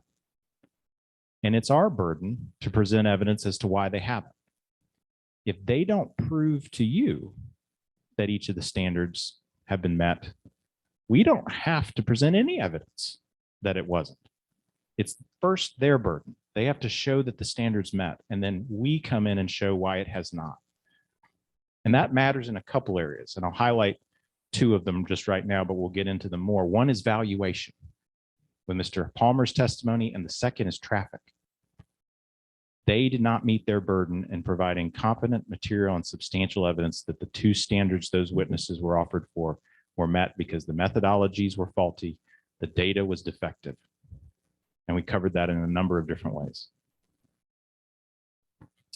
And at this point, I'm going to we'll transition into the first standard, 621. And Jamie's going to talk to you about what we see there. So section 310.621, the first of the special use criteria, that the use will not be detrimental to or endanger the public health, safety, or general welfare if located where proposed. And I'm going to focus here on stormwater because I think that was the most important evidence that the board heard under this criteria. And in particular, the board heard the testimony of our expert, Dr. Barrett Kays. Dr. Kays has over 45 years of experience. He's a soil scientist, landscape architect, has public health expertise.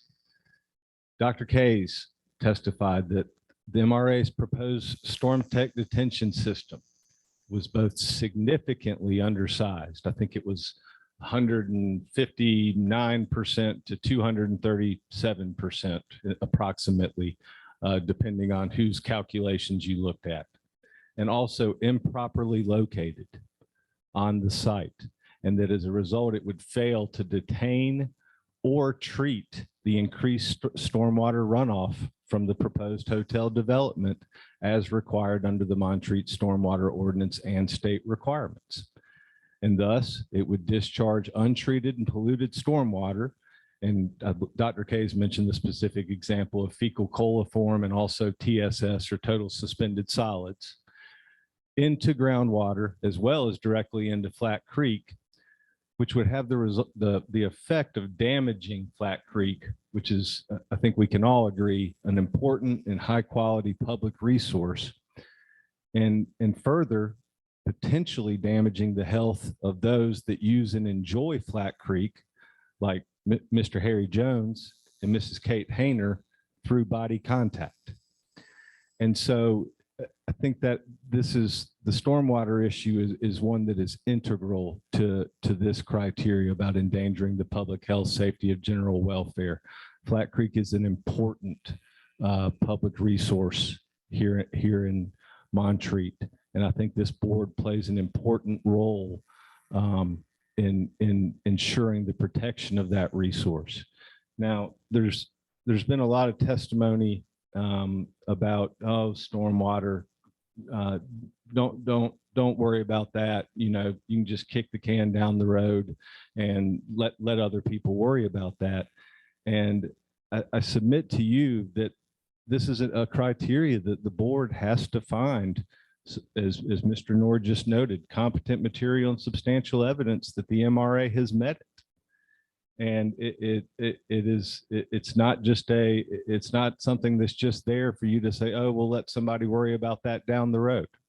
So I really, and I know you will, hope the board will take stormwater seriously in this case, because as Dr. Kaye's testimony showed, it's a serious issue here. Today, you heard testimony for the first time suggesting that Dr. Kaye's allegedly analyzed the wrong stormwater system. So let's just quickly look at the information that was provided in the MRA special use application, which is what we and Dr. Kays had to go by. And we can see it here. This is the sheet 5.0, the grading and the stormwater plan. And it says proposed stormwater control measure E, StormTech MC 4500 underground detention system. Then let's look at Exhibit B to Dr. Kays expert report. This is a StormTech design manual for the MC 4500 StormTech chamber systems for stormwater management. Dr. Kays analyzed the system identified in the MRA's application and the correct system. And in fact, if you'll recall, Dr. Kays played a role in the actual design and evolution of this technology. I think you'll recall that from his testimony. So Dr. Kays knows his stormwater and he knows his StormTech systems. So with that, I think let's move on to 310.622. And again, this is, I don't want to read this whole one because the board's heard it a lot, but to summarize, it's that the use is going to meet all required development standards and conditions of the town of Montreat. Okay. And it expressly includes stormwater drainage. So in the interest of brevity, we made a note there for stormwater. Just see the previous slide. Again, Montreat has a stormwater ordinance. 310.62 certainly incorporates that ordinance. And Dr. Kays testified this system, as presented in the plan, could not be permitted under Montreat stormwater ordinance. Also want to mention buffer requirements, and this is particular to the Hayner property. Matt Sams, expert civil and structural engineer, testified that the 6-foot buffer requirement could not be met as depicted in the MRA plan due to inadequate space. Parking. The zoning ordinance requirement of 71 off-street spaces is simply not met by the MRA plan, which only proposes 62 spaces. The quote unquote alternative MRA plan, which was also presented, is not feasible. And the reason it's not feasible, there's a couple, but the primary one, as Mr. Kreckelberg testified, is they don't want to build the bigger garage because they would encounter rock in the excavation.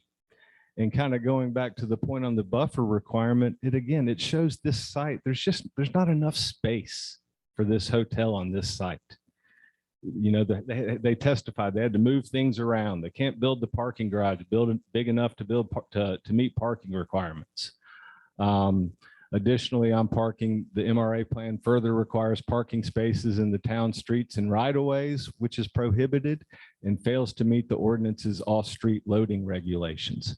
I think there's significant questions this board's going to have to consider as to where folks are going to park, where service vehicles coming to the hotel are going to load and unload, park, so on and so forth. And then finally, under this criteria, we thought it was important to focus back in on noise. The MRA, who has the burden here, failed to present any evidence that the noise generated from the hotel, and in particular, the HVAC mechanical noise, as they told the board, they're going to locate that directly behind the Hayner property, as if the hotel wasn't close enough and the driveway wasn't close enough. Well, we're also going to put the HVAC behind their property. Is that going to meet the Montreat noise ordinance requirements? There, as Mr. Kreckelberg testified earlier, there's specific decibel limits at the property line in the Montreat noise ordinance. It was their burden. It wasn't ours. It was their burden to show y'all that they could meet those at the property line. Yet they failed to present any evidence, no acoustical expert, that the noise generated would meet the requirements of the Montreat noise ordinance. And I think for that reason alone, the board needs to deny this permit. So with that, I'm going to turn it back over to Mr. Knorr to discuss criteria 310.623. Before we go on to 623, there's just one thing I would like to add to this slide. I know Mr. Morphus suggested that this board has the power to amend the rules. And I want to address that. Our clients believe that fairness means everybody plays by the same rules. It's not fair to give a carve out for one person and not others. And so what we'd ask you to do is hold the MRA to the same standard everybody else has to follow here. Don't give them a carve out. They had to meet the standard. That's what we've been here for. I've lost track of how many days. It's been a pleasure, but a while now. So just treat everybody the same. That's what we want with the rules. Before, so 310-623. This is that the use will not substantially diminish and impair the value of any property, any portion of which is located within 250 feet of the boundary of the parcel in which the use will be located. No debate. Hayner House, Jones property, they're within that area. This is one of those where the MRA has failed to meet its burden. The testimony of John Palmer is not competent and is not substantial. And here are the reasons why. He used sales that were not similar to the Jones and Hayner properties in distance and views to the conference center, site, or to the buildings. He included sales outside of 250 feet, but in his report indicated that they were within 250 feet of the conference site. That he didn't use an apples to apples comparison between the comparables. Remember in comp 1, he said that some of the sites that were outside of 250 were within 250. But in comp 2, he said there were certain properties that were outside of 250, but they ended up being within 250 feet of a conference owned property. He didn't take individual characteristics into account. Remember what we showed you about some of the properties identified in Montreat. He himself identified it. I didn't look at whether, one of them didn't have insulation or heating, but it was a comp in that report. He said, I didn't look at that. On the whole, he said, I didn't do an analysis of these specific properties. I just did a general look. And he represented sale dates and amounts that just didn't occur. And I want to drill into some of these. Again, these properties, comp 1, residential sale 2, listed as within 250 feet, but is actually 577. Comp 1, residential sale 3, 415 feet away, even though it's listed as within 200. Comp 1, residential sale 4, listed as within 250, but it's actually 397. Comp 1, residential sale 5, listed as within 250, but is actually 454. Then let's look at sort of the apples to apples, and are these comps and sales anything like what the Jones and Hayner properties will experience in close proximity to the proposed hotel? This is the view of a house across the street, as Ms. Hayner testified, not the conference center, but that's what you would see from comp 1 residential sale 1. This is what you'd see from comp 1 residential sale 2. It's not the conference center. It's nothing like. You heard from appraiser Don Reed. This is totally dissimilar. Comp 1 residential sale 3, wooded buffer. Comp 1 residential sale 4, again, buffered by residential homes between it and the conference center. Comp 1 residential sale 5. Comp 2 residential sale 1. Comp 2 residential sale 2. Comp 2 residential sale 3. So much of what went into his report is nothing like the experience the Jones and Hayner properties will have because of their proximity of being roughly 30 feet away from the hotel and 143. Again, just to highlight, this is a sale. This is 70 Tupper Road. It's from the Ridgecrest. listed as within the 250 feet. But we see that they were measuring not to the conference center to get there. Actually 397. Mr. Palmer's report again. 2 properties that are listed as outside of 250 feet, 28 Spruce, 256 Watson Drive. When you look at them, they're within 35 feet, 60 feet. It's just riddled with errors. And then there's the 3 sales that just didn't occur.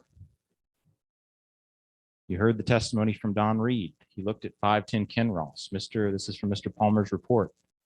Those supposedly occurred in July 24th, 21 and June 14th, 2018. No evidence in the public record or the MLS that these sales ever occurred for the prices listed.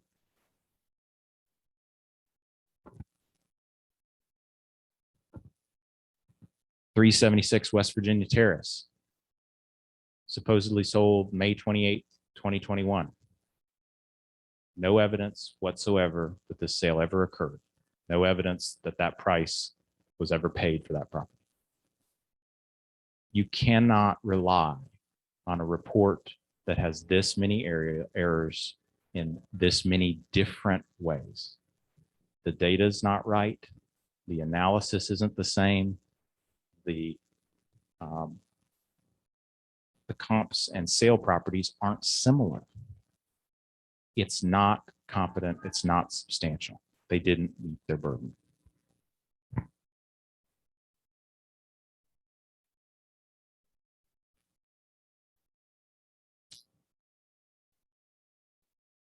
Sort of stark juxtaposition of that is the testimony you heard from Don Reed.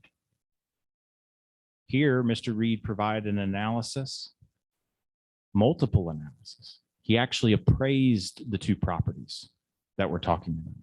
He then went and looked at, in a matched pairs analysis, isolating for variables like commercial and traffic, came up with a number based on that matched pairs of roughly an 18% loss in value, or $72,900 for the Hayner property, and a 15% impact of over 6 figures, $109,950 to the loss in value for the Jones property. Not only did he do that, he then presented you with an example where essentially you had 2 rows of houses. Remember those from Biltmore Park?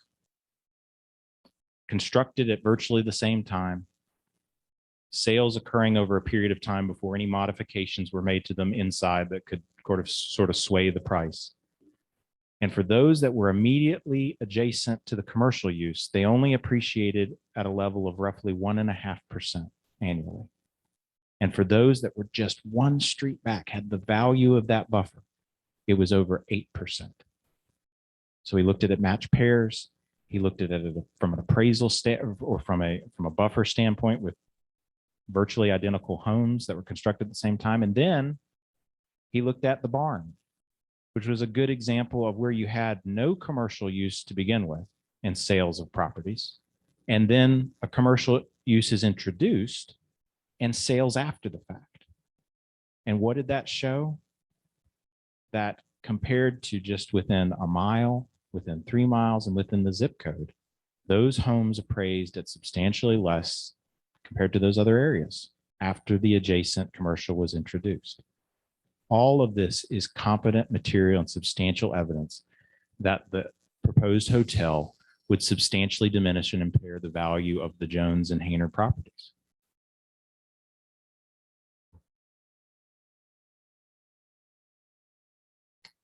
The next standard is the Harmony Standard 624. And here we heard from Mr. Collins that the proposed hotel is not in harmony. Again, why? He didn't just say it is so. He pointed to specific things. 1, the purpose of the IR district.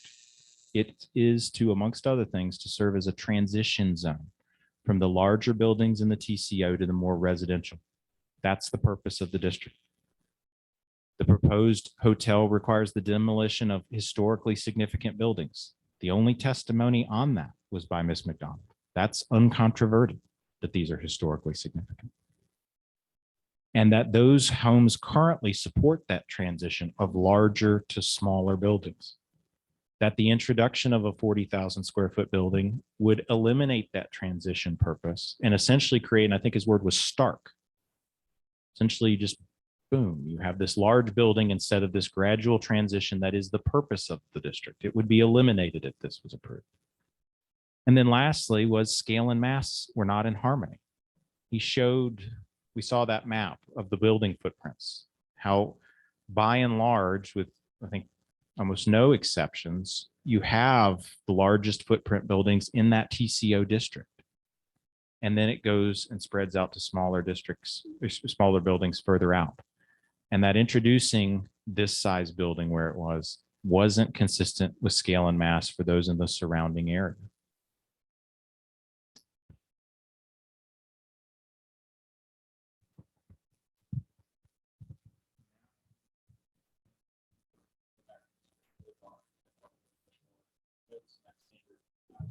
Mike, please.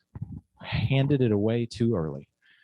I was talking about the first part of this, which is harmony. Remember, there's a second part, and will not be injurious. So same standard, two different parts. And so here, as you can see, we've highlighted the second part of the standard, as Mr. Noor just noted, that the location and character of the use, if developed according to the plan as submitted, will not be injurious to the use and enjoyment of other property. And the purpose of this slide is something that I discussed earlier in the context of criteria 310.622. So I won't belabor the point. But the MRA, again, has failed to present competent material and substantial evidence to carry its burden to demonstrate that this standard has been met with respect to noise. And the MRA has come before this board requesting approval to construct and operate a large commercial hotel in the IR district in Montreat. And further, as I referenced earlier, to locate the mechanical HVAC commercial equipment directly behind the Hayner residence. And despite seeking this board's approval, the MRA failed to offer any expert testimony demonstrating not only that the requirements of Montreat's noise ordinance wouldn't be met, but also that noise would not rise to a level that would interfere with the Hayner's use and enjoyment of their property. Again, that was their burden. That was something they did not do. You saw something earlier during Mr. Hayner Slattery's testimony, which seemed to indicate that the MRA had publicly represented they were going to do that as part of this process. And then when these hearings started, took that off of their website. Again, I'm not trying to draw hard conclusions off of that, but the point is they didn't meet their burden, and it was their burden. It's not our burden to come prove a negative. It was their, or to prove the positive. In this case, it was their burden to prove the negative, that it would not interfere with the Hayner use of it and enjoyment.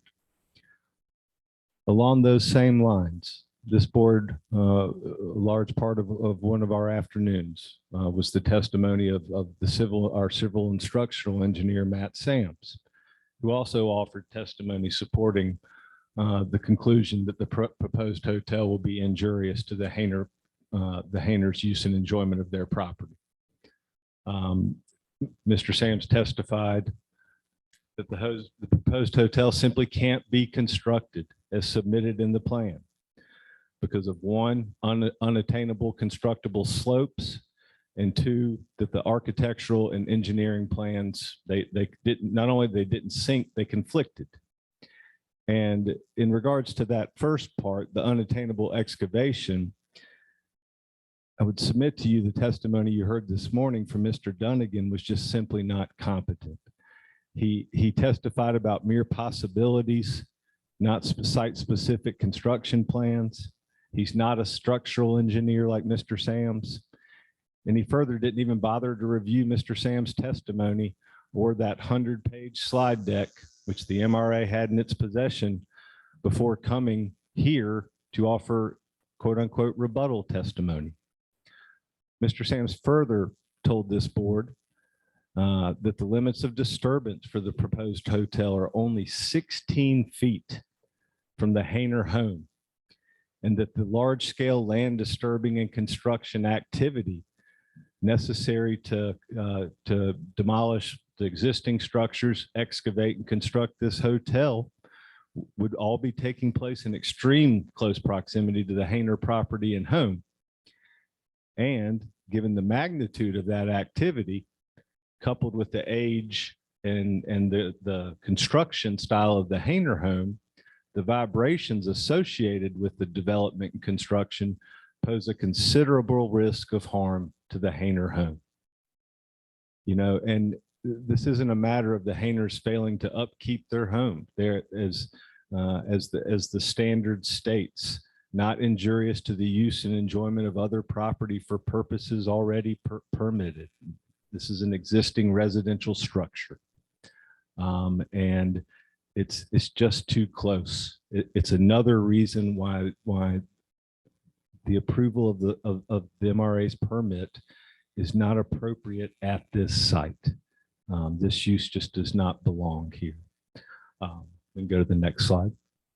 And then finally, on this standard as to the injury to the use and enjoyment, this board heard the eloquent testimony of Kate Hayner yesterday. Ms. Hayner talked about the size and intensity of the proposed hotel, the proximity to her property, and how that would disrupt her and her family's normal activities that they currently enjoy at their property. She talked about their porch being a focal point of the house, and how having a 40-room hotel next door that could accommodate up to 160 people would disrupt their use and enjoyment of the home and their ability to use the porch. The Hayner home has no air conditioning, as we saw. They keep the windows open upstairs. Whereas now you look out and you see the Galax house that will now be 162 foot. I know we've all heard this, 162 foot long wall with 20 guest room windows. That light's going to come into the Hayner home, again, interfering with their use and enjoyment of their property. And I would also mention, based on the stormwater testimony I've already summarized, Mrs. Hayner testified about how much she enjoys recreating in Flat Creek, but that if the stormwater system as proposed were implemented, she would no longer be able to enjoy Flat Creek. She would no longer swim in Flat Creek in that swimming hole that we showed you the picture of yesterday, which I'm sure all the board members are familiar with. And you know, I'd like to note the MRA's response to both Ms. Hayner's testimony and Mr. Jones' testimony seems to be, well, they can still live in their house, can't they? And I just find that to be a shocking response to this testimony. Whether you can still live in your house does not answer the question of whether a use is going to be injurious to your use and enjoyment of your property. There's a lot of structures you can live in, whether you're going to use and enjoy it or not, is a completely different question. So. I want to talk about this standard from the Jones perspective. I'll try not to belabor the point, but you heard the passionate testimony of my client, Mr. Jones, yesterday. The only reason he's not here right now is with the storm coming in. He wasn't sure whether we'd get snow or rain, and he wanted to make sure he could get back to his wife who's not feeling well in Thomasville, Georgia. And so he had to leave early. But what he talked about were the views they'd lose. And he also talked about his use of Flat Creek, the value of his home. These are injuries to their property. And I guess I'll just hit on a little bit more of what Mr. Whitlock said. You know, the response was, well, you can still use your property. Well, if it was just use, then the commissioners wouldn't have added the word enjoyment into the standard. Enjoyment. How do we enjoy our homes? I don't think of my home literally as the fact that I can get up the driveway. I think about how I use my home with my children, with my neighbors, with my friends. How do I enjoy my property? That's part of the standard too. You can't just read that out. And again, it's why these are difficult. The special use permit standard is a high standard. It's not you just get to go and build these things. You have to go before a board. This has taken days, weeks, months, hours of testimony. Enjoyment means more than literal use. And I think Mr. Jones and Ms. Hayner talked about that. I think Mr. Slatter, forgive me, Brendan, talked about that today too. A young man who went out there, measured the height in a way to try and demonstrate to you all what that would be, the width in a way to visualize it, the passion that it takes to want to do that, how much he cares about where he lives. And I think that's exemplified by both our clients. We're going to talk about 625, and I think Jamie's going to cover it. And this is the 625 is the criteria requiring that the location and the character of the use be in general conformity with the adopted policies and the plans. And of course, as the board's well aware and probably getting tired of hearing about the Montreat Comprehensive Plan, I guess, if you can ever get tired of comprehensive planning, right? But I do want to quickly just summarize the testimony of Annie McDonald, our expert architectural historian and preservation planner, that the proposed hotel is not in general conformity with the town's comprehensive plan.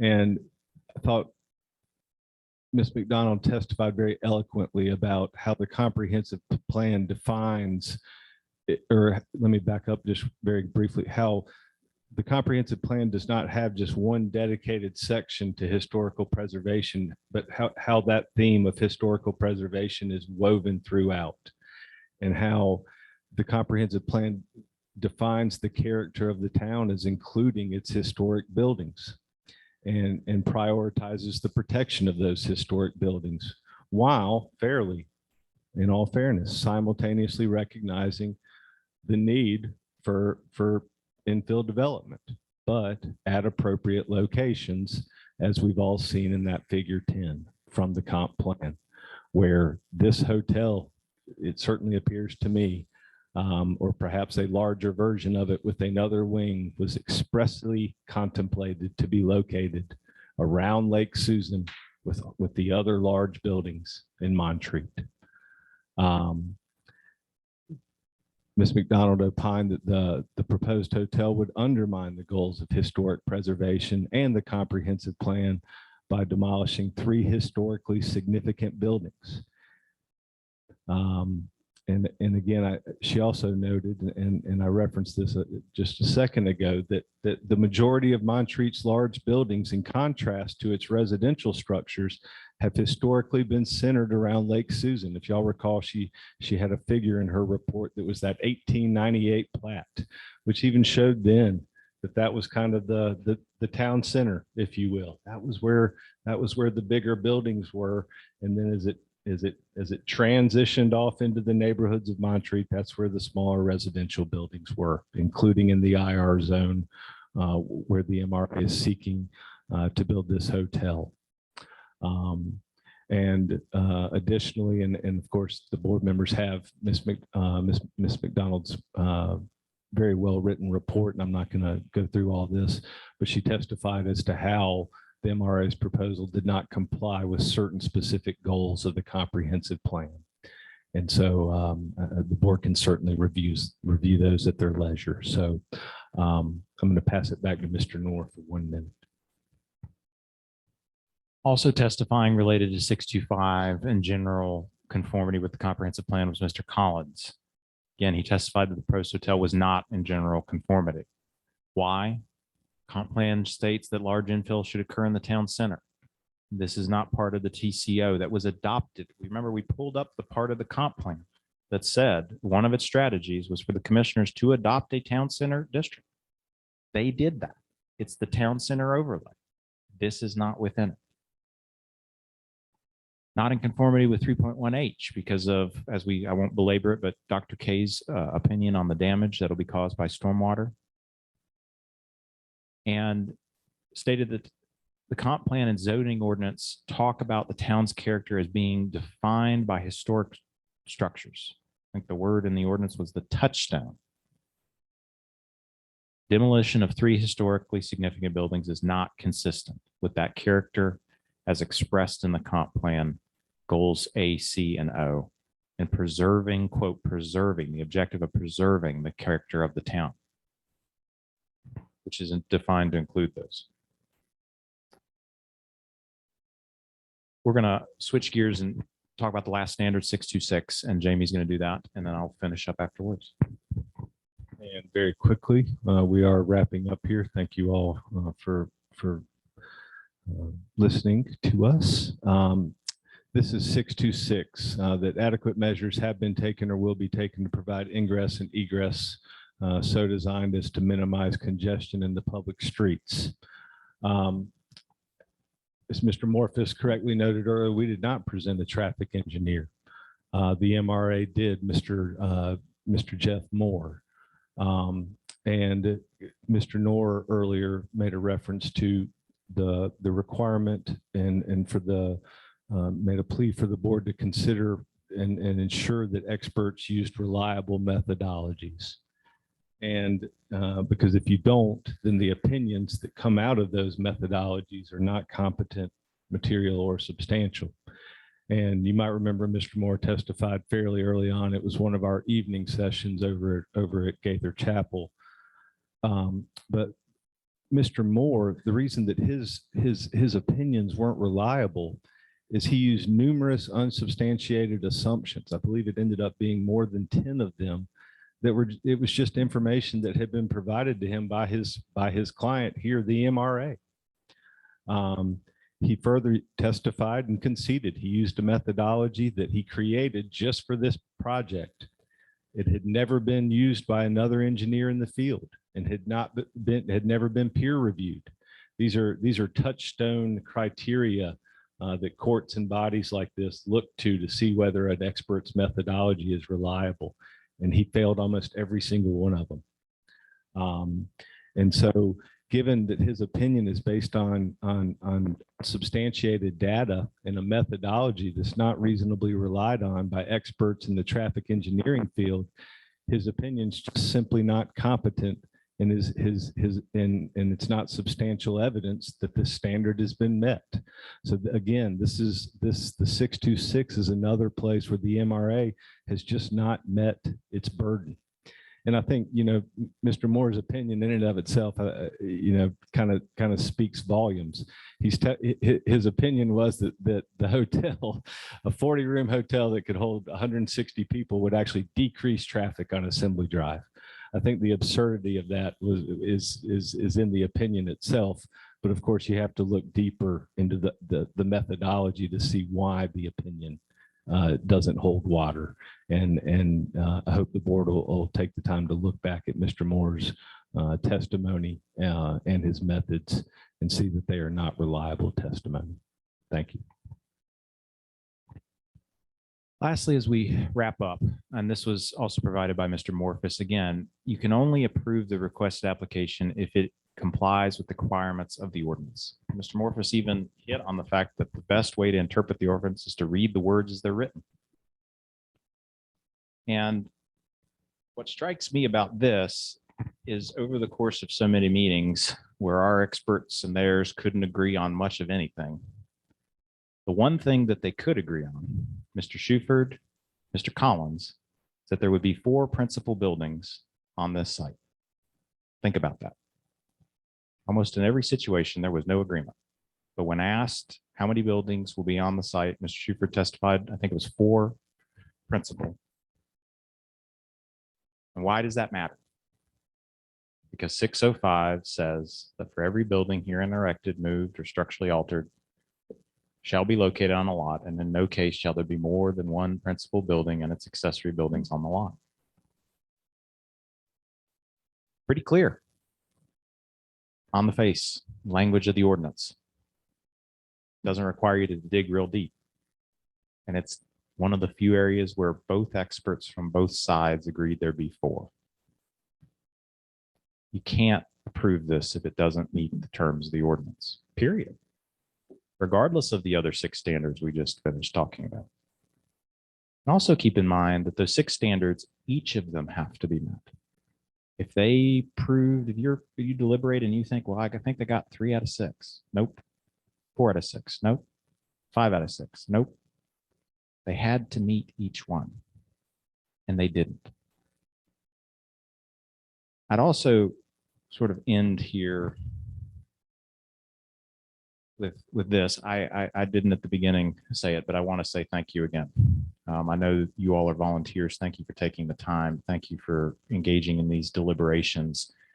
You know, the rules that we're looking at, they're what protects the future of Montreat from my client's perspective. They're the rules we all have to play by. And we just want you to apply those fairly, and we appreciate you and the time that you've taken to consider everything.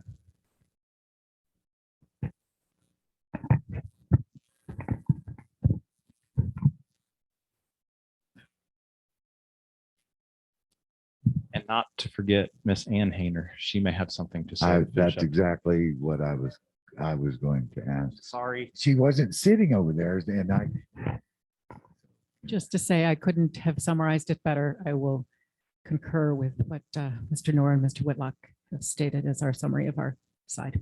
Thank you.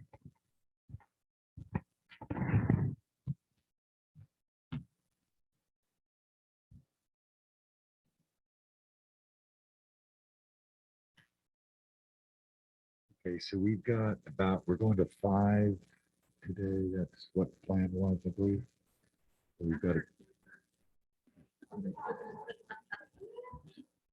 Can you substantiate that? Or was that hearsay? So I'd like to do a couple of things. Now, I guess that completely closes the evidentiary part of the hearing, right? The evidentiary part of the hearing was already closed, right? These are just their submissions. I was wondering, should that have been during, it should have been closed after that? No, No. that you close the evidence before, because what they're offering is not evidence, just their I got you. summary of what they believe the evidence. So we're done with that. Now we go into the deliberation part of it. Yes, and if you want to take a 5-minute break so I can move the table. So I that you can. all We're gonna see each other. We're gonna change it a little bit so we can work better together. I did. Yeah, we can all do that at the same time. Okay.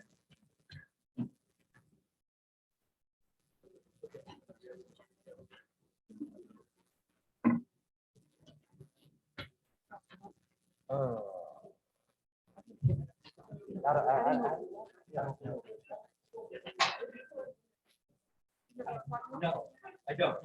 Get one. Yeah, get it. I'll get it. I'll do it.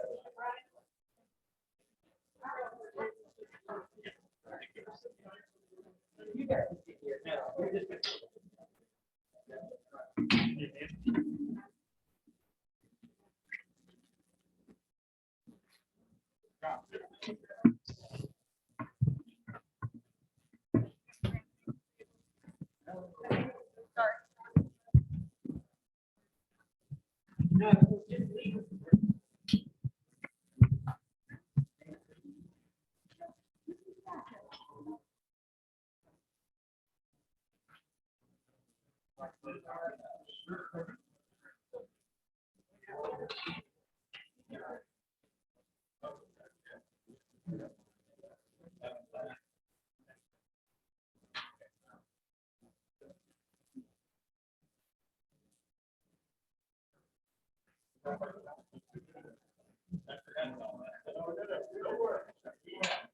This is my mic.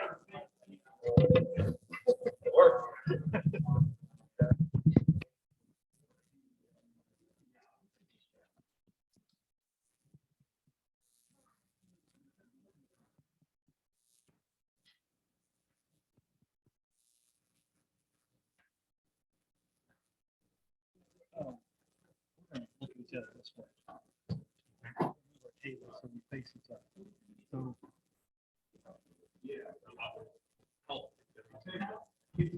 The vision is. She has to hear what we're saying, right? Okay. So we got 1, 2, 3, 4 tables. Let's do 2 and 2.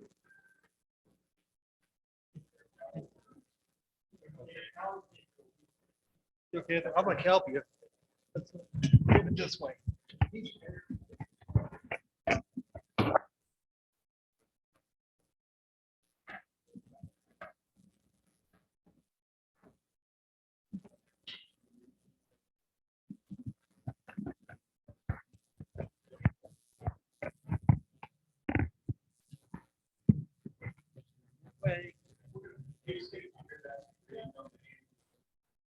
Yeah, you guys are facing each other. Right.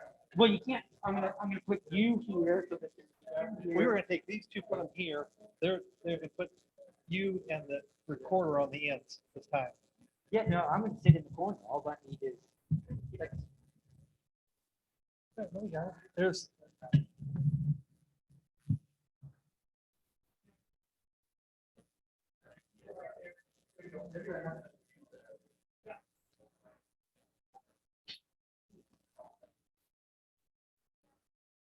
I'm not sitting at the table.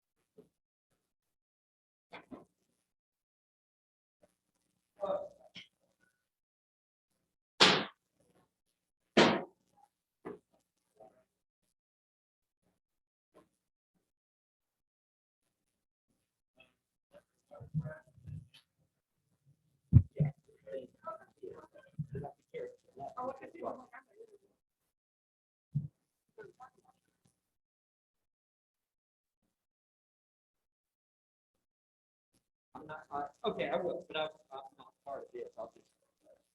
These are Mark. Where's Mark?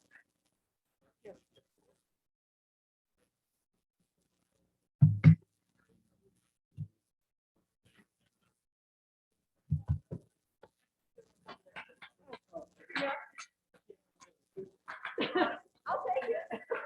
Yes, yes.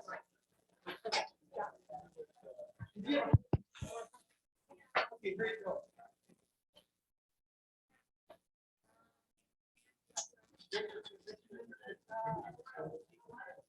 Yes, move us closer. I mean, yeah, I mean, we don't need to be, we need to be able to.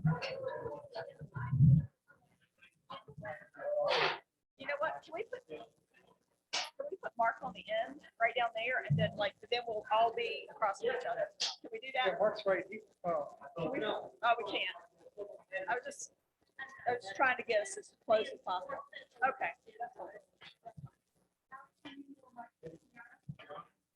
Then we got our recorder with us. Do you want to do one more? There it is. Got it. I mean, excellent.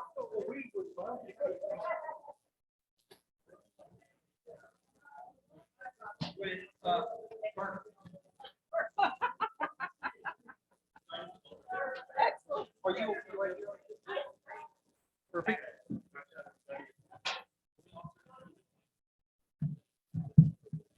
She ought to know our names. You probably know social security numbers by now, don't you? Probably know everything about it.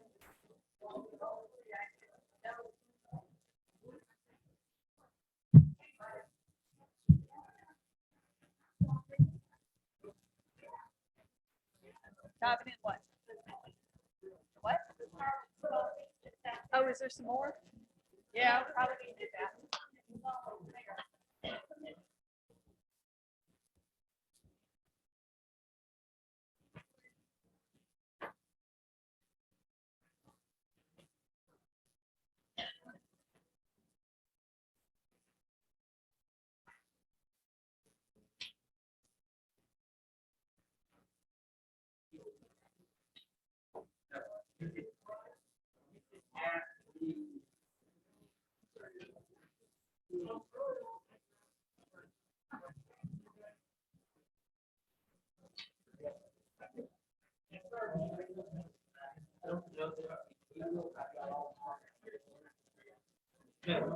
Because you all, that's right. But if you go like, oh my gosh,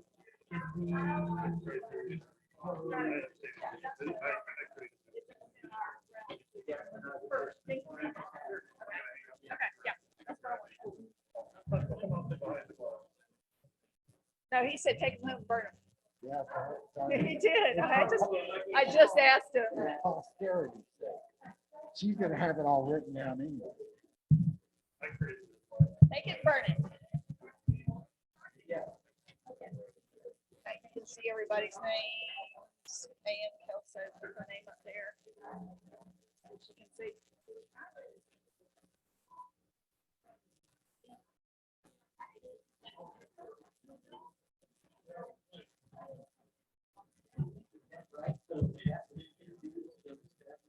Freehand?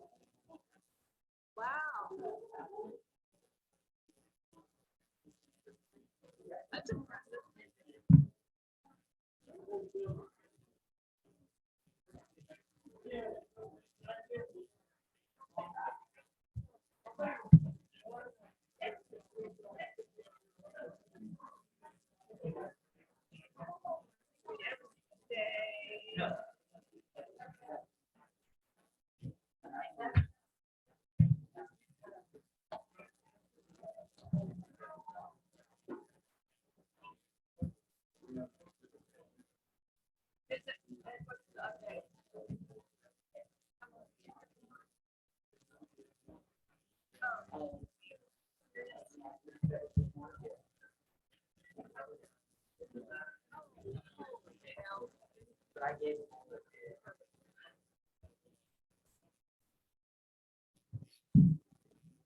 Mhm.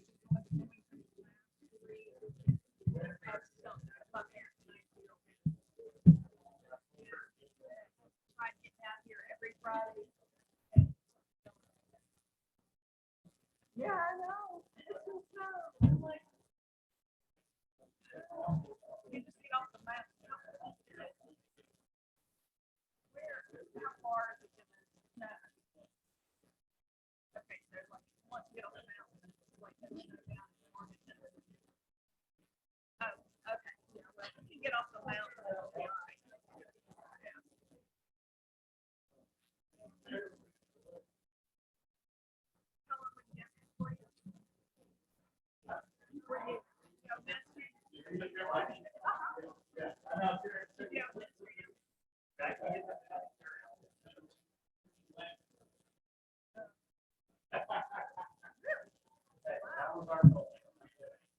You mean you didn't get it right the first time? You had to do 5?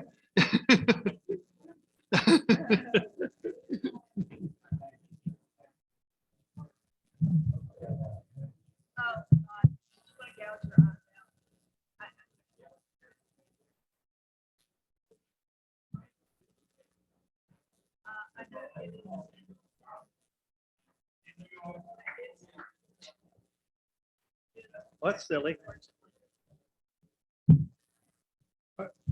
Whether we like where we go, we've always had a rule with the kids. that- And Kelso, put those back.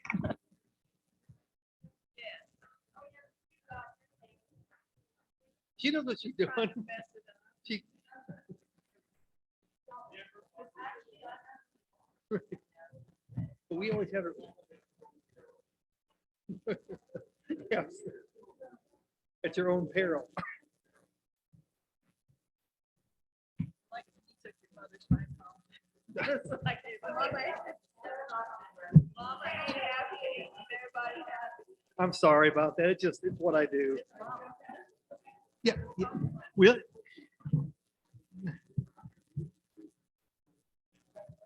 No. Yep. So that's the deal. I was telling Bills earlier, now that she's by herself, I said, don't care when you call anytime, I will answer. The first thing I'll ask you is, are you okay? And after that, you tell me okay, then that was our deal. That's what I ask my children whenever my children come, because they just don't call me. But just tell me the first sentence, everything's fine. Right. And then go on to whatever it is that you want to tell me.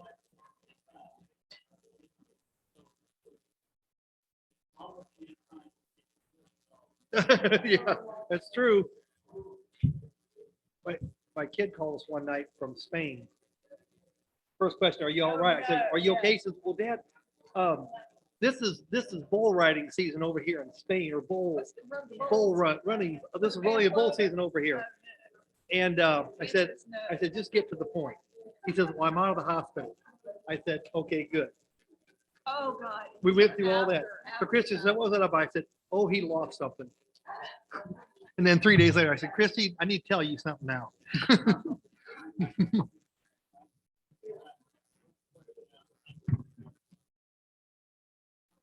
Oh, yeah. Fair question. How much?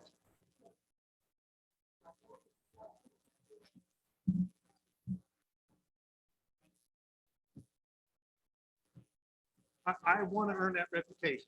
And I got some booze though. I got a lot of booze at lunch when I started telling Josie, boo. Yes. I even dodged an egg. No. Yeah, I dodged a couple of tomatoes and an egg at lunch. We can't talk about the bill. We can't talk about the case. So the conversation's going dead. So.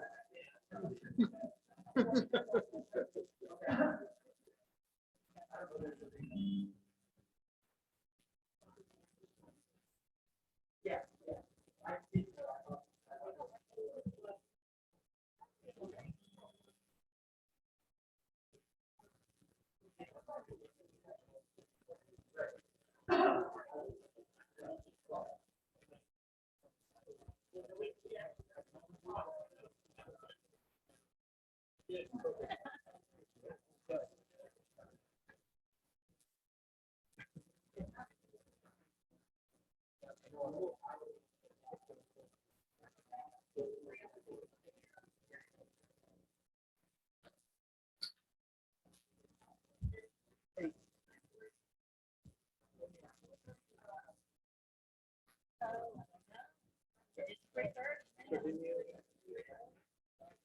What?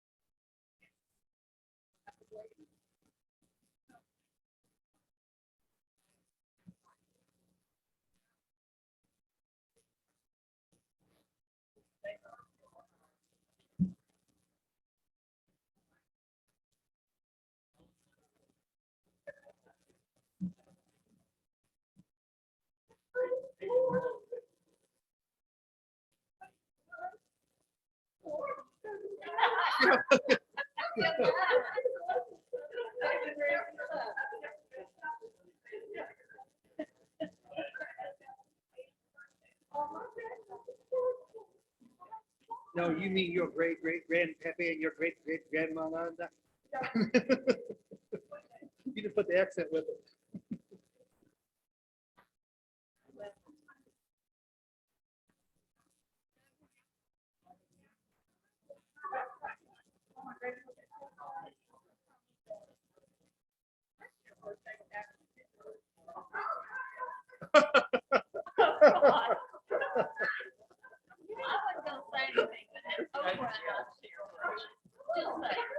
We were having a little more fun.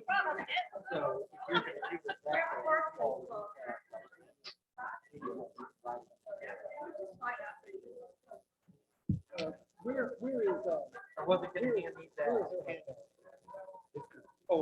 What handout? From Mr. Moore, Mr. Moore. Oh, yeah, those are all coming. It's gonna take a while. because, yeah. So I thought they already have this printed out. These are, if there's any notes during the deliberation that anybody wants to take.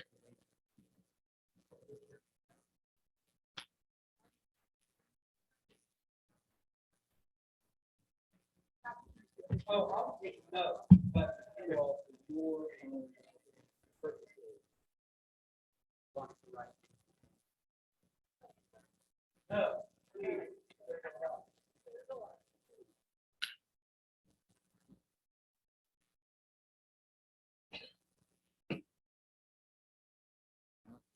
No. We'll leave that out. Process on what we're gonna do when we come back in, so everybody kind of knows. Would everybody have to be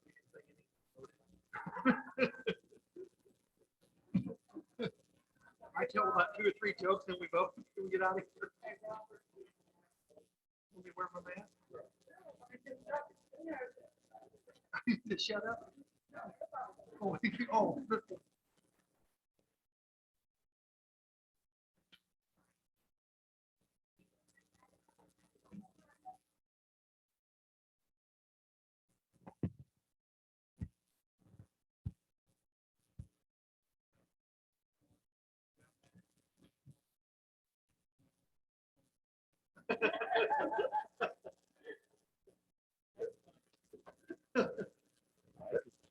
Mr. Chair, before we get started, I think we have everybody here. I think there was a request that certain documents be printed that were presented during the closing arguments. We're waiting on that. While we're waiting on that, I just want to take a brief moment to give a brief overview of the training that happened months ago in October.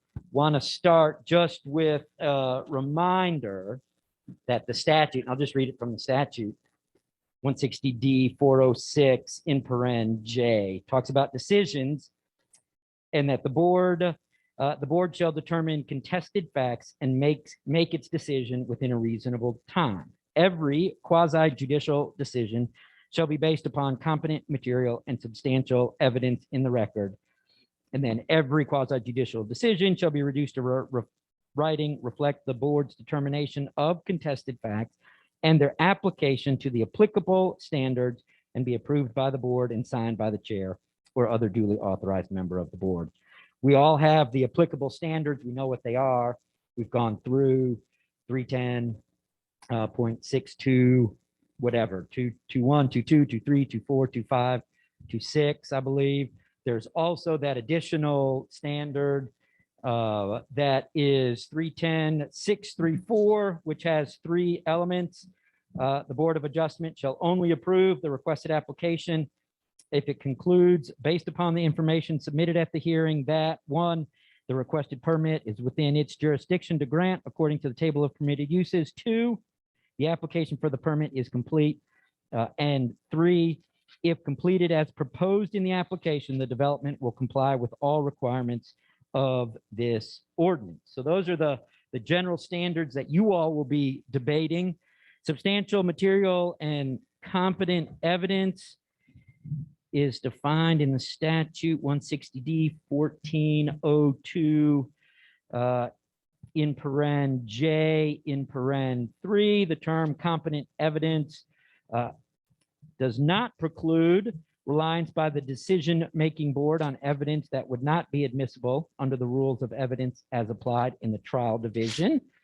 If, number 1, except for the items not listed below, and I'll read those, that are, the evidence was admitted without objection, or 2, the evidence appears to be sufficiently trustworthy and was admitted under such circumstances that it was reasonable for the decision-making board to rely upon it.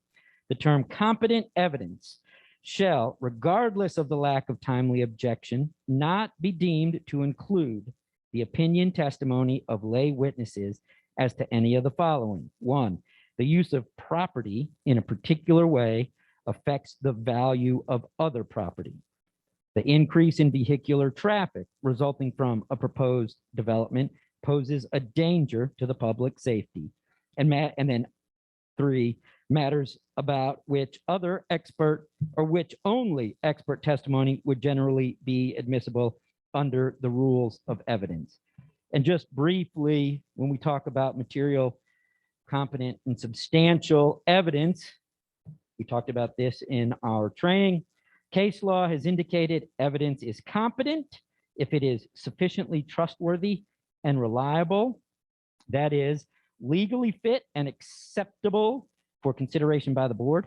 Evidence is material if it shows that one of the standards to be applied will or will not be met. And evidence is substantial if it is relevant and something a reasonable mind would regard as sufficient to support a specific conclusion. This then just wraps up nicely to you apply the standards, the 6 standards that you have, and whether or not material, substantial, competent evidence has been provided by the applicant. It's their burden to meet each one of those 6 standards. They don't have to anticipate everything in opposition. They don't have to anticipate, a case law says they don't have to anticipate everything, but they do have to satisfy each one of those elements. And so with that, I would just ask you all to deliberate.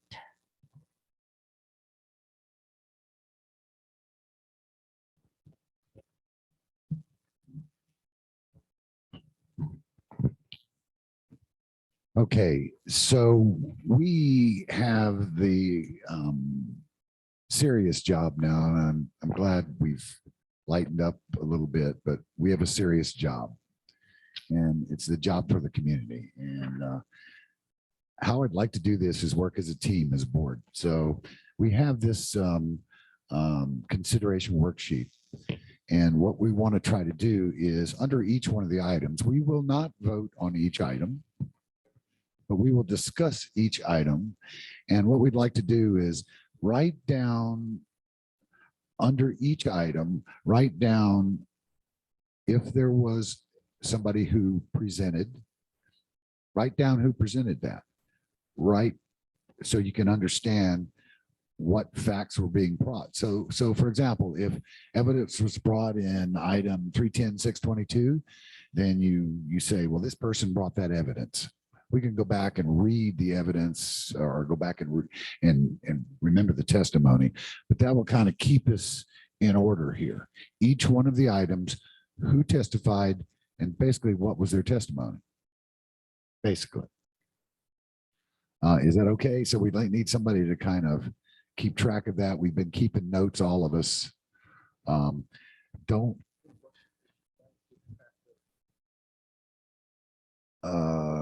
not sure. I'm keeping track. So I wouldn't ask that. I mean, if there is, for example, on factor 1, if let's say it was Mr. Collins and Mr. Shuford who testified, certainly you can write down those names and regurgitate the testimony as you recall it.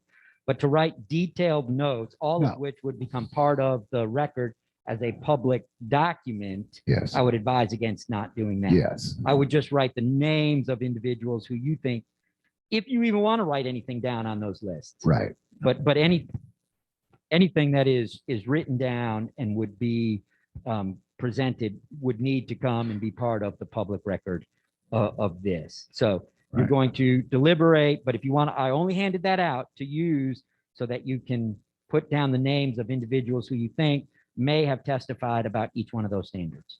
Right, for and against or against. Anybody who testified, about each one of those standards. It does, whether it's for or against. Okay. All right. And I think that there are some packets that are coming for you all that reflect the PowerPoints that were presented. But you please start, and when those come, I think Ms. Rice is going to bring those in. Okay, thank you.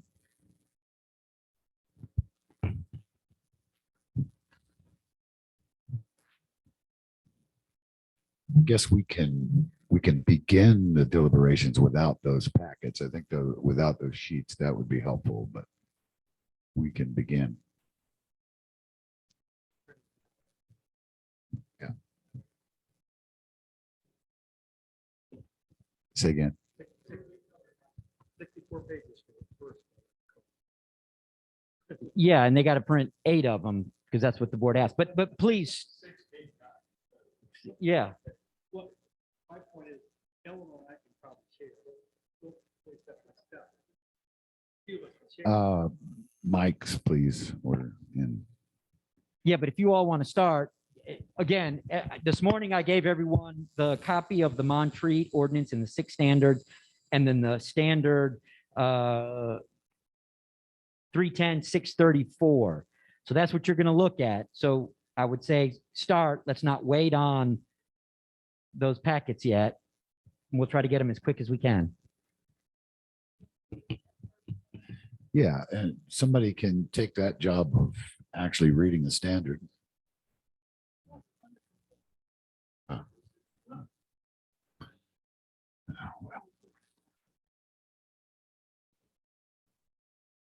I'll go ahead. How about that?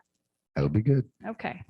The first one is 310.621, that the use will not be detrimental to or endanger the public health, safety, or general welfare if located where proposed and developed according to the plan as submitted and approved.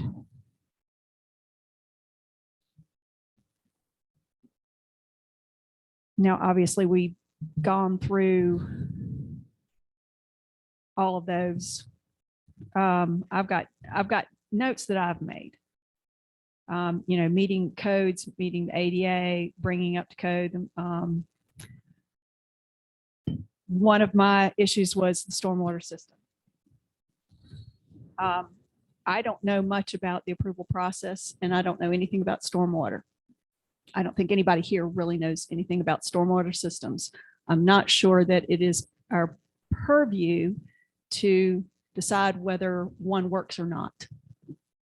We listen to testimony. Is that correct? Is everybody? Yeah, no, yes?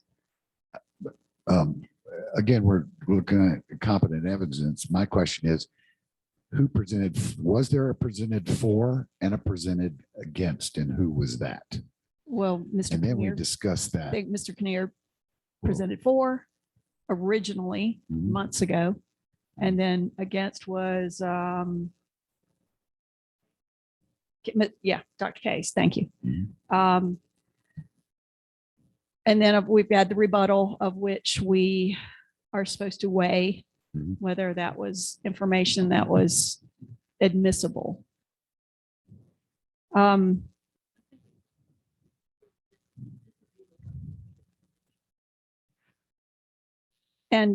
moving forward, even more so as, yes, condition. I don't know enough about the approval process to know that, and from what I understood, it's not every, when you submit for approval, nothing's ever 100% in stone because you haven't dug into the ground, you haven't excavated yet. Conditions once you dig into the ground could be different from what you think is above the ground. And I'm not sure that any project would ever get off the ground if every single system construction was worked out ahead of time. Robert, you're more of a developer, so you have a better idea of that, perhaps?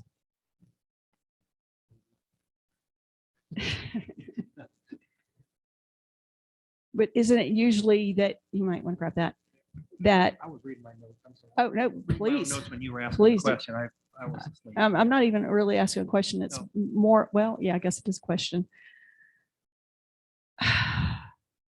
The purpose of permits is that, you have a process in which you want to build a building. You have the process that you're going to use.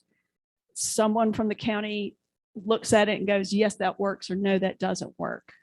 Yeah, my understanding is the experts have testified will submit things to maybe the county, maybe the village of Montreat, and they'll have to complete applications, do certain certifications to it, seal that thing eventually, and secure their ultimate permit or approval from them. In other words, we couldn't by nature grant a building permit. They would have to go through that.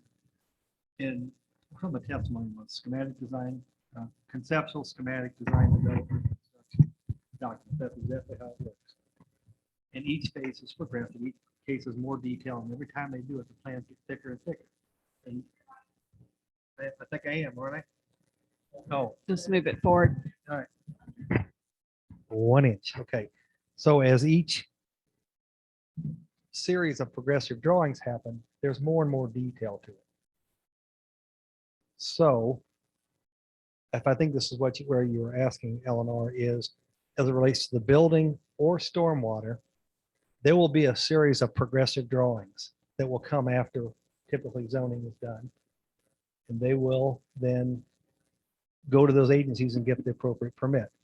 We, by our work here today, can't jump over that. Nor can we add anything to that that's beyond the state standard, what we heard earlier today. We couldn't say, you've got 1 pond, we want 10 ponds, or you've got a this, we want a that. Well, yeah, and we don't know enough to know that. We Right. can look at the testimony and, one side says this is going to be sufficient. The other side says, no, it's not. They're both credible witnesses. I just don't think at this point, our job is to go yes or no on that because it is a permitting process. Okay, let me. Or am I No, wrong you're on close. that? I'm about, this is so awkward starting off the first time, isn't it? Just talking. I'm going to read one line out of my thing to start on the big high issue and see if we can come down to where you're at. Thank Is that you. Okay. Thank you. And I'm going to say, I'll read it. You don't have to agree with it, but it's sitting out there to have a conversation about. The proposed structure sits on a location intended in the comprehensive plan to continue to transition toward a commercial town center of Montreat. If the town of Montreat intended to preserve the residential homes and neighborhoods in the IR district, then hotels would have been expressly prohibited. Instead, the town of Montreat comprehensive plan zoning ordinance, recently passed one, provide a pathway for this transition and charge the Board of Adjustment, us, with oversight of this transitioning process through a special use permit. Sounds great to me. So here's my question. Let's talk about each one of those items. Detrimental to or endanger the public health. Let's talk about that. In respect to what? Each one of these items.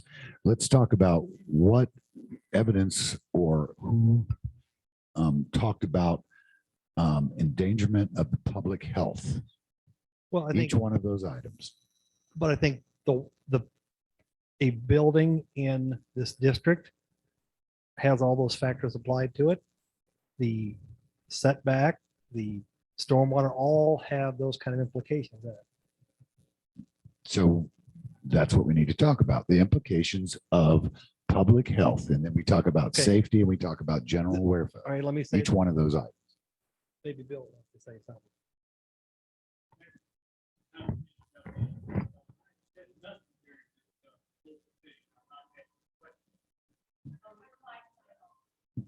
Oh, there's a little switch. Now, is it on? During these whole proceedings, I've not asked a single question. I've not made a comment. And maybe this is the time for me to start. The reason I didn't, I'm a rookie on this committee and I don't have as much expertise as all of you sitting around this table. You're the experts. I'm not. 2 reasons I haven't said much. One of them is I've learned in 82 years, the best way to learn is to shut up and listen. The ratio of ears to mouth I have shows something from God's creation. I have 2 ears and 1 mouth, and I should listen more than I talk. Also, on this subject, I'm not the sharpest knife in the drawer, and I need to learn. So I kept quiet and listened. Second reason I didn't say much or say anything is a verse out of the Bible, Proverbs 10:13 in the Amplified Bible says, "In the making of many words, transgression is unavoidable," which means probably the more you talk, the more you sin. And I don't want to sin. So I just learned to keep quiet and listen as best I can. So I want to be full of brevity today and be very concise. I think that's what I need to do, very succinct. In listening to all these past days and the 12 hours that I watched on stream when I had COVID, 5 words came to me. And last night put these 5 words down. Can I give those to, maybe I've talked too much already. Maybe I need to shut up. 5 words came to me, and in the sense of brevity and succinctness, I'll give those to you and tell you what I mean by those. And these 5 words come from both sides, not just one side. I've looked at, I'm not from one side or the other side, I'm looking at both sides. These 5 words came to me in looking at the evidence. Children, overkill, purpose, loss, and ridgecrest. Those 5 words summarize my own thinking. Should I go on? Please. Children relates to one of these. Testimony was given, they're going to destroy 60 trees in building this thing. That's a lot of trees. Some of them are 150 years old. Everybody knows in Western North Carolina that trees depend on the roots to take care of the water, not the trunk, not the leaves. It's the root system that takes care of the water. You got to have those old roots that go out that take care of the water. I moved here in 1949. I went to grammar school in Black Mountain. Walked uphill both ways going to school. In the mountains, snow and ice is not the problem. It's water. It's water in the mountains. We have had 6 hurricanes in the past 25 years here. 6 hurricanes to hit Monterey. That's a lot of water. We call them around here, the old mountaineers call them gully washers. You ever been on a gully washer? A frog sticker.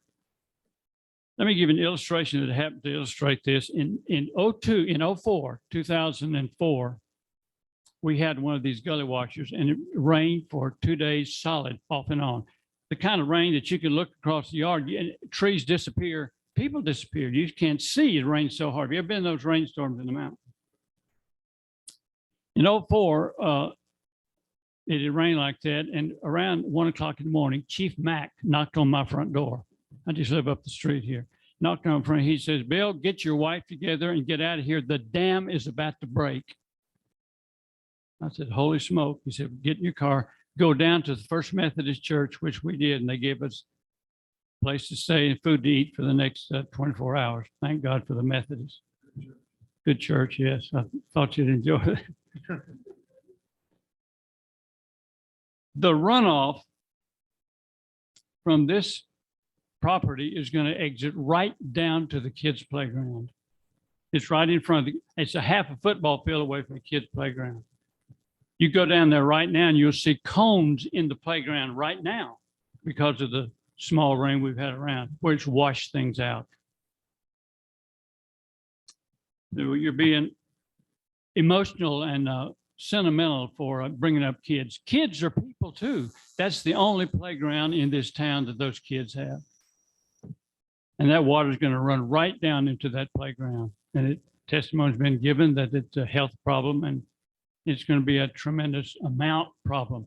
And if you around anywhere, rain is copious. Rain is invasive. You find one hole in a concrete wall and it'll find how to tear it up. I've experienced that in my basement. It's the only playground in town. The second word is overkill. Now, what do I mean by that? I get a weekly email, as some of you do here, from the town of Monterey, the people who operate this building in which we're sitting in. It's called Monterey Community Announcements.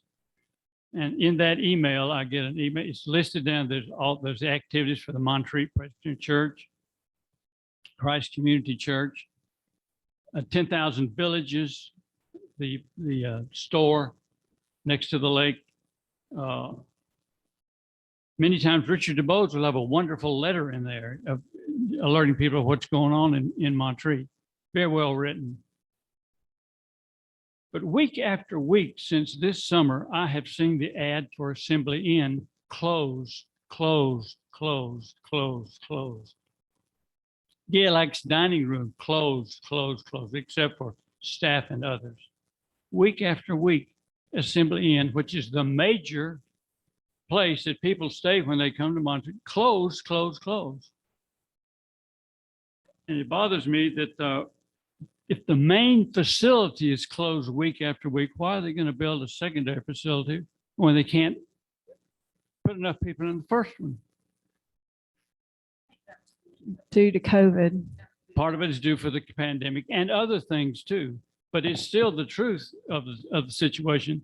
The main one's been closed and we're going to build a second one. Is it also going to be closed? That's the question that I ask. The next word is the word loss. The testimony from several of the property owners, they're going to lose money, investments, savings, and I am sorry they are going to do that. And I think it's something we need to look at. A fourth word is the word purpose.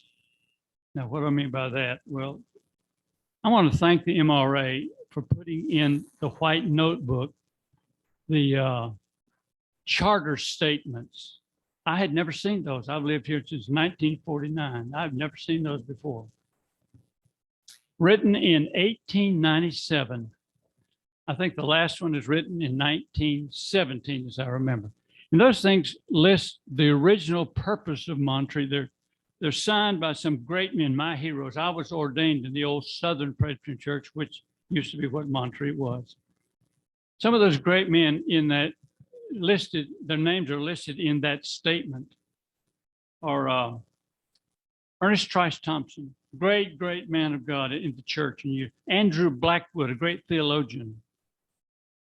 Alexander Sprunt, after whose name the Sprunt Lectures, I think at Union Seminary are named. Great men. Ross Lynn, who lived on Texas Road. I met Ross Lynn when he was an old man. That shows I'm an old man. It's like saying you met Moses. I copied out of that early document this. I copied this. It says, the purpose of Montreat shall be a place for health, rest, relaxation, and fellowship. I copied the second sentence out of that 1897 document. The aim and purpose of Mountain Retreat Association are the moral and mental improvement of men and women. I got a hold of the Montreat Comprehensive Plan, which was written in 2008. And I copied this sentence that's been referred to over and over and over again in this meeting. The overwhelming number of people in Montreat believe that the town's spiritual history is the foundation of the community and it should be preserved. Now, the word used for something like this is the word ambiance. Atmosphere, mood, spirit, character, intangible something. And I simply, at 12 o'clock last night, as I was trying to read over all this, didn't get to bed till after 12. I wrote this permit is not just about plywood and concrete and 2x4s and glass and building stuff. It's a whole lot deeper than that. And I wrote this sentence, there is something that you feel, you experience, you sense when you come through the gate that you can't logically or mentally define, but it's real. That's my experience. And it's different from driving into Asheville and Charlotte and Atlanta. I don't have the same feeling when I do that. It's intangible, but it's real. It has to do with the purpose of Montreat. You cannot ignore, in giving this kind of an SUP, cannot ignore that kind of thing, the intangibility of this. My last word is the word Ridgecrest. Now, it's been mentioned.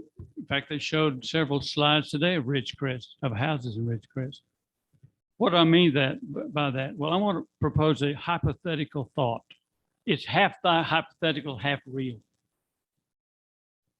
5 years ago, nobody in the Black Mountain, Montreat, Asheville area had any idea that Ridgecrest would be sold 5 years later. Nobody, I didn't. I've been to Ridgecrest. Others may have, but I didn't have that thought. I imagine 90% of the people did. Another religious assembly. I'm sure the 14 million Southern Baptists there are in the United States had no feeling either that their religious assembly would be sold. It has since then been sold to a consortium of private investors. And in effect, I think it's become an event center. More than Southern Baptists can come to Ridgecrest. In fact, 4 months last year, a non-Baptist group rented it for 4 straight months. One of the buildings, 6 of the buildings rented them. Who is to say that Ridgecrest, being sort of an event center now, I don't know the rules on it, but it looks like it's now a private organization not owned by a religious assembly. Who is to say that in 4 years, the Democratic National Committee would say, we want to go to the mountains and have our convention, we're going to rent Ridgecrest, or the Republicans, or the Christian Harley Hogs of America, a Christian organization. The Southern Baptists said it's a losing proposition. Ridgecrest is now a losing proposition, and money is going down a rat hole, and we don't have that kind of budget money to keep on putting in Ridgecrest, and they sold it. They did. They sold it to private investors. Who is to say that the PCUSA leaders who own Montreat, the conference, would say it's a losing situation? We are not getting people in here. It's not bringing the kind of money that we think it ought to be bringing. And they sell it to private investors.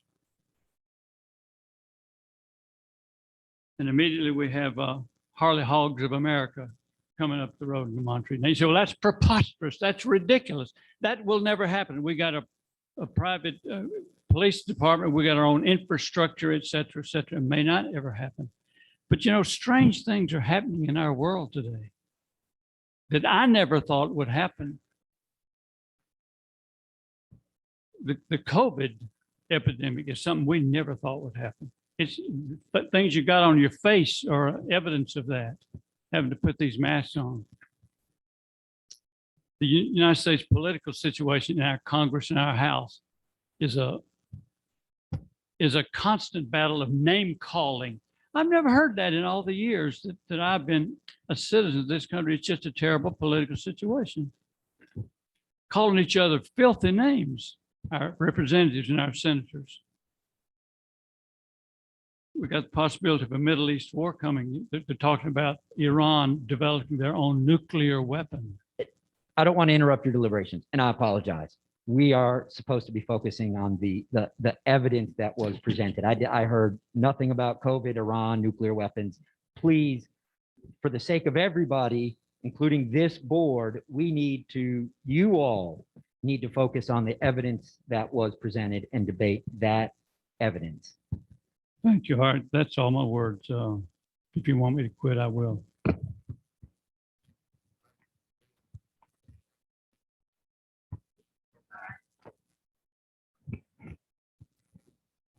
You think I'd know by now? Okay, if we could go back to item 1 and try to focus on each one of the items like we're talking about. Let's discuss the issue of detrimental or endanger the public health. What was presented? Who presented it? Because we need to weigh the evidence on both sides. Let's do each one of those. That could be very confusing and error. The way I took my notes is not who gave the testimony, but how it applied to the statute. So that's the way I would like to discuss it. Yeah, that's great. As long as we discuss the evidence of how it affects public health and then safety and then general welfare. And then we go to the next item. And then we go to the next item. We do it exactly like that. I just kind of make a motion that we have a condition about that one. I don't know. We've got evidence on both sides. It's not been built yet. There's always a possibility that you'll get E. coli in there if the system is not properly designed. So that could be a downside. I mean, obviously it's a downside. No, am I going the right way on this? And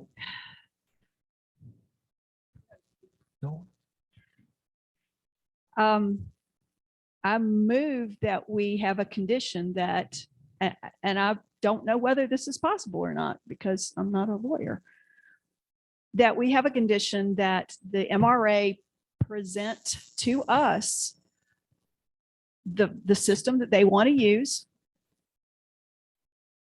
show us anything that they've got that will verify that it will work the way that it will.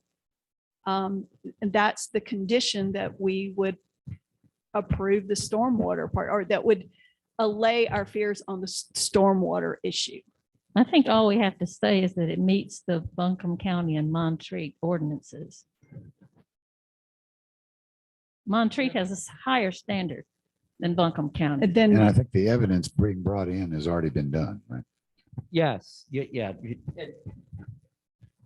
I I believe somebody stated this, but 160D 705 talks about special use permits and the conditions. And it says the regulations may provide that the Board of Adjustment hear and decide special use permits, reasonable and appropriate conditions and safeguards may be imposed upon these permits. Conditions and safeguards imposed under this subsection shall not include requirements which the local government does not have authority under the state to regulate, nor requirements for which the courts have held to be unenforceable if imposed directly by the local government, including taxes, impact fees, building design elements within the scope of 160D 702. That's residential, and that's single family and two family residential units. Driveway related improvements in excess of those allowed in 136.18 in paren 29. And so I don't think you move to having a condition. If you all want to impose a condition, you talk about what the condition should be, and then move on. It would be included in a motion at the end to approve or deny the permit. I want to read something from the staff report that Scott Adams presented. It says on page 19, the town of Montreat has independent and more restrictive post-construction stormwater standards than Buncombe County standards, and the project will be required to meet the town's standards. So, sorry. No, go ahead. I would just add then that the condition, I think what Eleanor is saying is that if approved, that this project will meet the requirements of the town of Montreat and Buncombe County. True. And leave it with that. True. I think that's all we can do. Okay. Going on about the general health, safety, and general welfare, that to me was the biggest issue about the general welfare. I think it's also what both of the sides were focusing on, at least in this situation. So I don't see anything else that really rises to the need of discussion, at least not for me. Of item one. Of item one. I'll go back to my earlier point that that I do, after all the evidence given by both sides, whether it was, hold on, I had it here a minute ago. I believe it was Kreckelberg and Schuford, that I do believe that the IR district allows for hotel and that a lodge in this location is an acceptable use in this location. It doesn't endanger public health, safety, and welfare. I mean, just as a use, forgetting for the moment that there's other things they have to jump through and other things we'll consider. By nature, a lodge or a hotel in that location is permissible. Well, it's already permitted. Right. I mean, it is already in it use It's already as in that a use, and lodge. continuing that use does not jeopardize anything. I Does it? agree. Yeah. Okay. How does that apply to safety and general welfare? Well, the safety comes back to, it goes back to the building permit process. In the building permit process and in their site civil work design, they will have to work out with the town. You know, they're talking about changing the direction of Collegiate Road, the one way. The staff will work out with the applicant, if we approve it, that there'll be a appropriate ingress and egress out of this site. That's what the civil engineer has to, as they show in their plans represented, they've got a safe movement in and out of that project. They'll just have to make sure in the final permitted drawings that it does that. Okay, so your point then, you were talking about conditions, is related to the public health aspect of this. Which stormwater, which was one of the issues in several of these Yeah. questions. So, I mean, it can be applicable to several of those, but I mean, in general, I don't think there's been any issue with meeting codes, meeting ADA. I mean, nobody seems to have raised any concerns that the building will, be a death trap or a fire trap or, isn't going to meet those basic design standards. So, I mean, that's the public health, safety, and general welfare. So that's why we have codes and standards. And neither side has, I mean, the MRA side has said, we've got Mr. Krackelberg is our code person. He's gone through these, and I don't believe that the opposing had any issue with that, code, safety, ADA, any of that. So I see that has been met.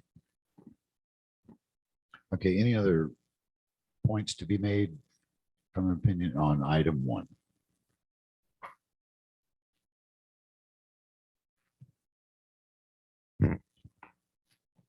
Well, just to I was looking down at 622 and, storm water drainage just screams there. But I agree with you that it can be part of several of these and play a different role in each. So thank you. Any other statements, questions? I have one question. Conditions. What condition you talking about? Well, What kind of condition are you talking? more definition about the type that they're going to use and the type of system. I think we need to know that because it won't mean anything to us. We just True. need them That's- to yeah, comply. That's right. With the standards, with the ordinance That's- from Montreat and that's Buncombe right. County. A lot of times, Post-construction, it needs to comply. I agree. Yeah, so strike the conditions on that.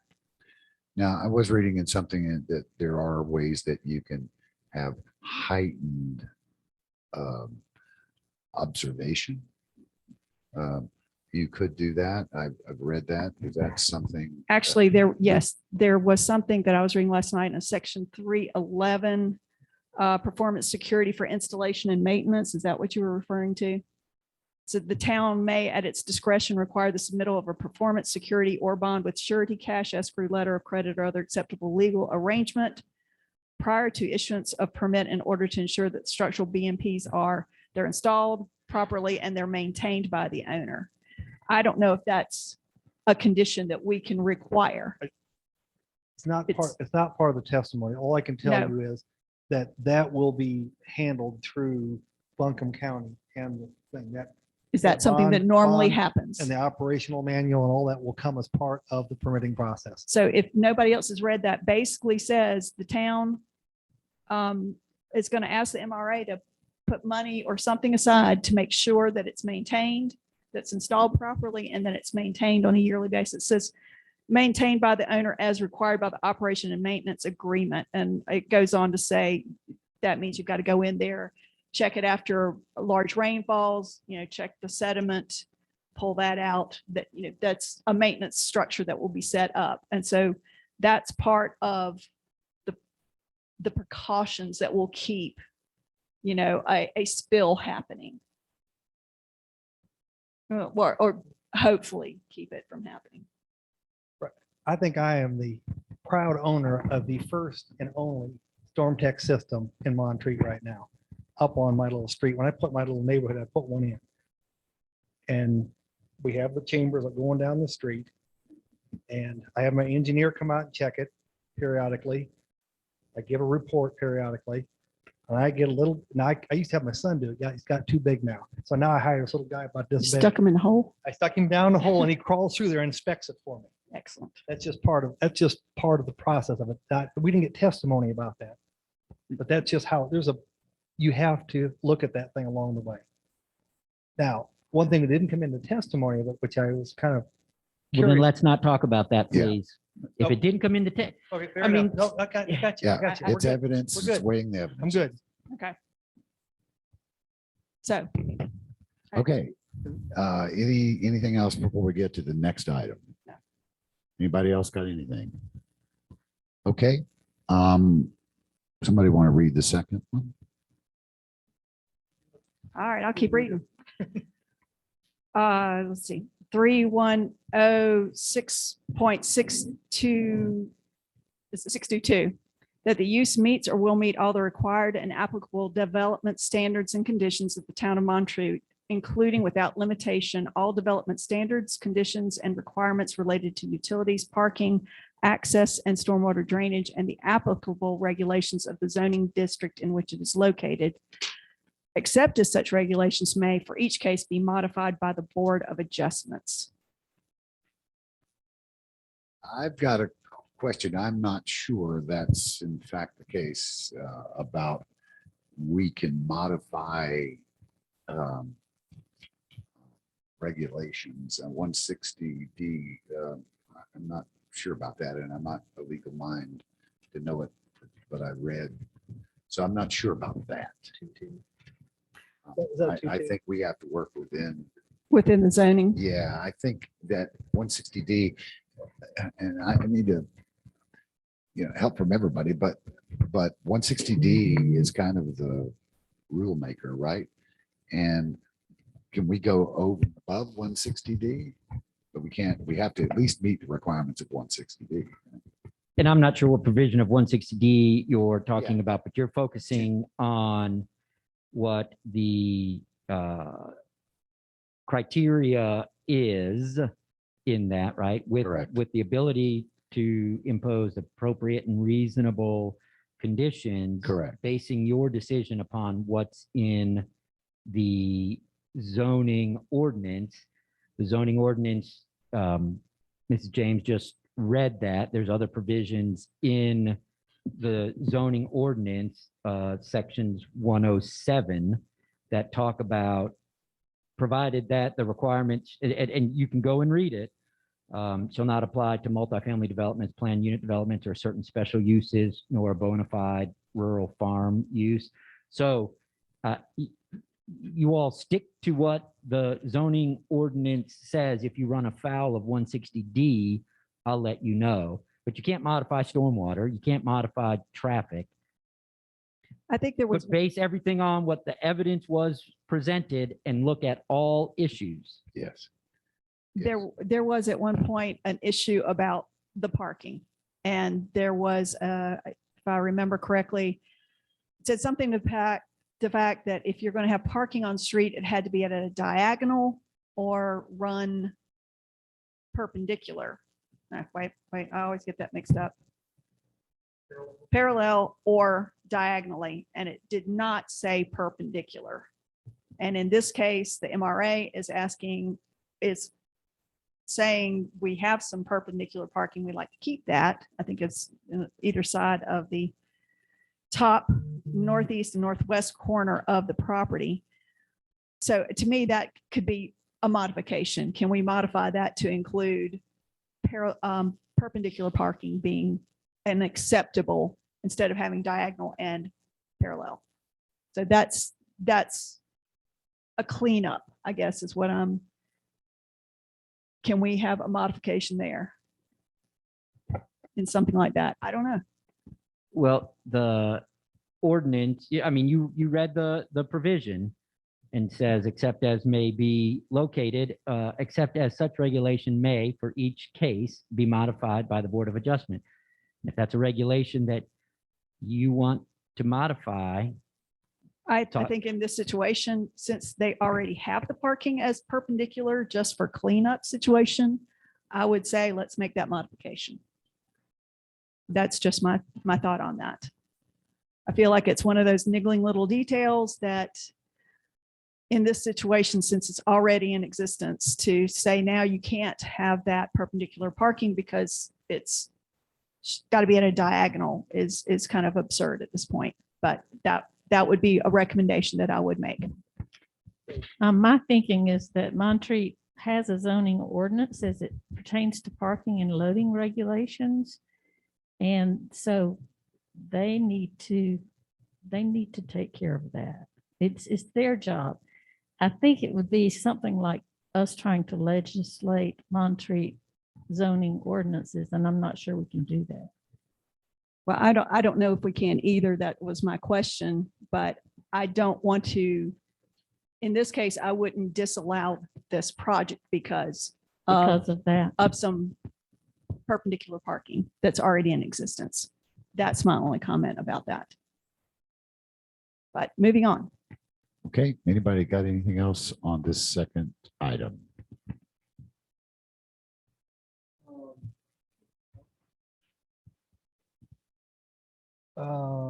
Someone brought up the noise ordinance. Believe that was entered, our ordinance on noise was brought into in the exhibits, I think. So, again, in the process, we want them to comply with, if approved, if approved, that they would comply with the noise ordinance that's spelled out. I took the time to read through it. But if we would approve this, I would want them to meet the noise ordinance requirements of town of Montreat. Great. Okay. Anything else on item 2? Okay. Good. Oh, you do? Go ahead. Yeah, go ahead. I'll mention it while he's looking for his. I had in my notes 707 off-street loading, 707.2, and then there was just this dearth of conversation. There were no comments made within our group. And so I don't know where, does this stay with us or does it go with what y'all were saying? Montreat will have to figure this out.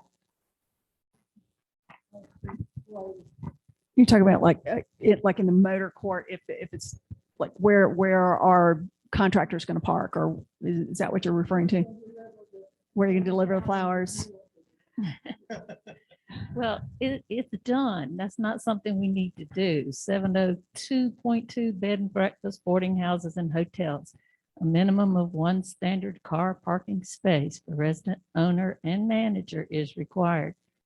So that's what I'm saying about a lot of these things. So there's nothing is- in there already about that, so we don't No, make it's an anything new about it. ordinance. It's Yeah, an ordinance. They Right. have to comply. right.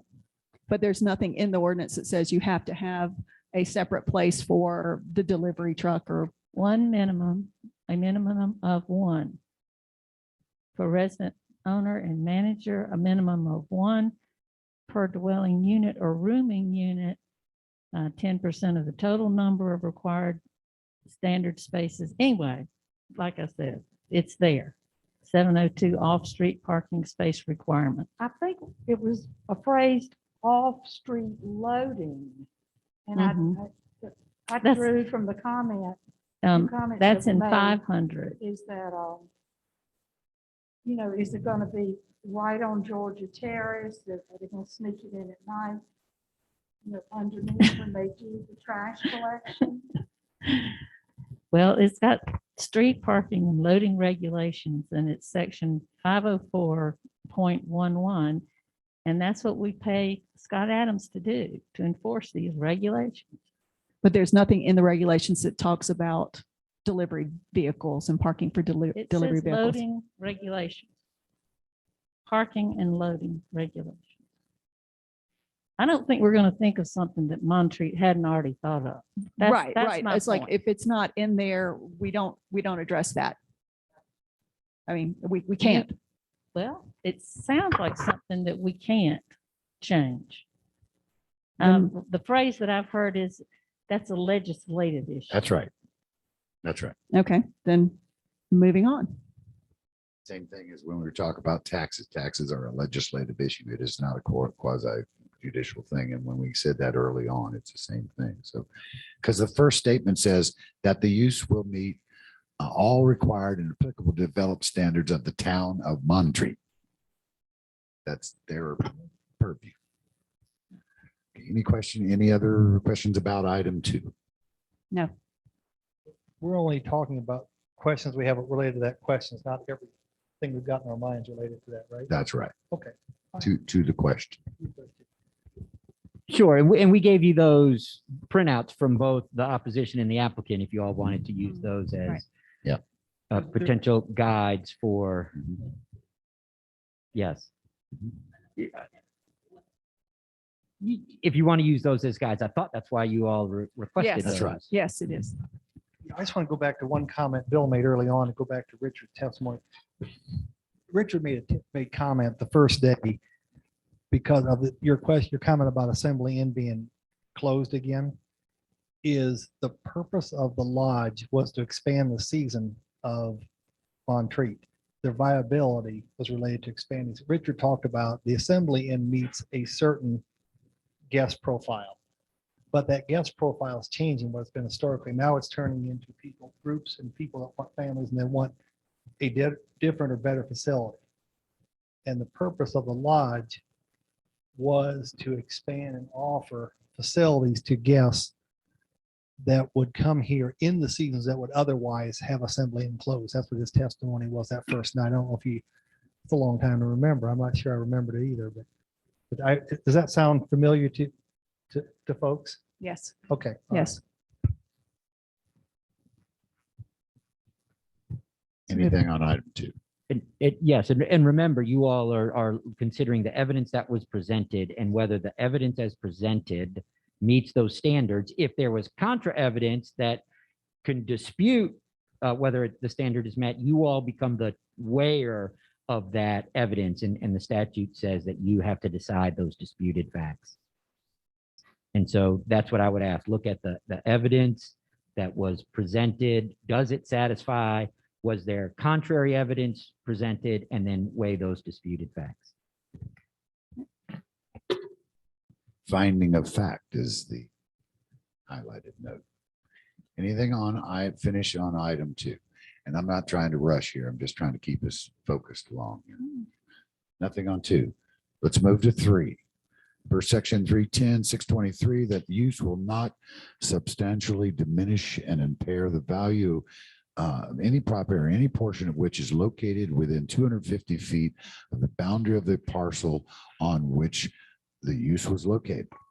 So we had testimony from both sides, right? Weigh the evidence. You can give us your opinion.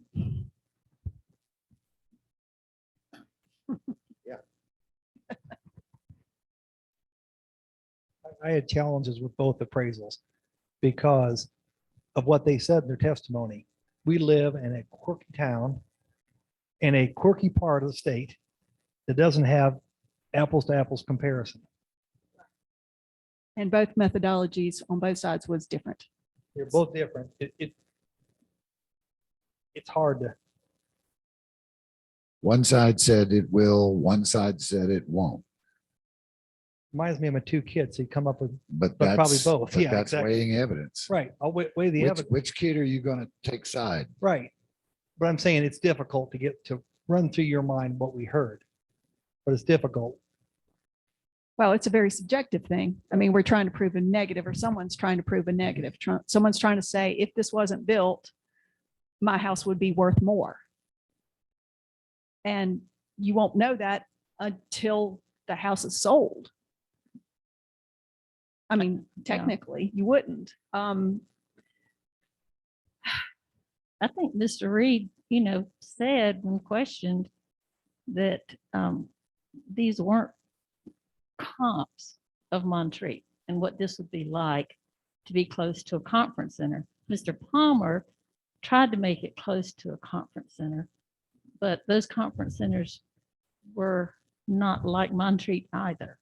So I think both of them, I wouldn't say failed, but they met with difficulty in the task that they were given.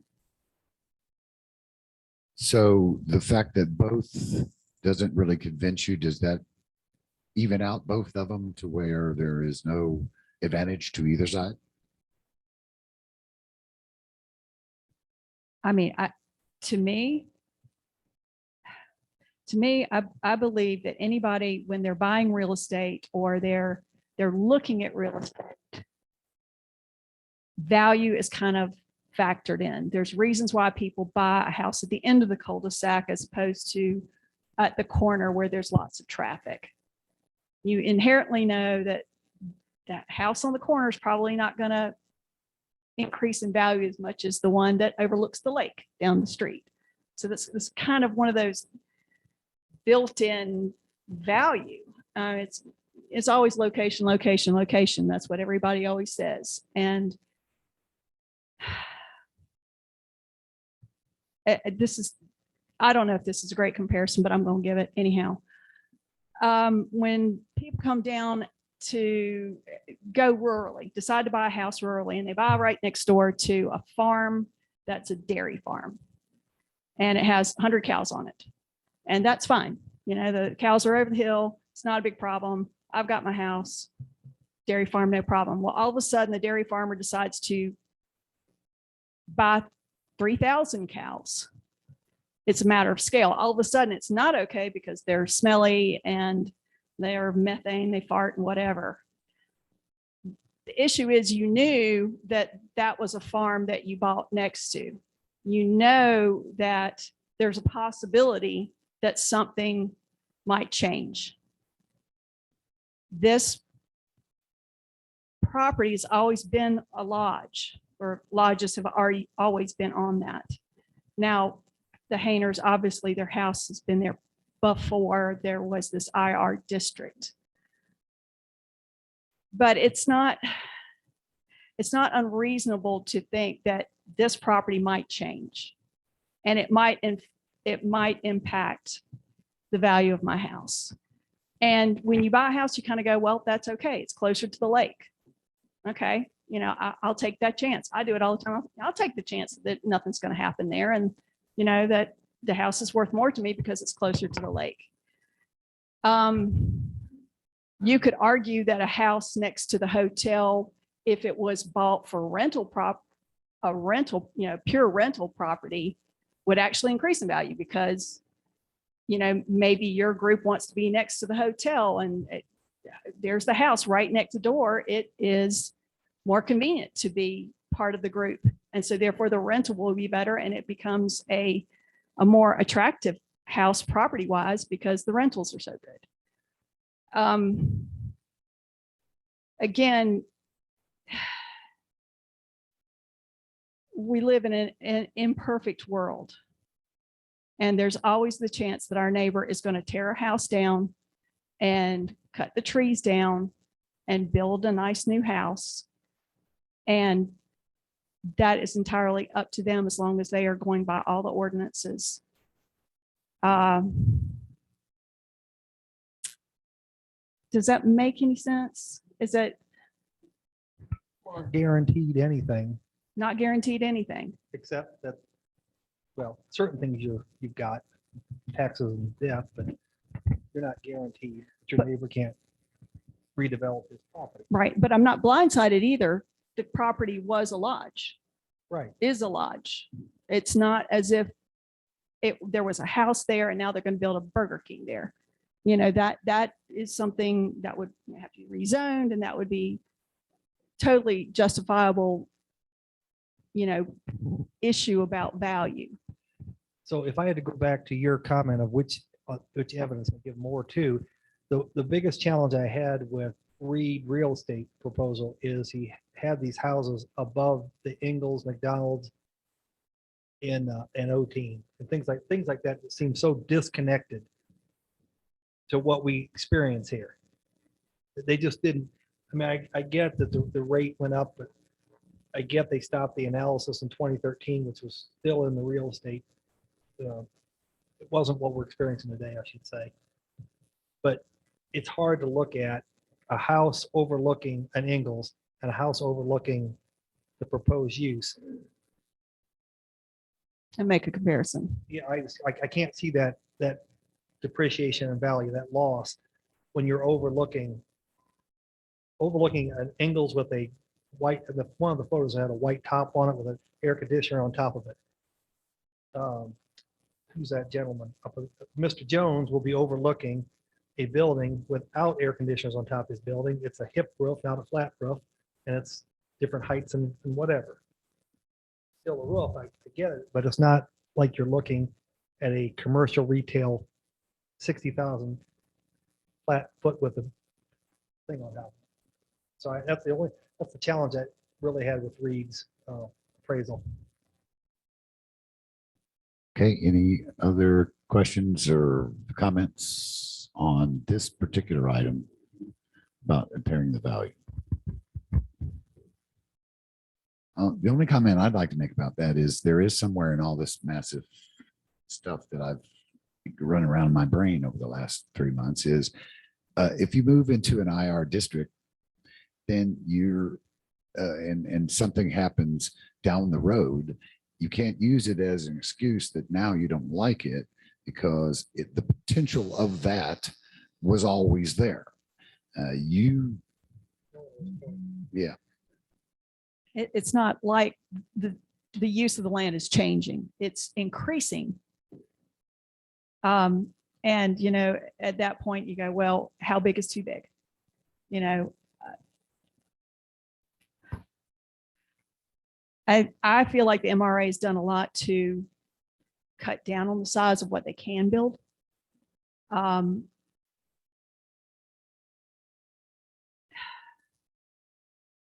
So, yeah, I mean, let's say it got sold and someone wanted to build a house there. There's no guarantee that someone wouldn't build a house right next to the Hainers, exactly where they could at 15 feet off the lot, not 20, but 15 feet off the lot, and build a 3-story high or however high they can house and affect their view and privacy.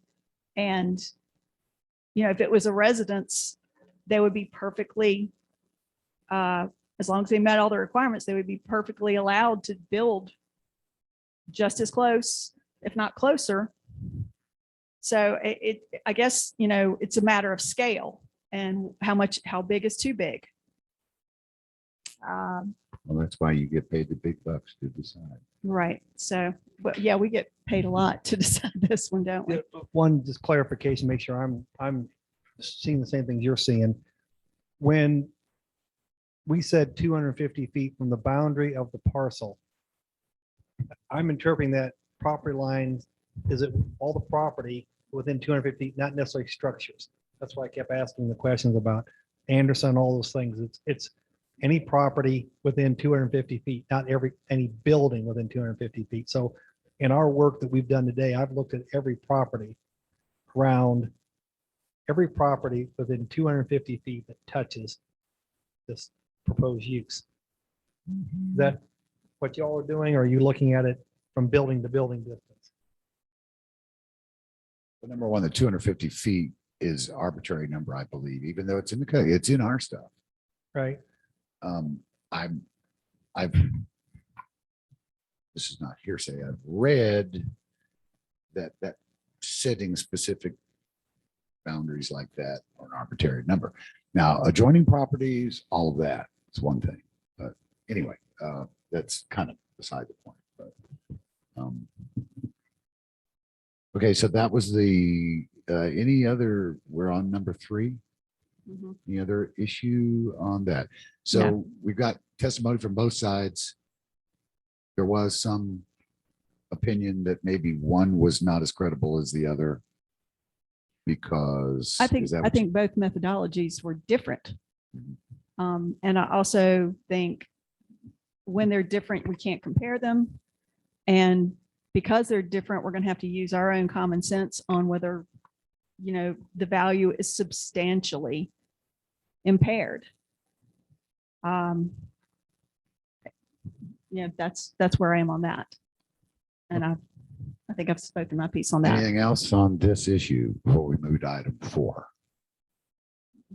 Nothing. Okay, item 4. Per SEC 310-624, that the location and character of the use, if developed according to the plan as submitted and approved, will be in harmony with the area in which it is to be located and will not be injurious to the use and enjoyment of other property for the purposes already permitted within the area in which it is located. This will be a good one.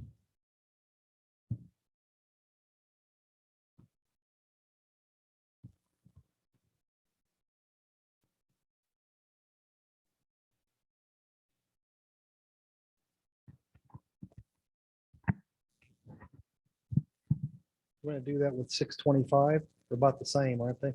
They're similar? Yeah, okay, all right. Good point. General. Okay, got it. I see it now. I mean, I think on this one, we're basically just talking about the two properties. Are the owners going to not be able to use and enjoy their homes because of the building of this hotel?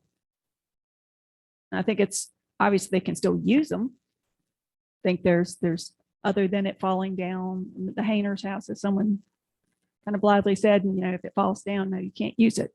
Again, it's the enjoyment part of it.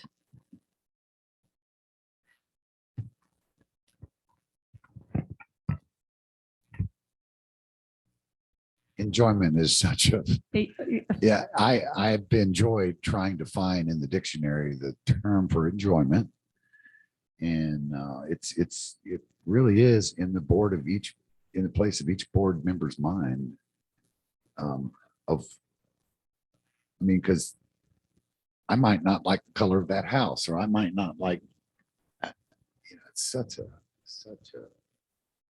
hard thing to come up with harmony. It does describe harmony in the strategic plan. It does describe what the materials think you should look like to be in harmony. It describes, a little bit about, what Montreat is and what we're trying to go for. I mean, I don't think that there's any question that the architectural part of the actual form of the building, nobody seems to have so much of an issue about that. It's more about size and the scale. That seems to be as quote unquote the harmony. I don't think you can say nobody. Okay. I think you could say you. I think there are people in this room who would disagree with that. And we haven't made a decision either way. So let's keep it. So I may agree with you on that, that it is harmonious. I don't see it being much different than the rest of the community. It appears to be. Now, whether or not it fits in this area, again, I'm going back to the IR district. It says it could be in the IR district with a special use permit, which means then we got to go through all these other things besides that. I merely meant to say that I don't think either side really went down the role of we don't like the stone and the stone isn't appropriate and the windows are too big, or I don't think either side, that the architectural part of it was the issue. It was more of a scale. Totally agree. There wasn't a whole lot of evidence about I that. didn't hear Size and so it's forth. more, it was the scale. Yeah. That seemed to me to be the real issue. Yes.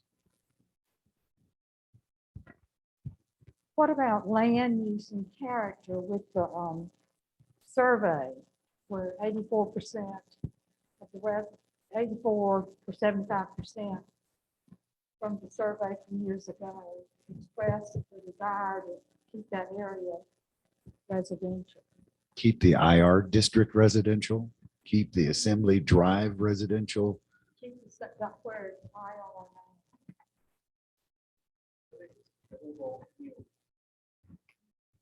I think the survey was done for the majority of Montreat to remain a residential community with other uses, but it wouldn't be, this wouldn't turn into right, this would turn Specifically into- that yeah. area.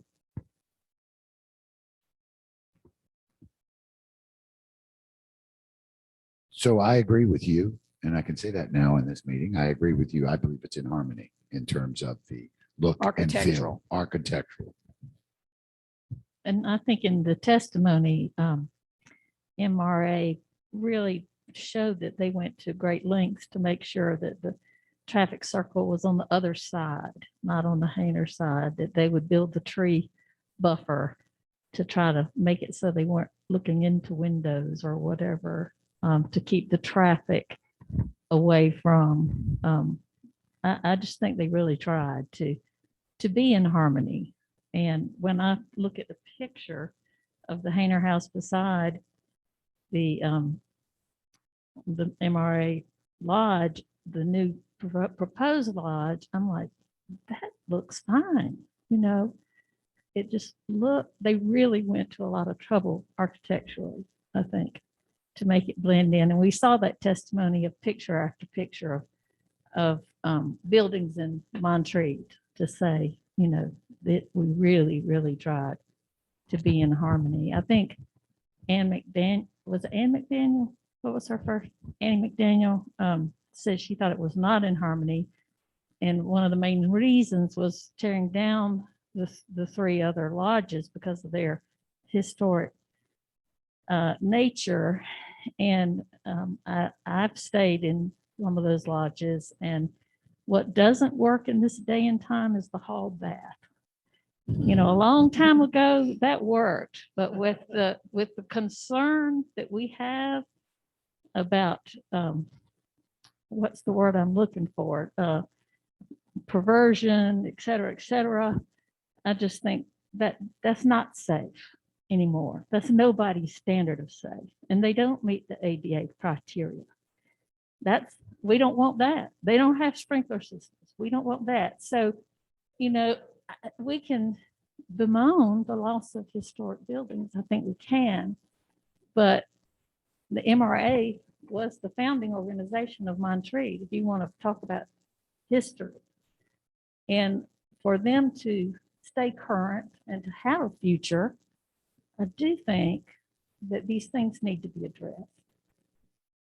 Well, in addition, I don't think we can use historic designation as a criteria. It is not in, it was never adopted from 2008 comprehensive plan. There was a suggestion that we, you know, start adopting some historic standards. It was never acted upon. There's a reason, probably a reason why. And I know it's interwoven within the language. That was one of the lawyer's arguments, that it's, you know, the overall language was talking about historic. And I'm the first person to love a historic house. That's why I moved up here. But as a board, if it's not part of the criteria, we can't use it as a reason to disallow this. That's my reading on it. I could be wrong. I frequently am. I think it's something that we just, you know, are cognizant of, don't want it to have to happen, but it's technically, legally, we can't use that as an argument. I mean, or as a reason to deny. Okay, how about, and will not be injurious to the use and enjoyment of other property? You want to hear my opinion on that one? I'd love to hear everybody's opinion on that one. I have an issue with their landscape plan. The Hayner house, there's no denying about it. They're right there on the lot, and they're requiring the landscape plan says 6 foot high trees. How tall are you, Robert? Okay. I mean, there's no way a 6 foot high tree is going to be a screen. It's not. It's not going to be a screen. I think we need a landscape plan that really becomes a, a nice green buffer. And I think that needs to be fleshed out in a lot more detail. I also want to, again, these were schematic plans that showed the buffer coming down the border between the two properties. And knowing where that border was, I know that because I've got a maple tree in my neighbor's yard that soon going to cut off my view. I don't want their view to be impacted in any way at all by something that the MRA could possibly plant as part of their landscaping plan and then grow up and impact their view. So in some areas in front of them, I don't want that landscaping there because it would impact their view. On the side, I would like bigger trees to make sure that someone in the second floor building of that hotel is not staring down into their bedrooms. I don't think that that is I think it is a very legitimate, reasonable request to make sure that the landscape plan is being submitted and that it meets, that kind of buffer. In addition, the buffer on the back side of the house, back side of the property, in between the uphill side, in between the Jones house and the parking, there's that little sliver of land. And again, I know this is just they draw some pretty trees right in there. I want to know what trees are going to go in there, how high they're going to go. Are they going to provide the buffer that the Joneses should expect to have? If 60 trees are being taken down, these need to be substantial landscape and it needs to be spelled out in much more detail. So that's a condition for me. I agree with you, and I put it in this context. If it was my house and this was going next to my house, could I understand why it would bug somebody? You bet. What does the law say, or what does the code say? Does it fit on the lot? It's within the parameters of it fitting on the lot. Does it have the necessary setbacks? Does it have, it's in the IR district? My personal feeling versus what it says in the code, I got to give unto Caesar that which is Caesar's, but I can't get past the fact that it would absolutely affect my enjoyment. But then when I go down the enjoyment rabbit hole, I say, well, enjoyment's in the eye of the beholder. Very subjective. And so it might not bother me. I might like that little look down there, that little thing, and the, looking over it and seeing, might like that. But I'm very conflicted there. I'm just conflicted. I can't, to me, I can't get past the enjoyment part. Can I try this condition? If approved, that a landscape plan be developed that will interrupt the sight lines between the two uses. In between the two Interrupt- houses, but not in interrupt. front. Right, not in As it front, goes but down. interrupt side to side. Yes. A landscape plan will be developed that would interrupt the sight lines from house to build or building to building. You see what I'm saying? That Yes. you can plant, if you plant a tree there, it doesn't help you. It's window to windows where you want to see that landscape buffer. Be Yes, fast planted- growing and tall. planted in a way that has maturity to it in a reasonable period. If more trees, larger trees are required and it costs more money, to meet the condition, the money's got to be paid. If you got to buy larger trees, if you can, I think there certainly should be, and there should be collaboration. Right. I Yeah. would think it'd be in the MRA's interest to, knowing the impact that this is going to make on the neighbors, to do everything they can to accommodate and to make things right, which leads me to another condition. Yeah, I've written condition on I'm item. sorry, I've got lots of I've conditions. noted condition modification item 2 and now modification on item 4. Okay, again, this is referring to the Hayner House. If I could, and I asked the lawyer, our lawyer, thank you, Brian, whether this could be a condition If it was my world that I could demand, I would say, MRA, you got to put some money over here in a bank account. And if that Hayner house falls down, you got to make it right. But we can't. There is a statute, Brian, that says we can't require impact fees. That would be considered an Right. impact fee. That's a legislative Right. matter, not- So, I would want that. We can't do that. What can we do? We can ask the contractor to use any and all possible mitigation to make sure, if it's going over there and putting something up against the house and making sure the house doesn't vibrate, any and all that they can do to make sure that there is no damage to the Hayner house because of this. And I don't know how to write all this up, but that would be one of my conditions is MRA get in there and make sure to the best of your ability. Say you will use best practices and use reasonable methods to retain the construction activity. To prevent damage to the Hayner house. No, Yeah. I would say limit, sorry, I gotta start over. You would use best practices and reasonable methods to retain the construction activity onto the site where you're working. In other words, don't have communication beyond your site. And when he made the comment of the sensors, not sensors, he uses something different. The things, Vibration. the vibration sensors. Yeah, Monitors. vibration monitors. Those things will stop the machinery.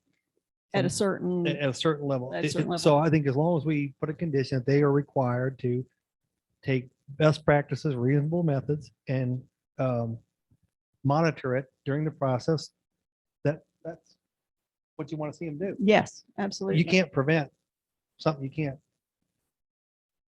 You don't know what happens out there beyond that. You can do the best you can, and you put the vibrators and everything else in place to keep all that. That's the best you can do.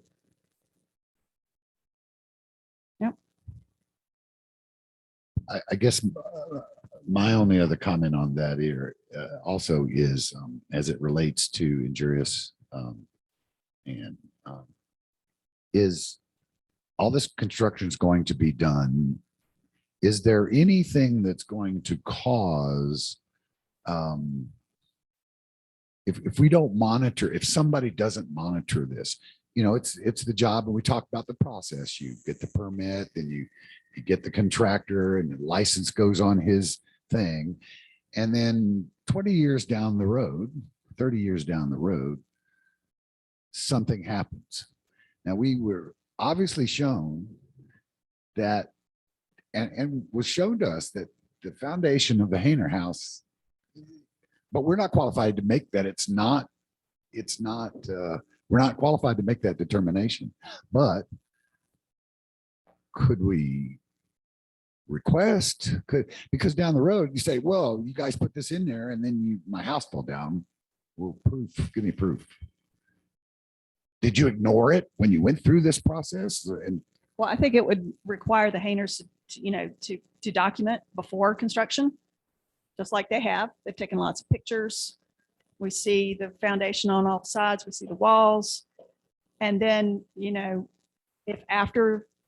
if approved and after all the construction and then the pounding or earth moving or whatever, they can show there's some damage, then I think that would be the way to do it. I don't know that we can say 30 years down the road. no, that You was know, just a That hypothetical. would be a that. matter between the town and the two It parties. will be a Yeah. matter But between the town. I I'll go think we back- need to focus on the evidence that was presented. Right, so go back to Okay, Mr. so- Dunnigan's. We have to, you have to look at the Conditions. evidence We and got it. whether it satisfies the elements.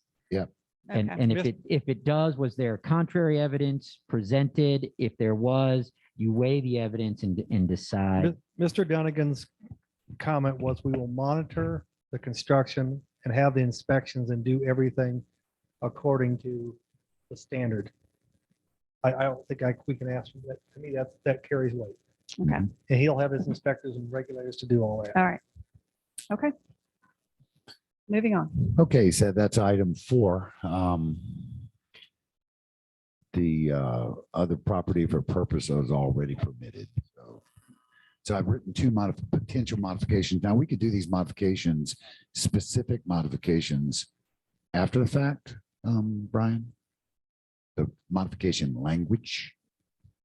I have no idea what your modification language is. If you're saying that when you look at one of the factors, in order for it to be satisfied, you need to put in a condition, comply with stormwater.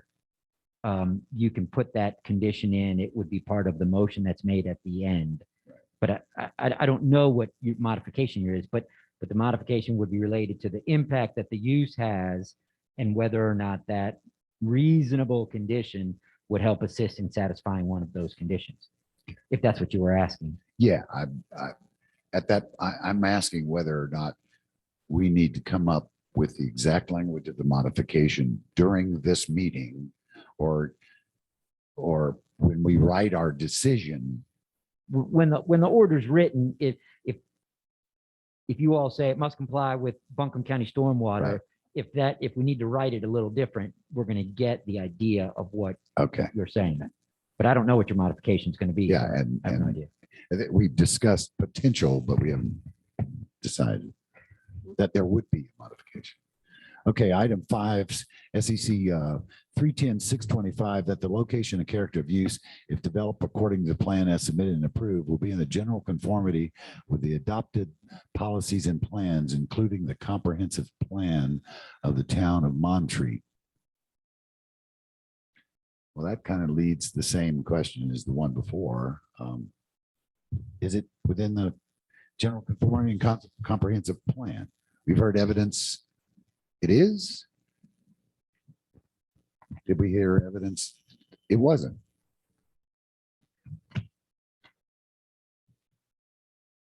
I think the arguments for them were, does it transition to the, one of the arguments was it doesn't transition well. Another one was their historical structures on the property, and that's contrary to the comprehensive plan. And the third was it's a principal building, accessory buildings, is this a code that says, well, in the code, it says hotels to have building or buildings. I don't know if we're able to decide whether it's an accessory building or a primary building, or the 3 other buildings on the property are additional primary buildings or accessory buildings. Again,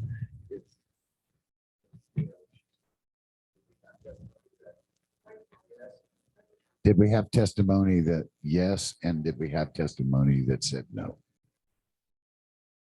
And then we got to apply. There was testimony as to whether or not it could have been near Lake Susan next to Winsboro. And Richard DeVos spoke to that. But the opposition brought up, why didn't they look at those other locations? And Richard DeVos spoke to why, that they weren't buildable, they weren't in line with the plan to get people, Comfrey's closer to amenities and things like that. Well, I think Robert made the best point on this, is that if they didn't want a hotel to be built there, they would not have put an IR district, and they would not have put in the codes that hotel would be allowable on this property. It said at one point, something about you should rather than you have to. What was that? Small word, but meant a lot. Hold on. It's about the town overlay.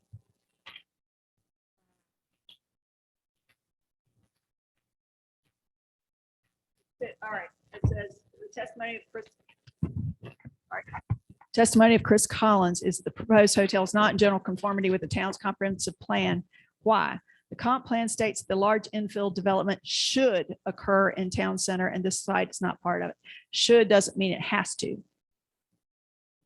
I mean, it's ideal. They would like for it to happen there. But if they didn't want a hotel to happen in that, on this piece of property, it would not be designated IRR, and it would not be an acceptable use of the land. So it says should instead of shall. Well, I don't know for sure. I'm looking at, well, this is from this. Yeah, so I don't have the zoning ordinance in front of me, but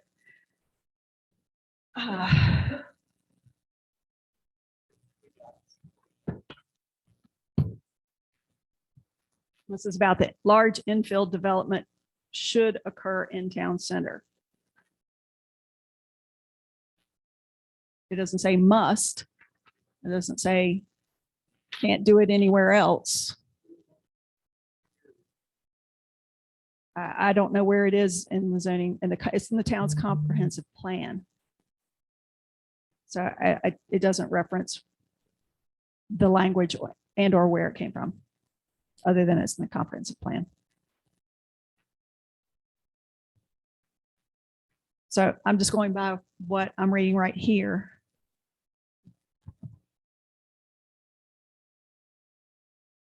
Any thoughts?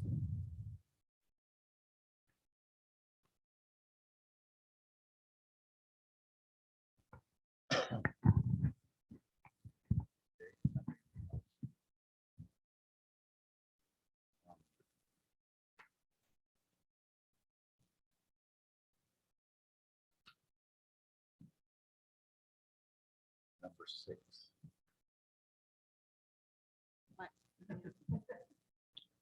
Thank you for saying please.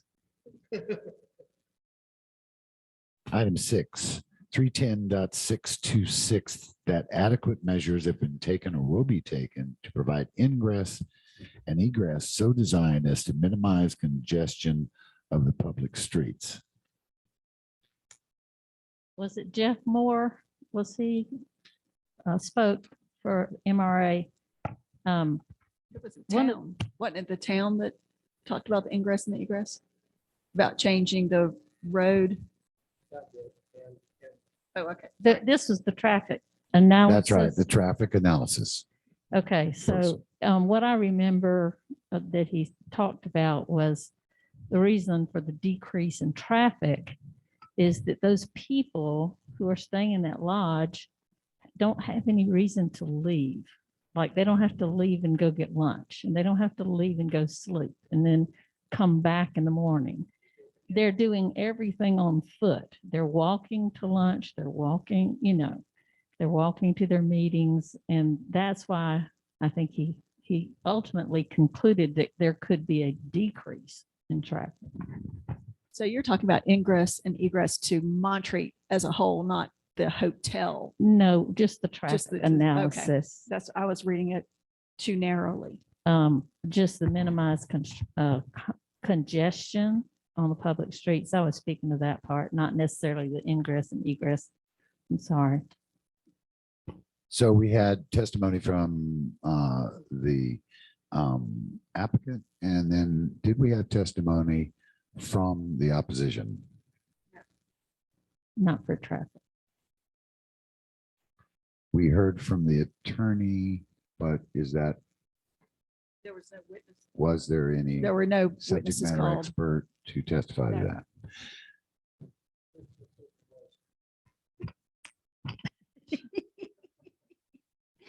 Y'all make it not fun. to Cue talk. cards. You won the joke, Shot aren't you? I collars can on it. tell. Does that say joke on that card? You want a joke? It says applause. Applause, okay. MRA, all their only statement was MRA did not present competent material substantial evidence that this standard has been met. So there was no testimony from the other side, other than to say that transportation guy didn't meet his deal.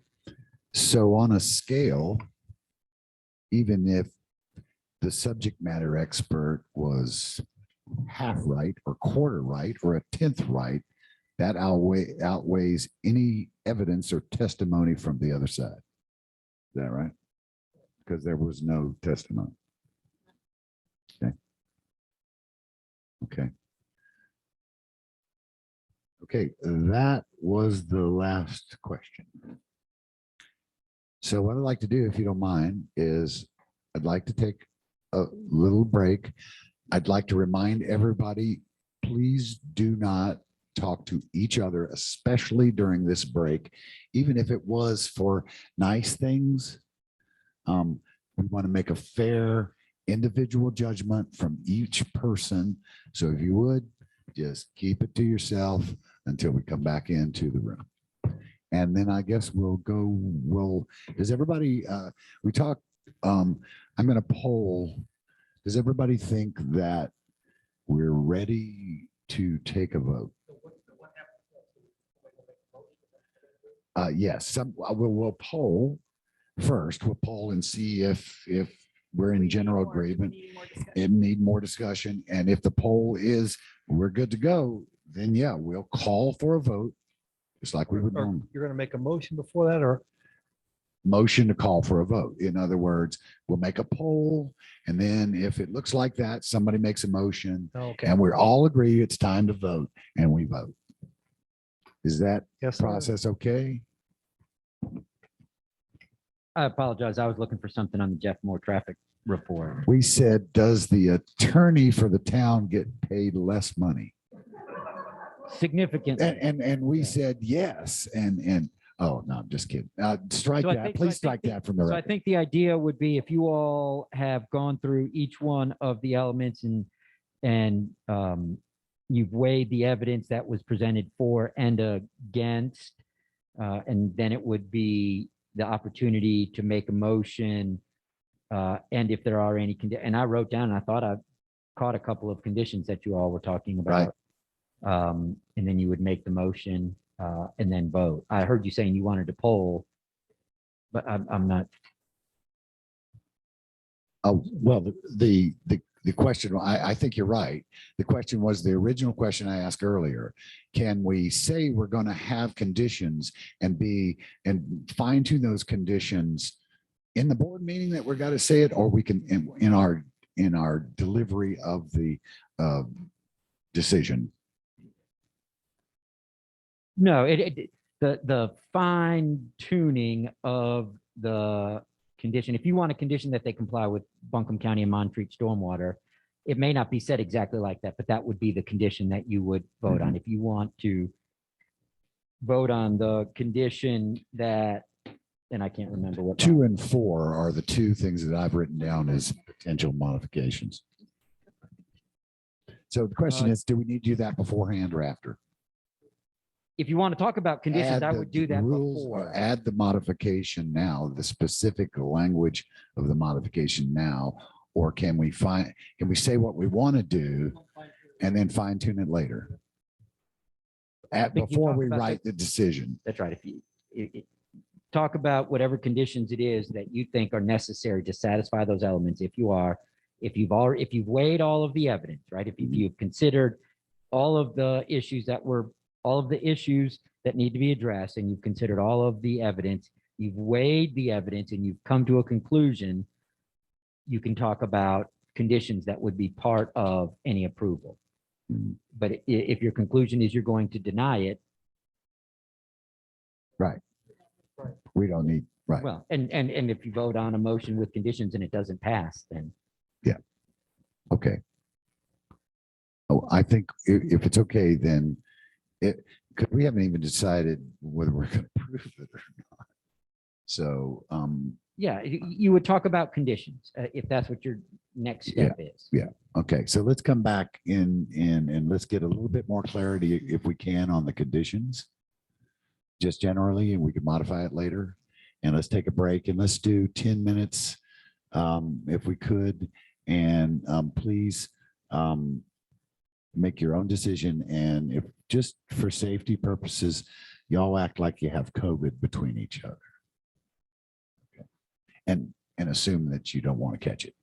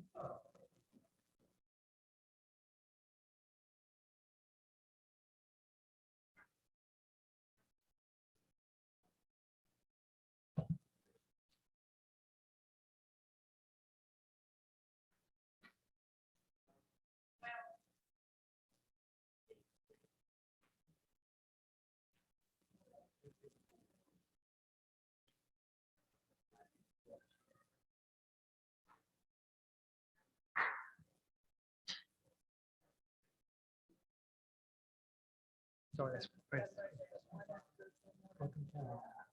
You can make the motion or I'll make the motion. Okay, all right. I'll do you something too.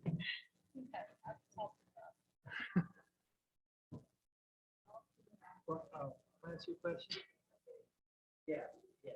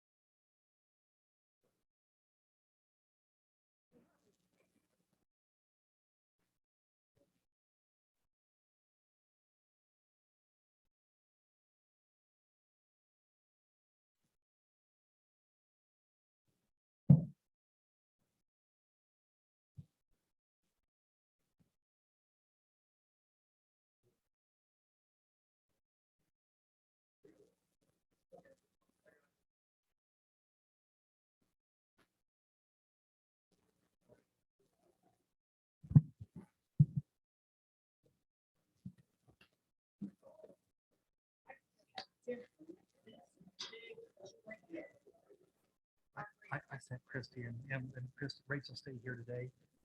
I said, Rachel, eat lunch with my wife and have dinner. Or we go to a movie and have someone try to meet for dinner. I thought, oh. She's like, you can't help it.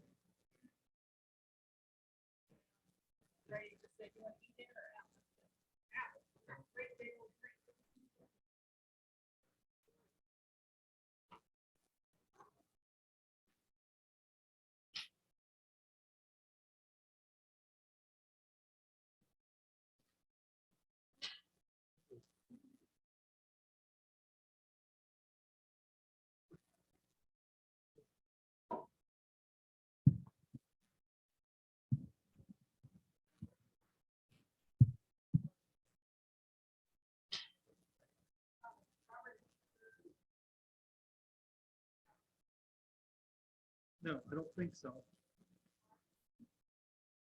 Oh, Mark did, maybe. I got mine. Okay.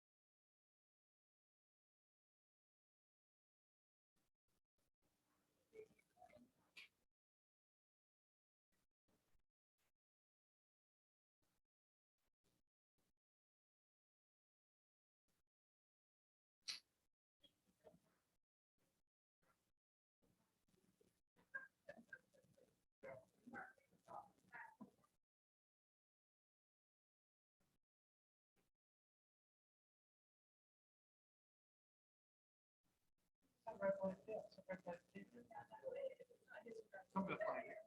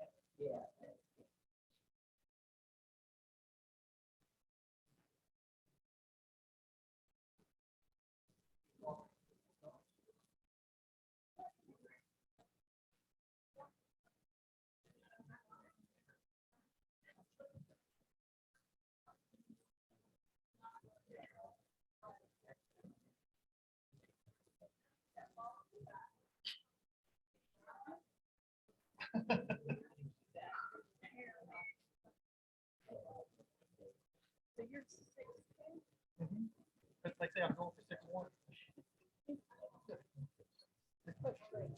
Well, these shoot at 6'3".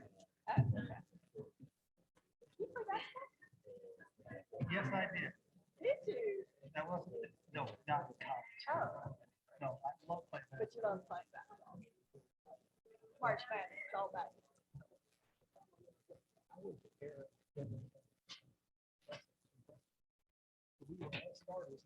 Oh, yeah, that was it. When bus 3 came in, we were all on the bench. Yeah, forget it. Yeah. Your career is It's over. over. Yes, I mean, I'm looking at a 25-year-old eighth grader. Crush those dreams I right mean, here. it really was. It's just literally what happened is your senior year or whatever. And were you tall? Yeah, well, yeah. Yeah, Tall so kid in school by far. yeah, you were big. Yeah, and then bus 3 shows up.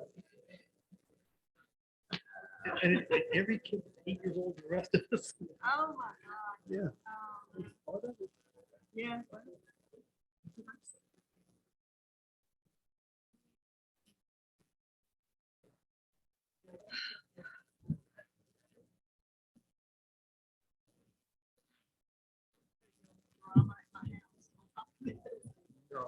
You can, you want us to come up there and settle up that, hey, whatever going on in the house, we'll come up and settle that, won't we? Thor? Come on, board, come to my She's house. got drama in her house, my we'll come up here, hearing and we'll, Oh, no, my daughter, oh, my daughter, she lives in the basement of the apartment. She's like, I mean, everything is 100% fantastic or I'm gonna kill myself. She's 20, almost 25. And she's delightful. Oh,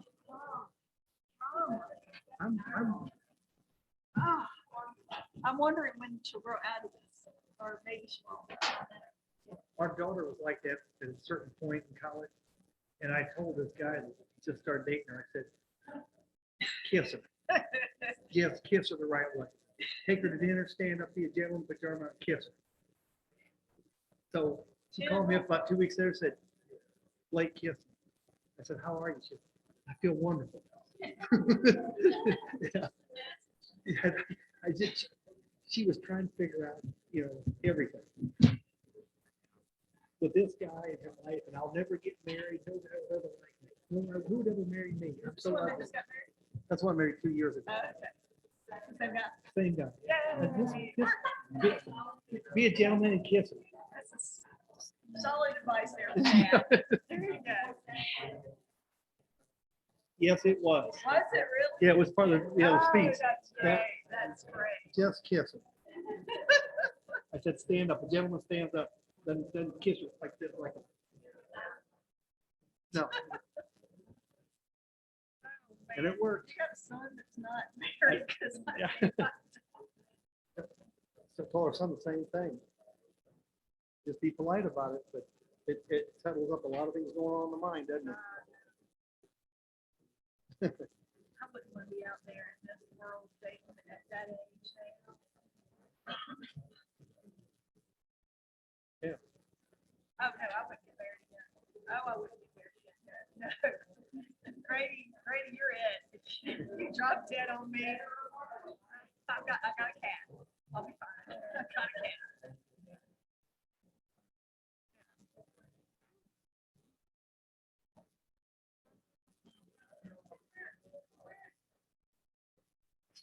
As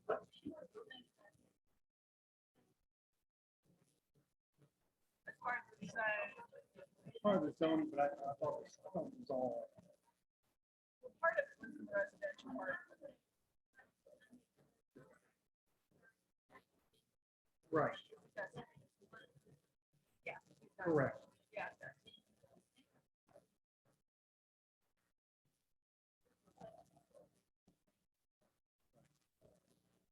Yeah. Or I will say, you did your homework last night. I mean, I got. I love 3.072. She's our dark She's stealthy. horse. Came out of nowhere. There's a chicken dinner waiting for somebody. Yeah.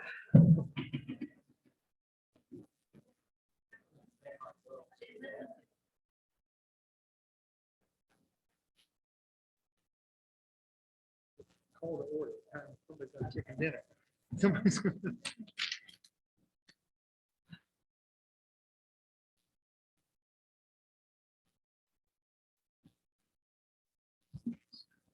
that your PowerPoint, Mark? Is that your PowerPoint? Okay, it's your PowerPoint. That PowerPoint.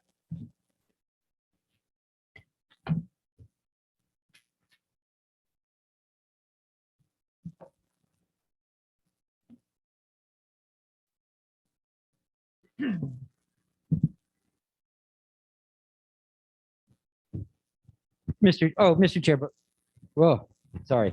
So you've gone through the standards, the 6 standards, might be 7, 1, 2, 3, 4, 5, 6 standards. I had read to you all 310-634 that the Board of Adjustment shall only approve the requested application. And so I'd want to make sure that the board just runs through those 3 elements quickly. I gave you a handout and highlighted that this morning. Again, those three elements are the requested permit is within the jurisdiction to grant, is within your jurisdiction to grant according to the table of permitted uses. The application for the permit is complete, and if completed as proposed, the development will comply with all the requirements of the ordinance. So I want to, yeah, it was on the, Guys can't, which sheet is it? You see it? Yeah.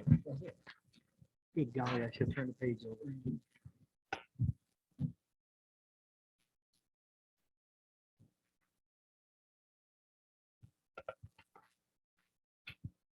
and I would just want the board to address, if the board thought that there was any issues presented, that it's not within your jurisdiction to grant this permit, if the board thought that there was any issues presented, that the application is not complete, and if the board thought that there was any issues presented, that the development doesn't comply with all the requirements of the ordinance, we would need again to weigh that evidence, but let's address those issues before the board moves forward.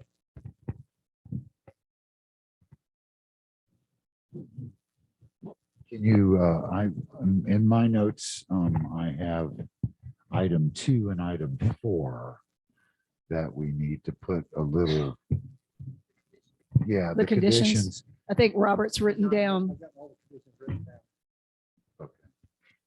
Can you read that to us? Sure. Do you want it in a form of a motion, or what do you want it in? No, I just read the conditions before we make the motion.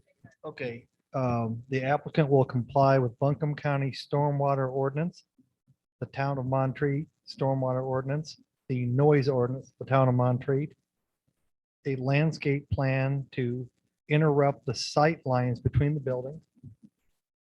And number 1, 2, 3, 4, 5, the general contractor will use best practices and all reasonable measures to restrict construction activity to the site, and shall take reasonable measures to protect the adjoining properties.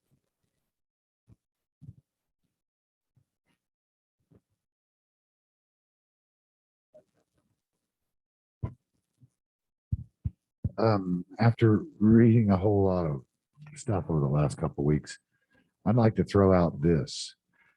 One of the, in the book, I believe that we talked about in our training that we went to the state, that I went to the state. I think you went with me, didn't you? Anyway, we can, and I need to ask this of the attorney, but we can require increased surveillance or a report. It just doesn't, this thing kind of happens in a vacuum. Can we, You can't require for them to submit anything to you again as a condition of this permit. That the case is, the evidence is presented. If what it is, again, I'm going back to, if the condition addresses the impact that the use will have such that it will satisfy one of these elements. But if you don't think that they've satisfied any of those elements, you all need to talk about that. I didn't. Okay, that's not what I was you can't say, we don't think you met element 4, bring us proof that you will meet it, if that's what you were asking. I thought that's what you were asking. No, I was asking, can there be increased surveillance where there's reports as this process goes on? How's the traffic? How's the thing? You can't, there's nothing you can do. That's not a condition you can put on it. No, to come back to you to prove that they've complied? If that's No, just to increase. No, nothing, no. Not come back to us at all. Just increase surveillance as during the building process. Can't do it. No, and I'm sorry, I am thick and it is almost 6 o'clock and I apologize. If I'm hearing what you're asking, you're saying we want increased surveillance on. Let me try this one. Let me try this, see if this gets to Mark's point.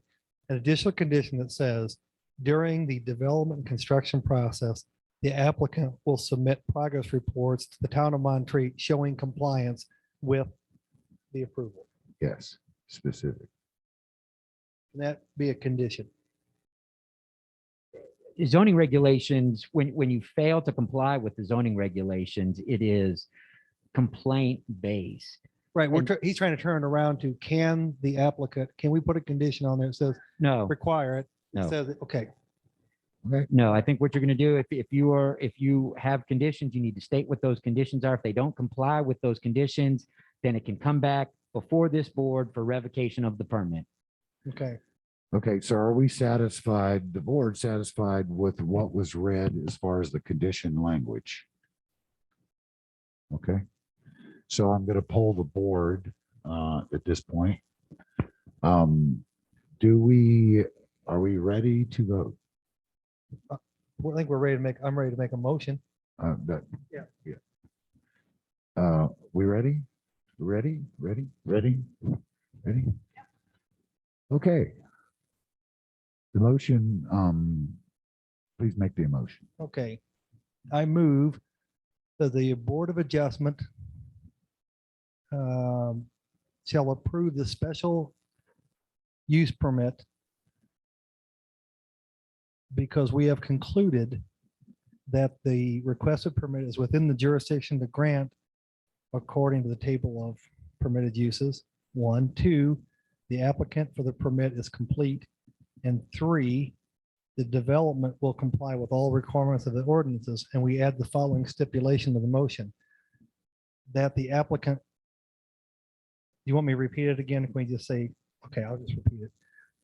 That the applicant comply with the Buncombe County stormwater ordinances, the town of Montreat stormwater ordinances, the town of Montreat noise ordinance, submit a landscape plan that interrupts the sight lines between buildings, adjacent buildings, and that the general contractor use best practices and all reasonable measures to restrict construction activity to the site and take reasonable measures to protect adjoining properties.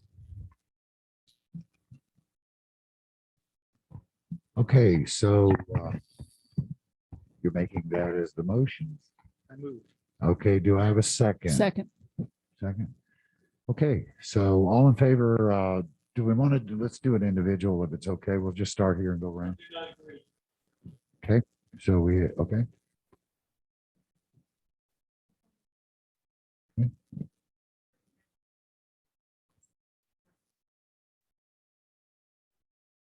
Don't agree. I agree. I agree. I agree. I agree. I agree. Motion is carried.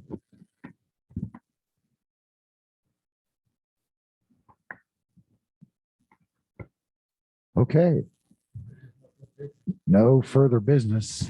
We don't have to do a next date or nothing. So we appreciate it. And if there's no other business, then Motion to dismiss. motion to dismiss. Second, Second. all in favor, say aye. Ooh, All opposed. May we leave all this to be shredded? Yeah, we're gonna leave everything. Okay, so we're good?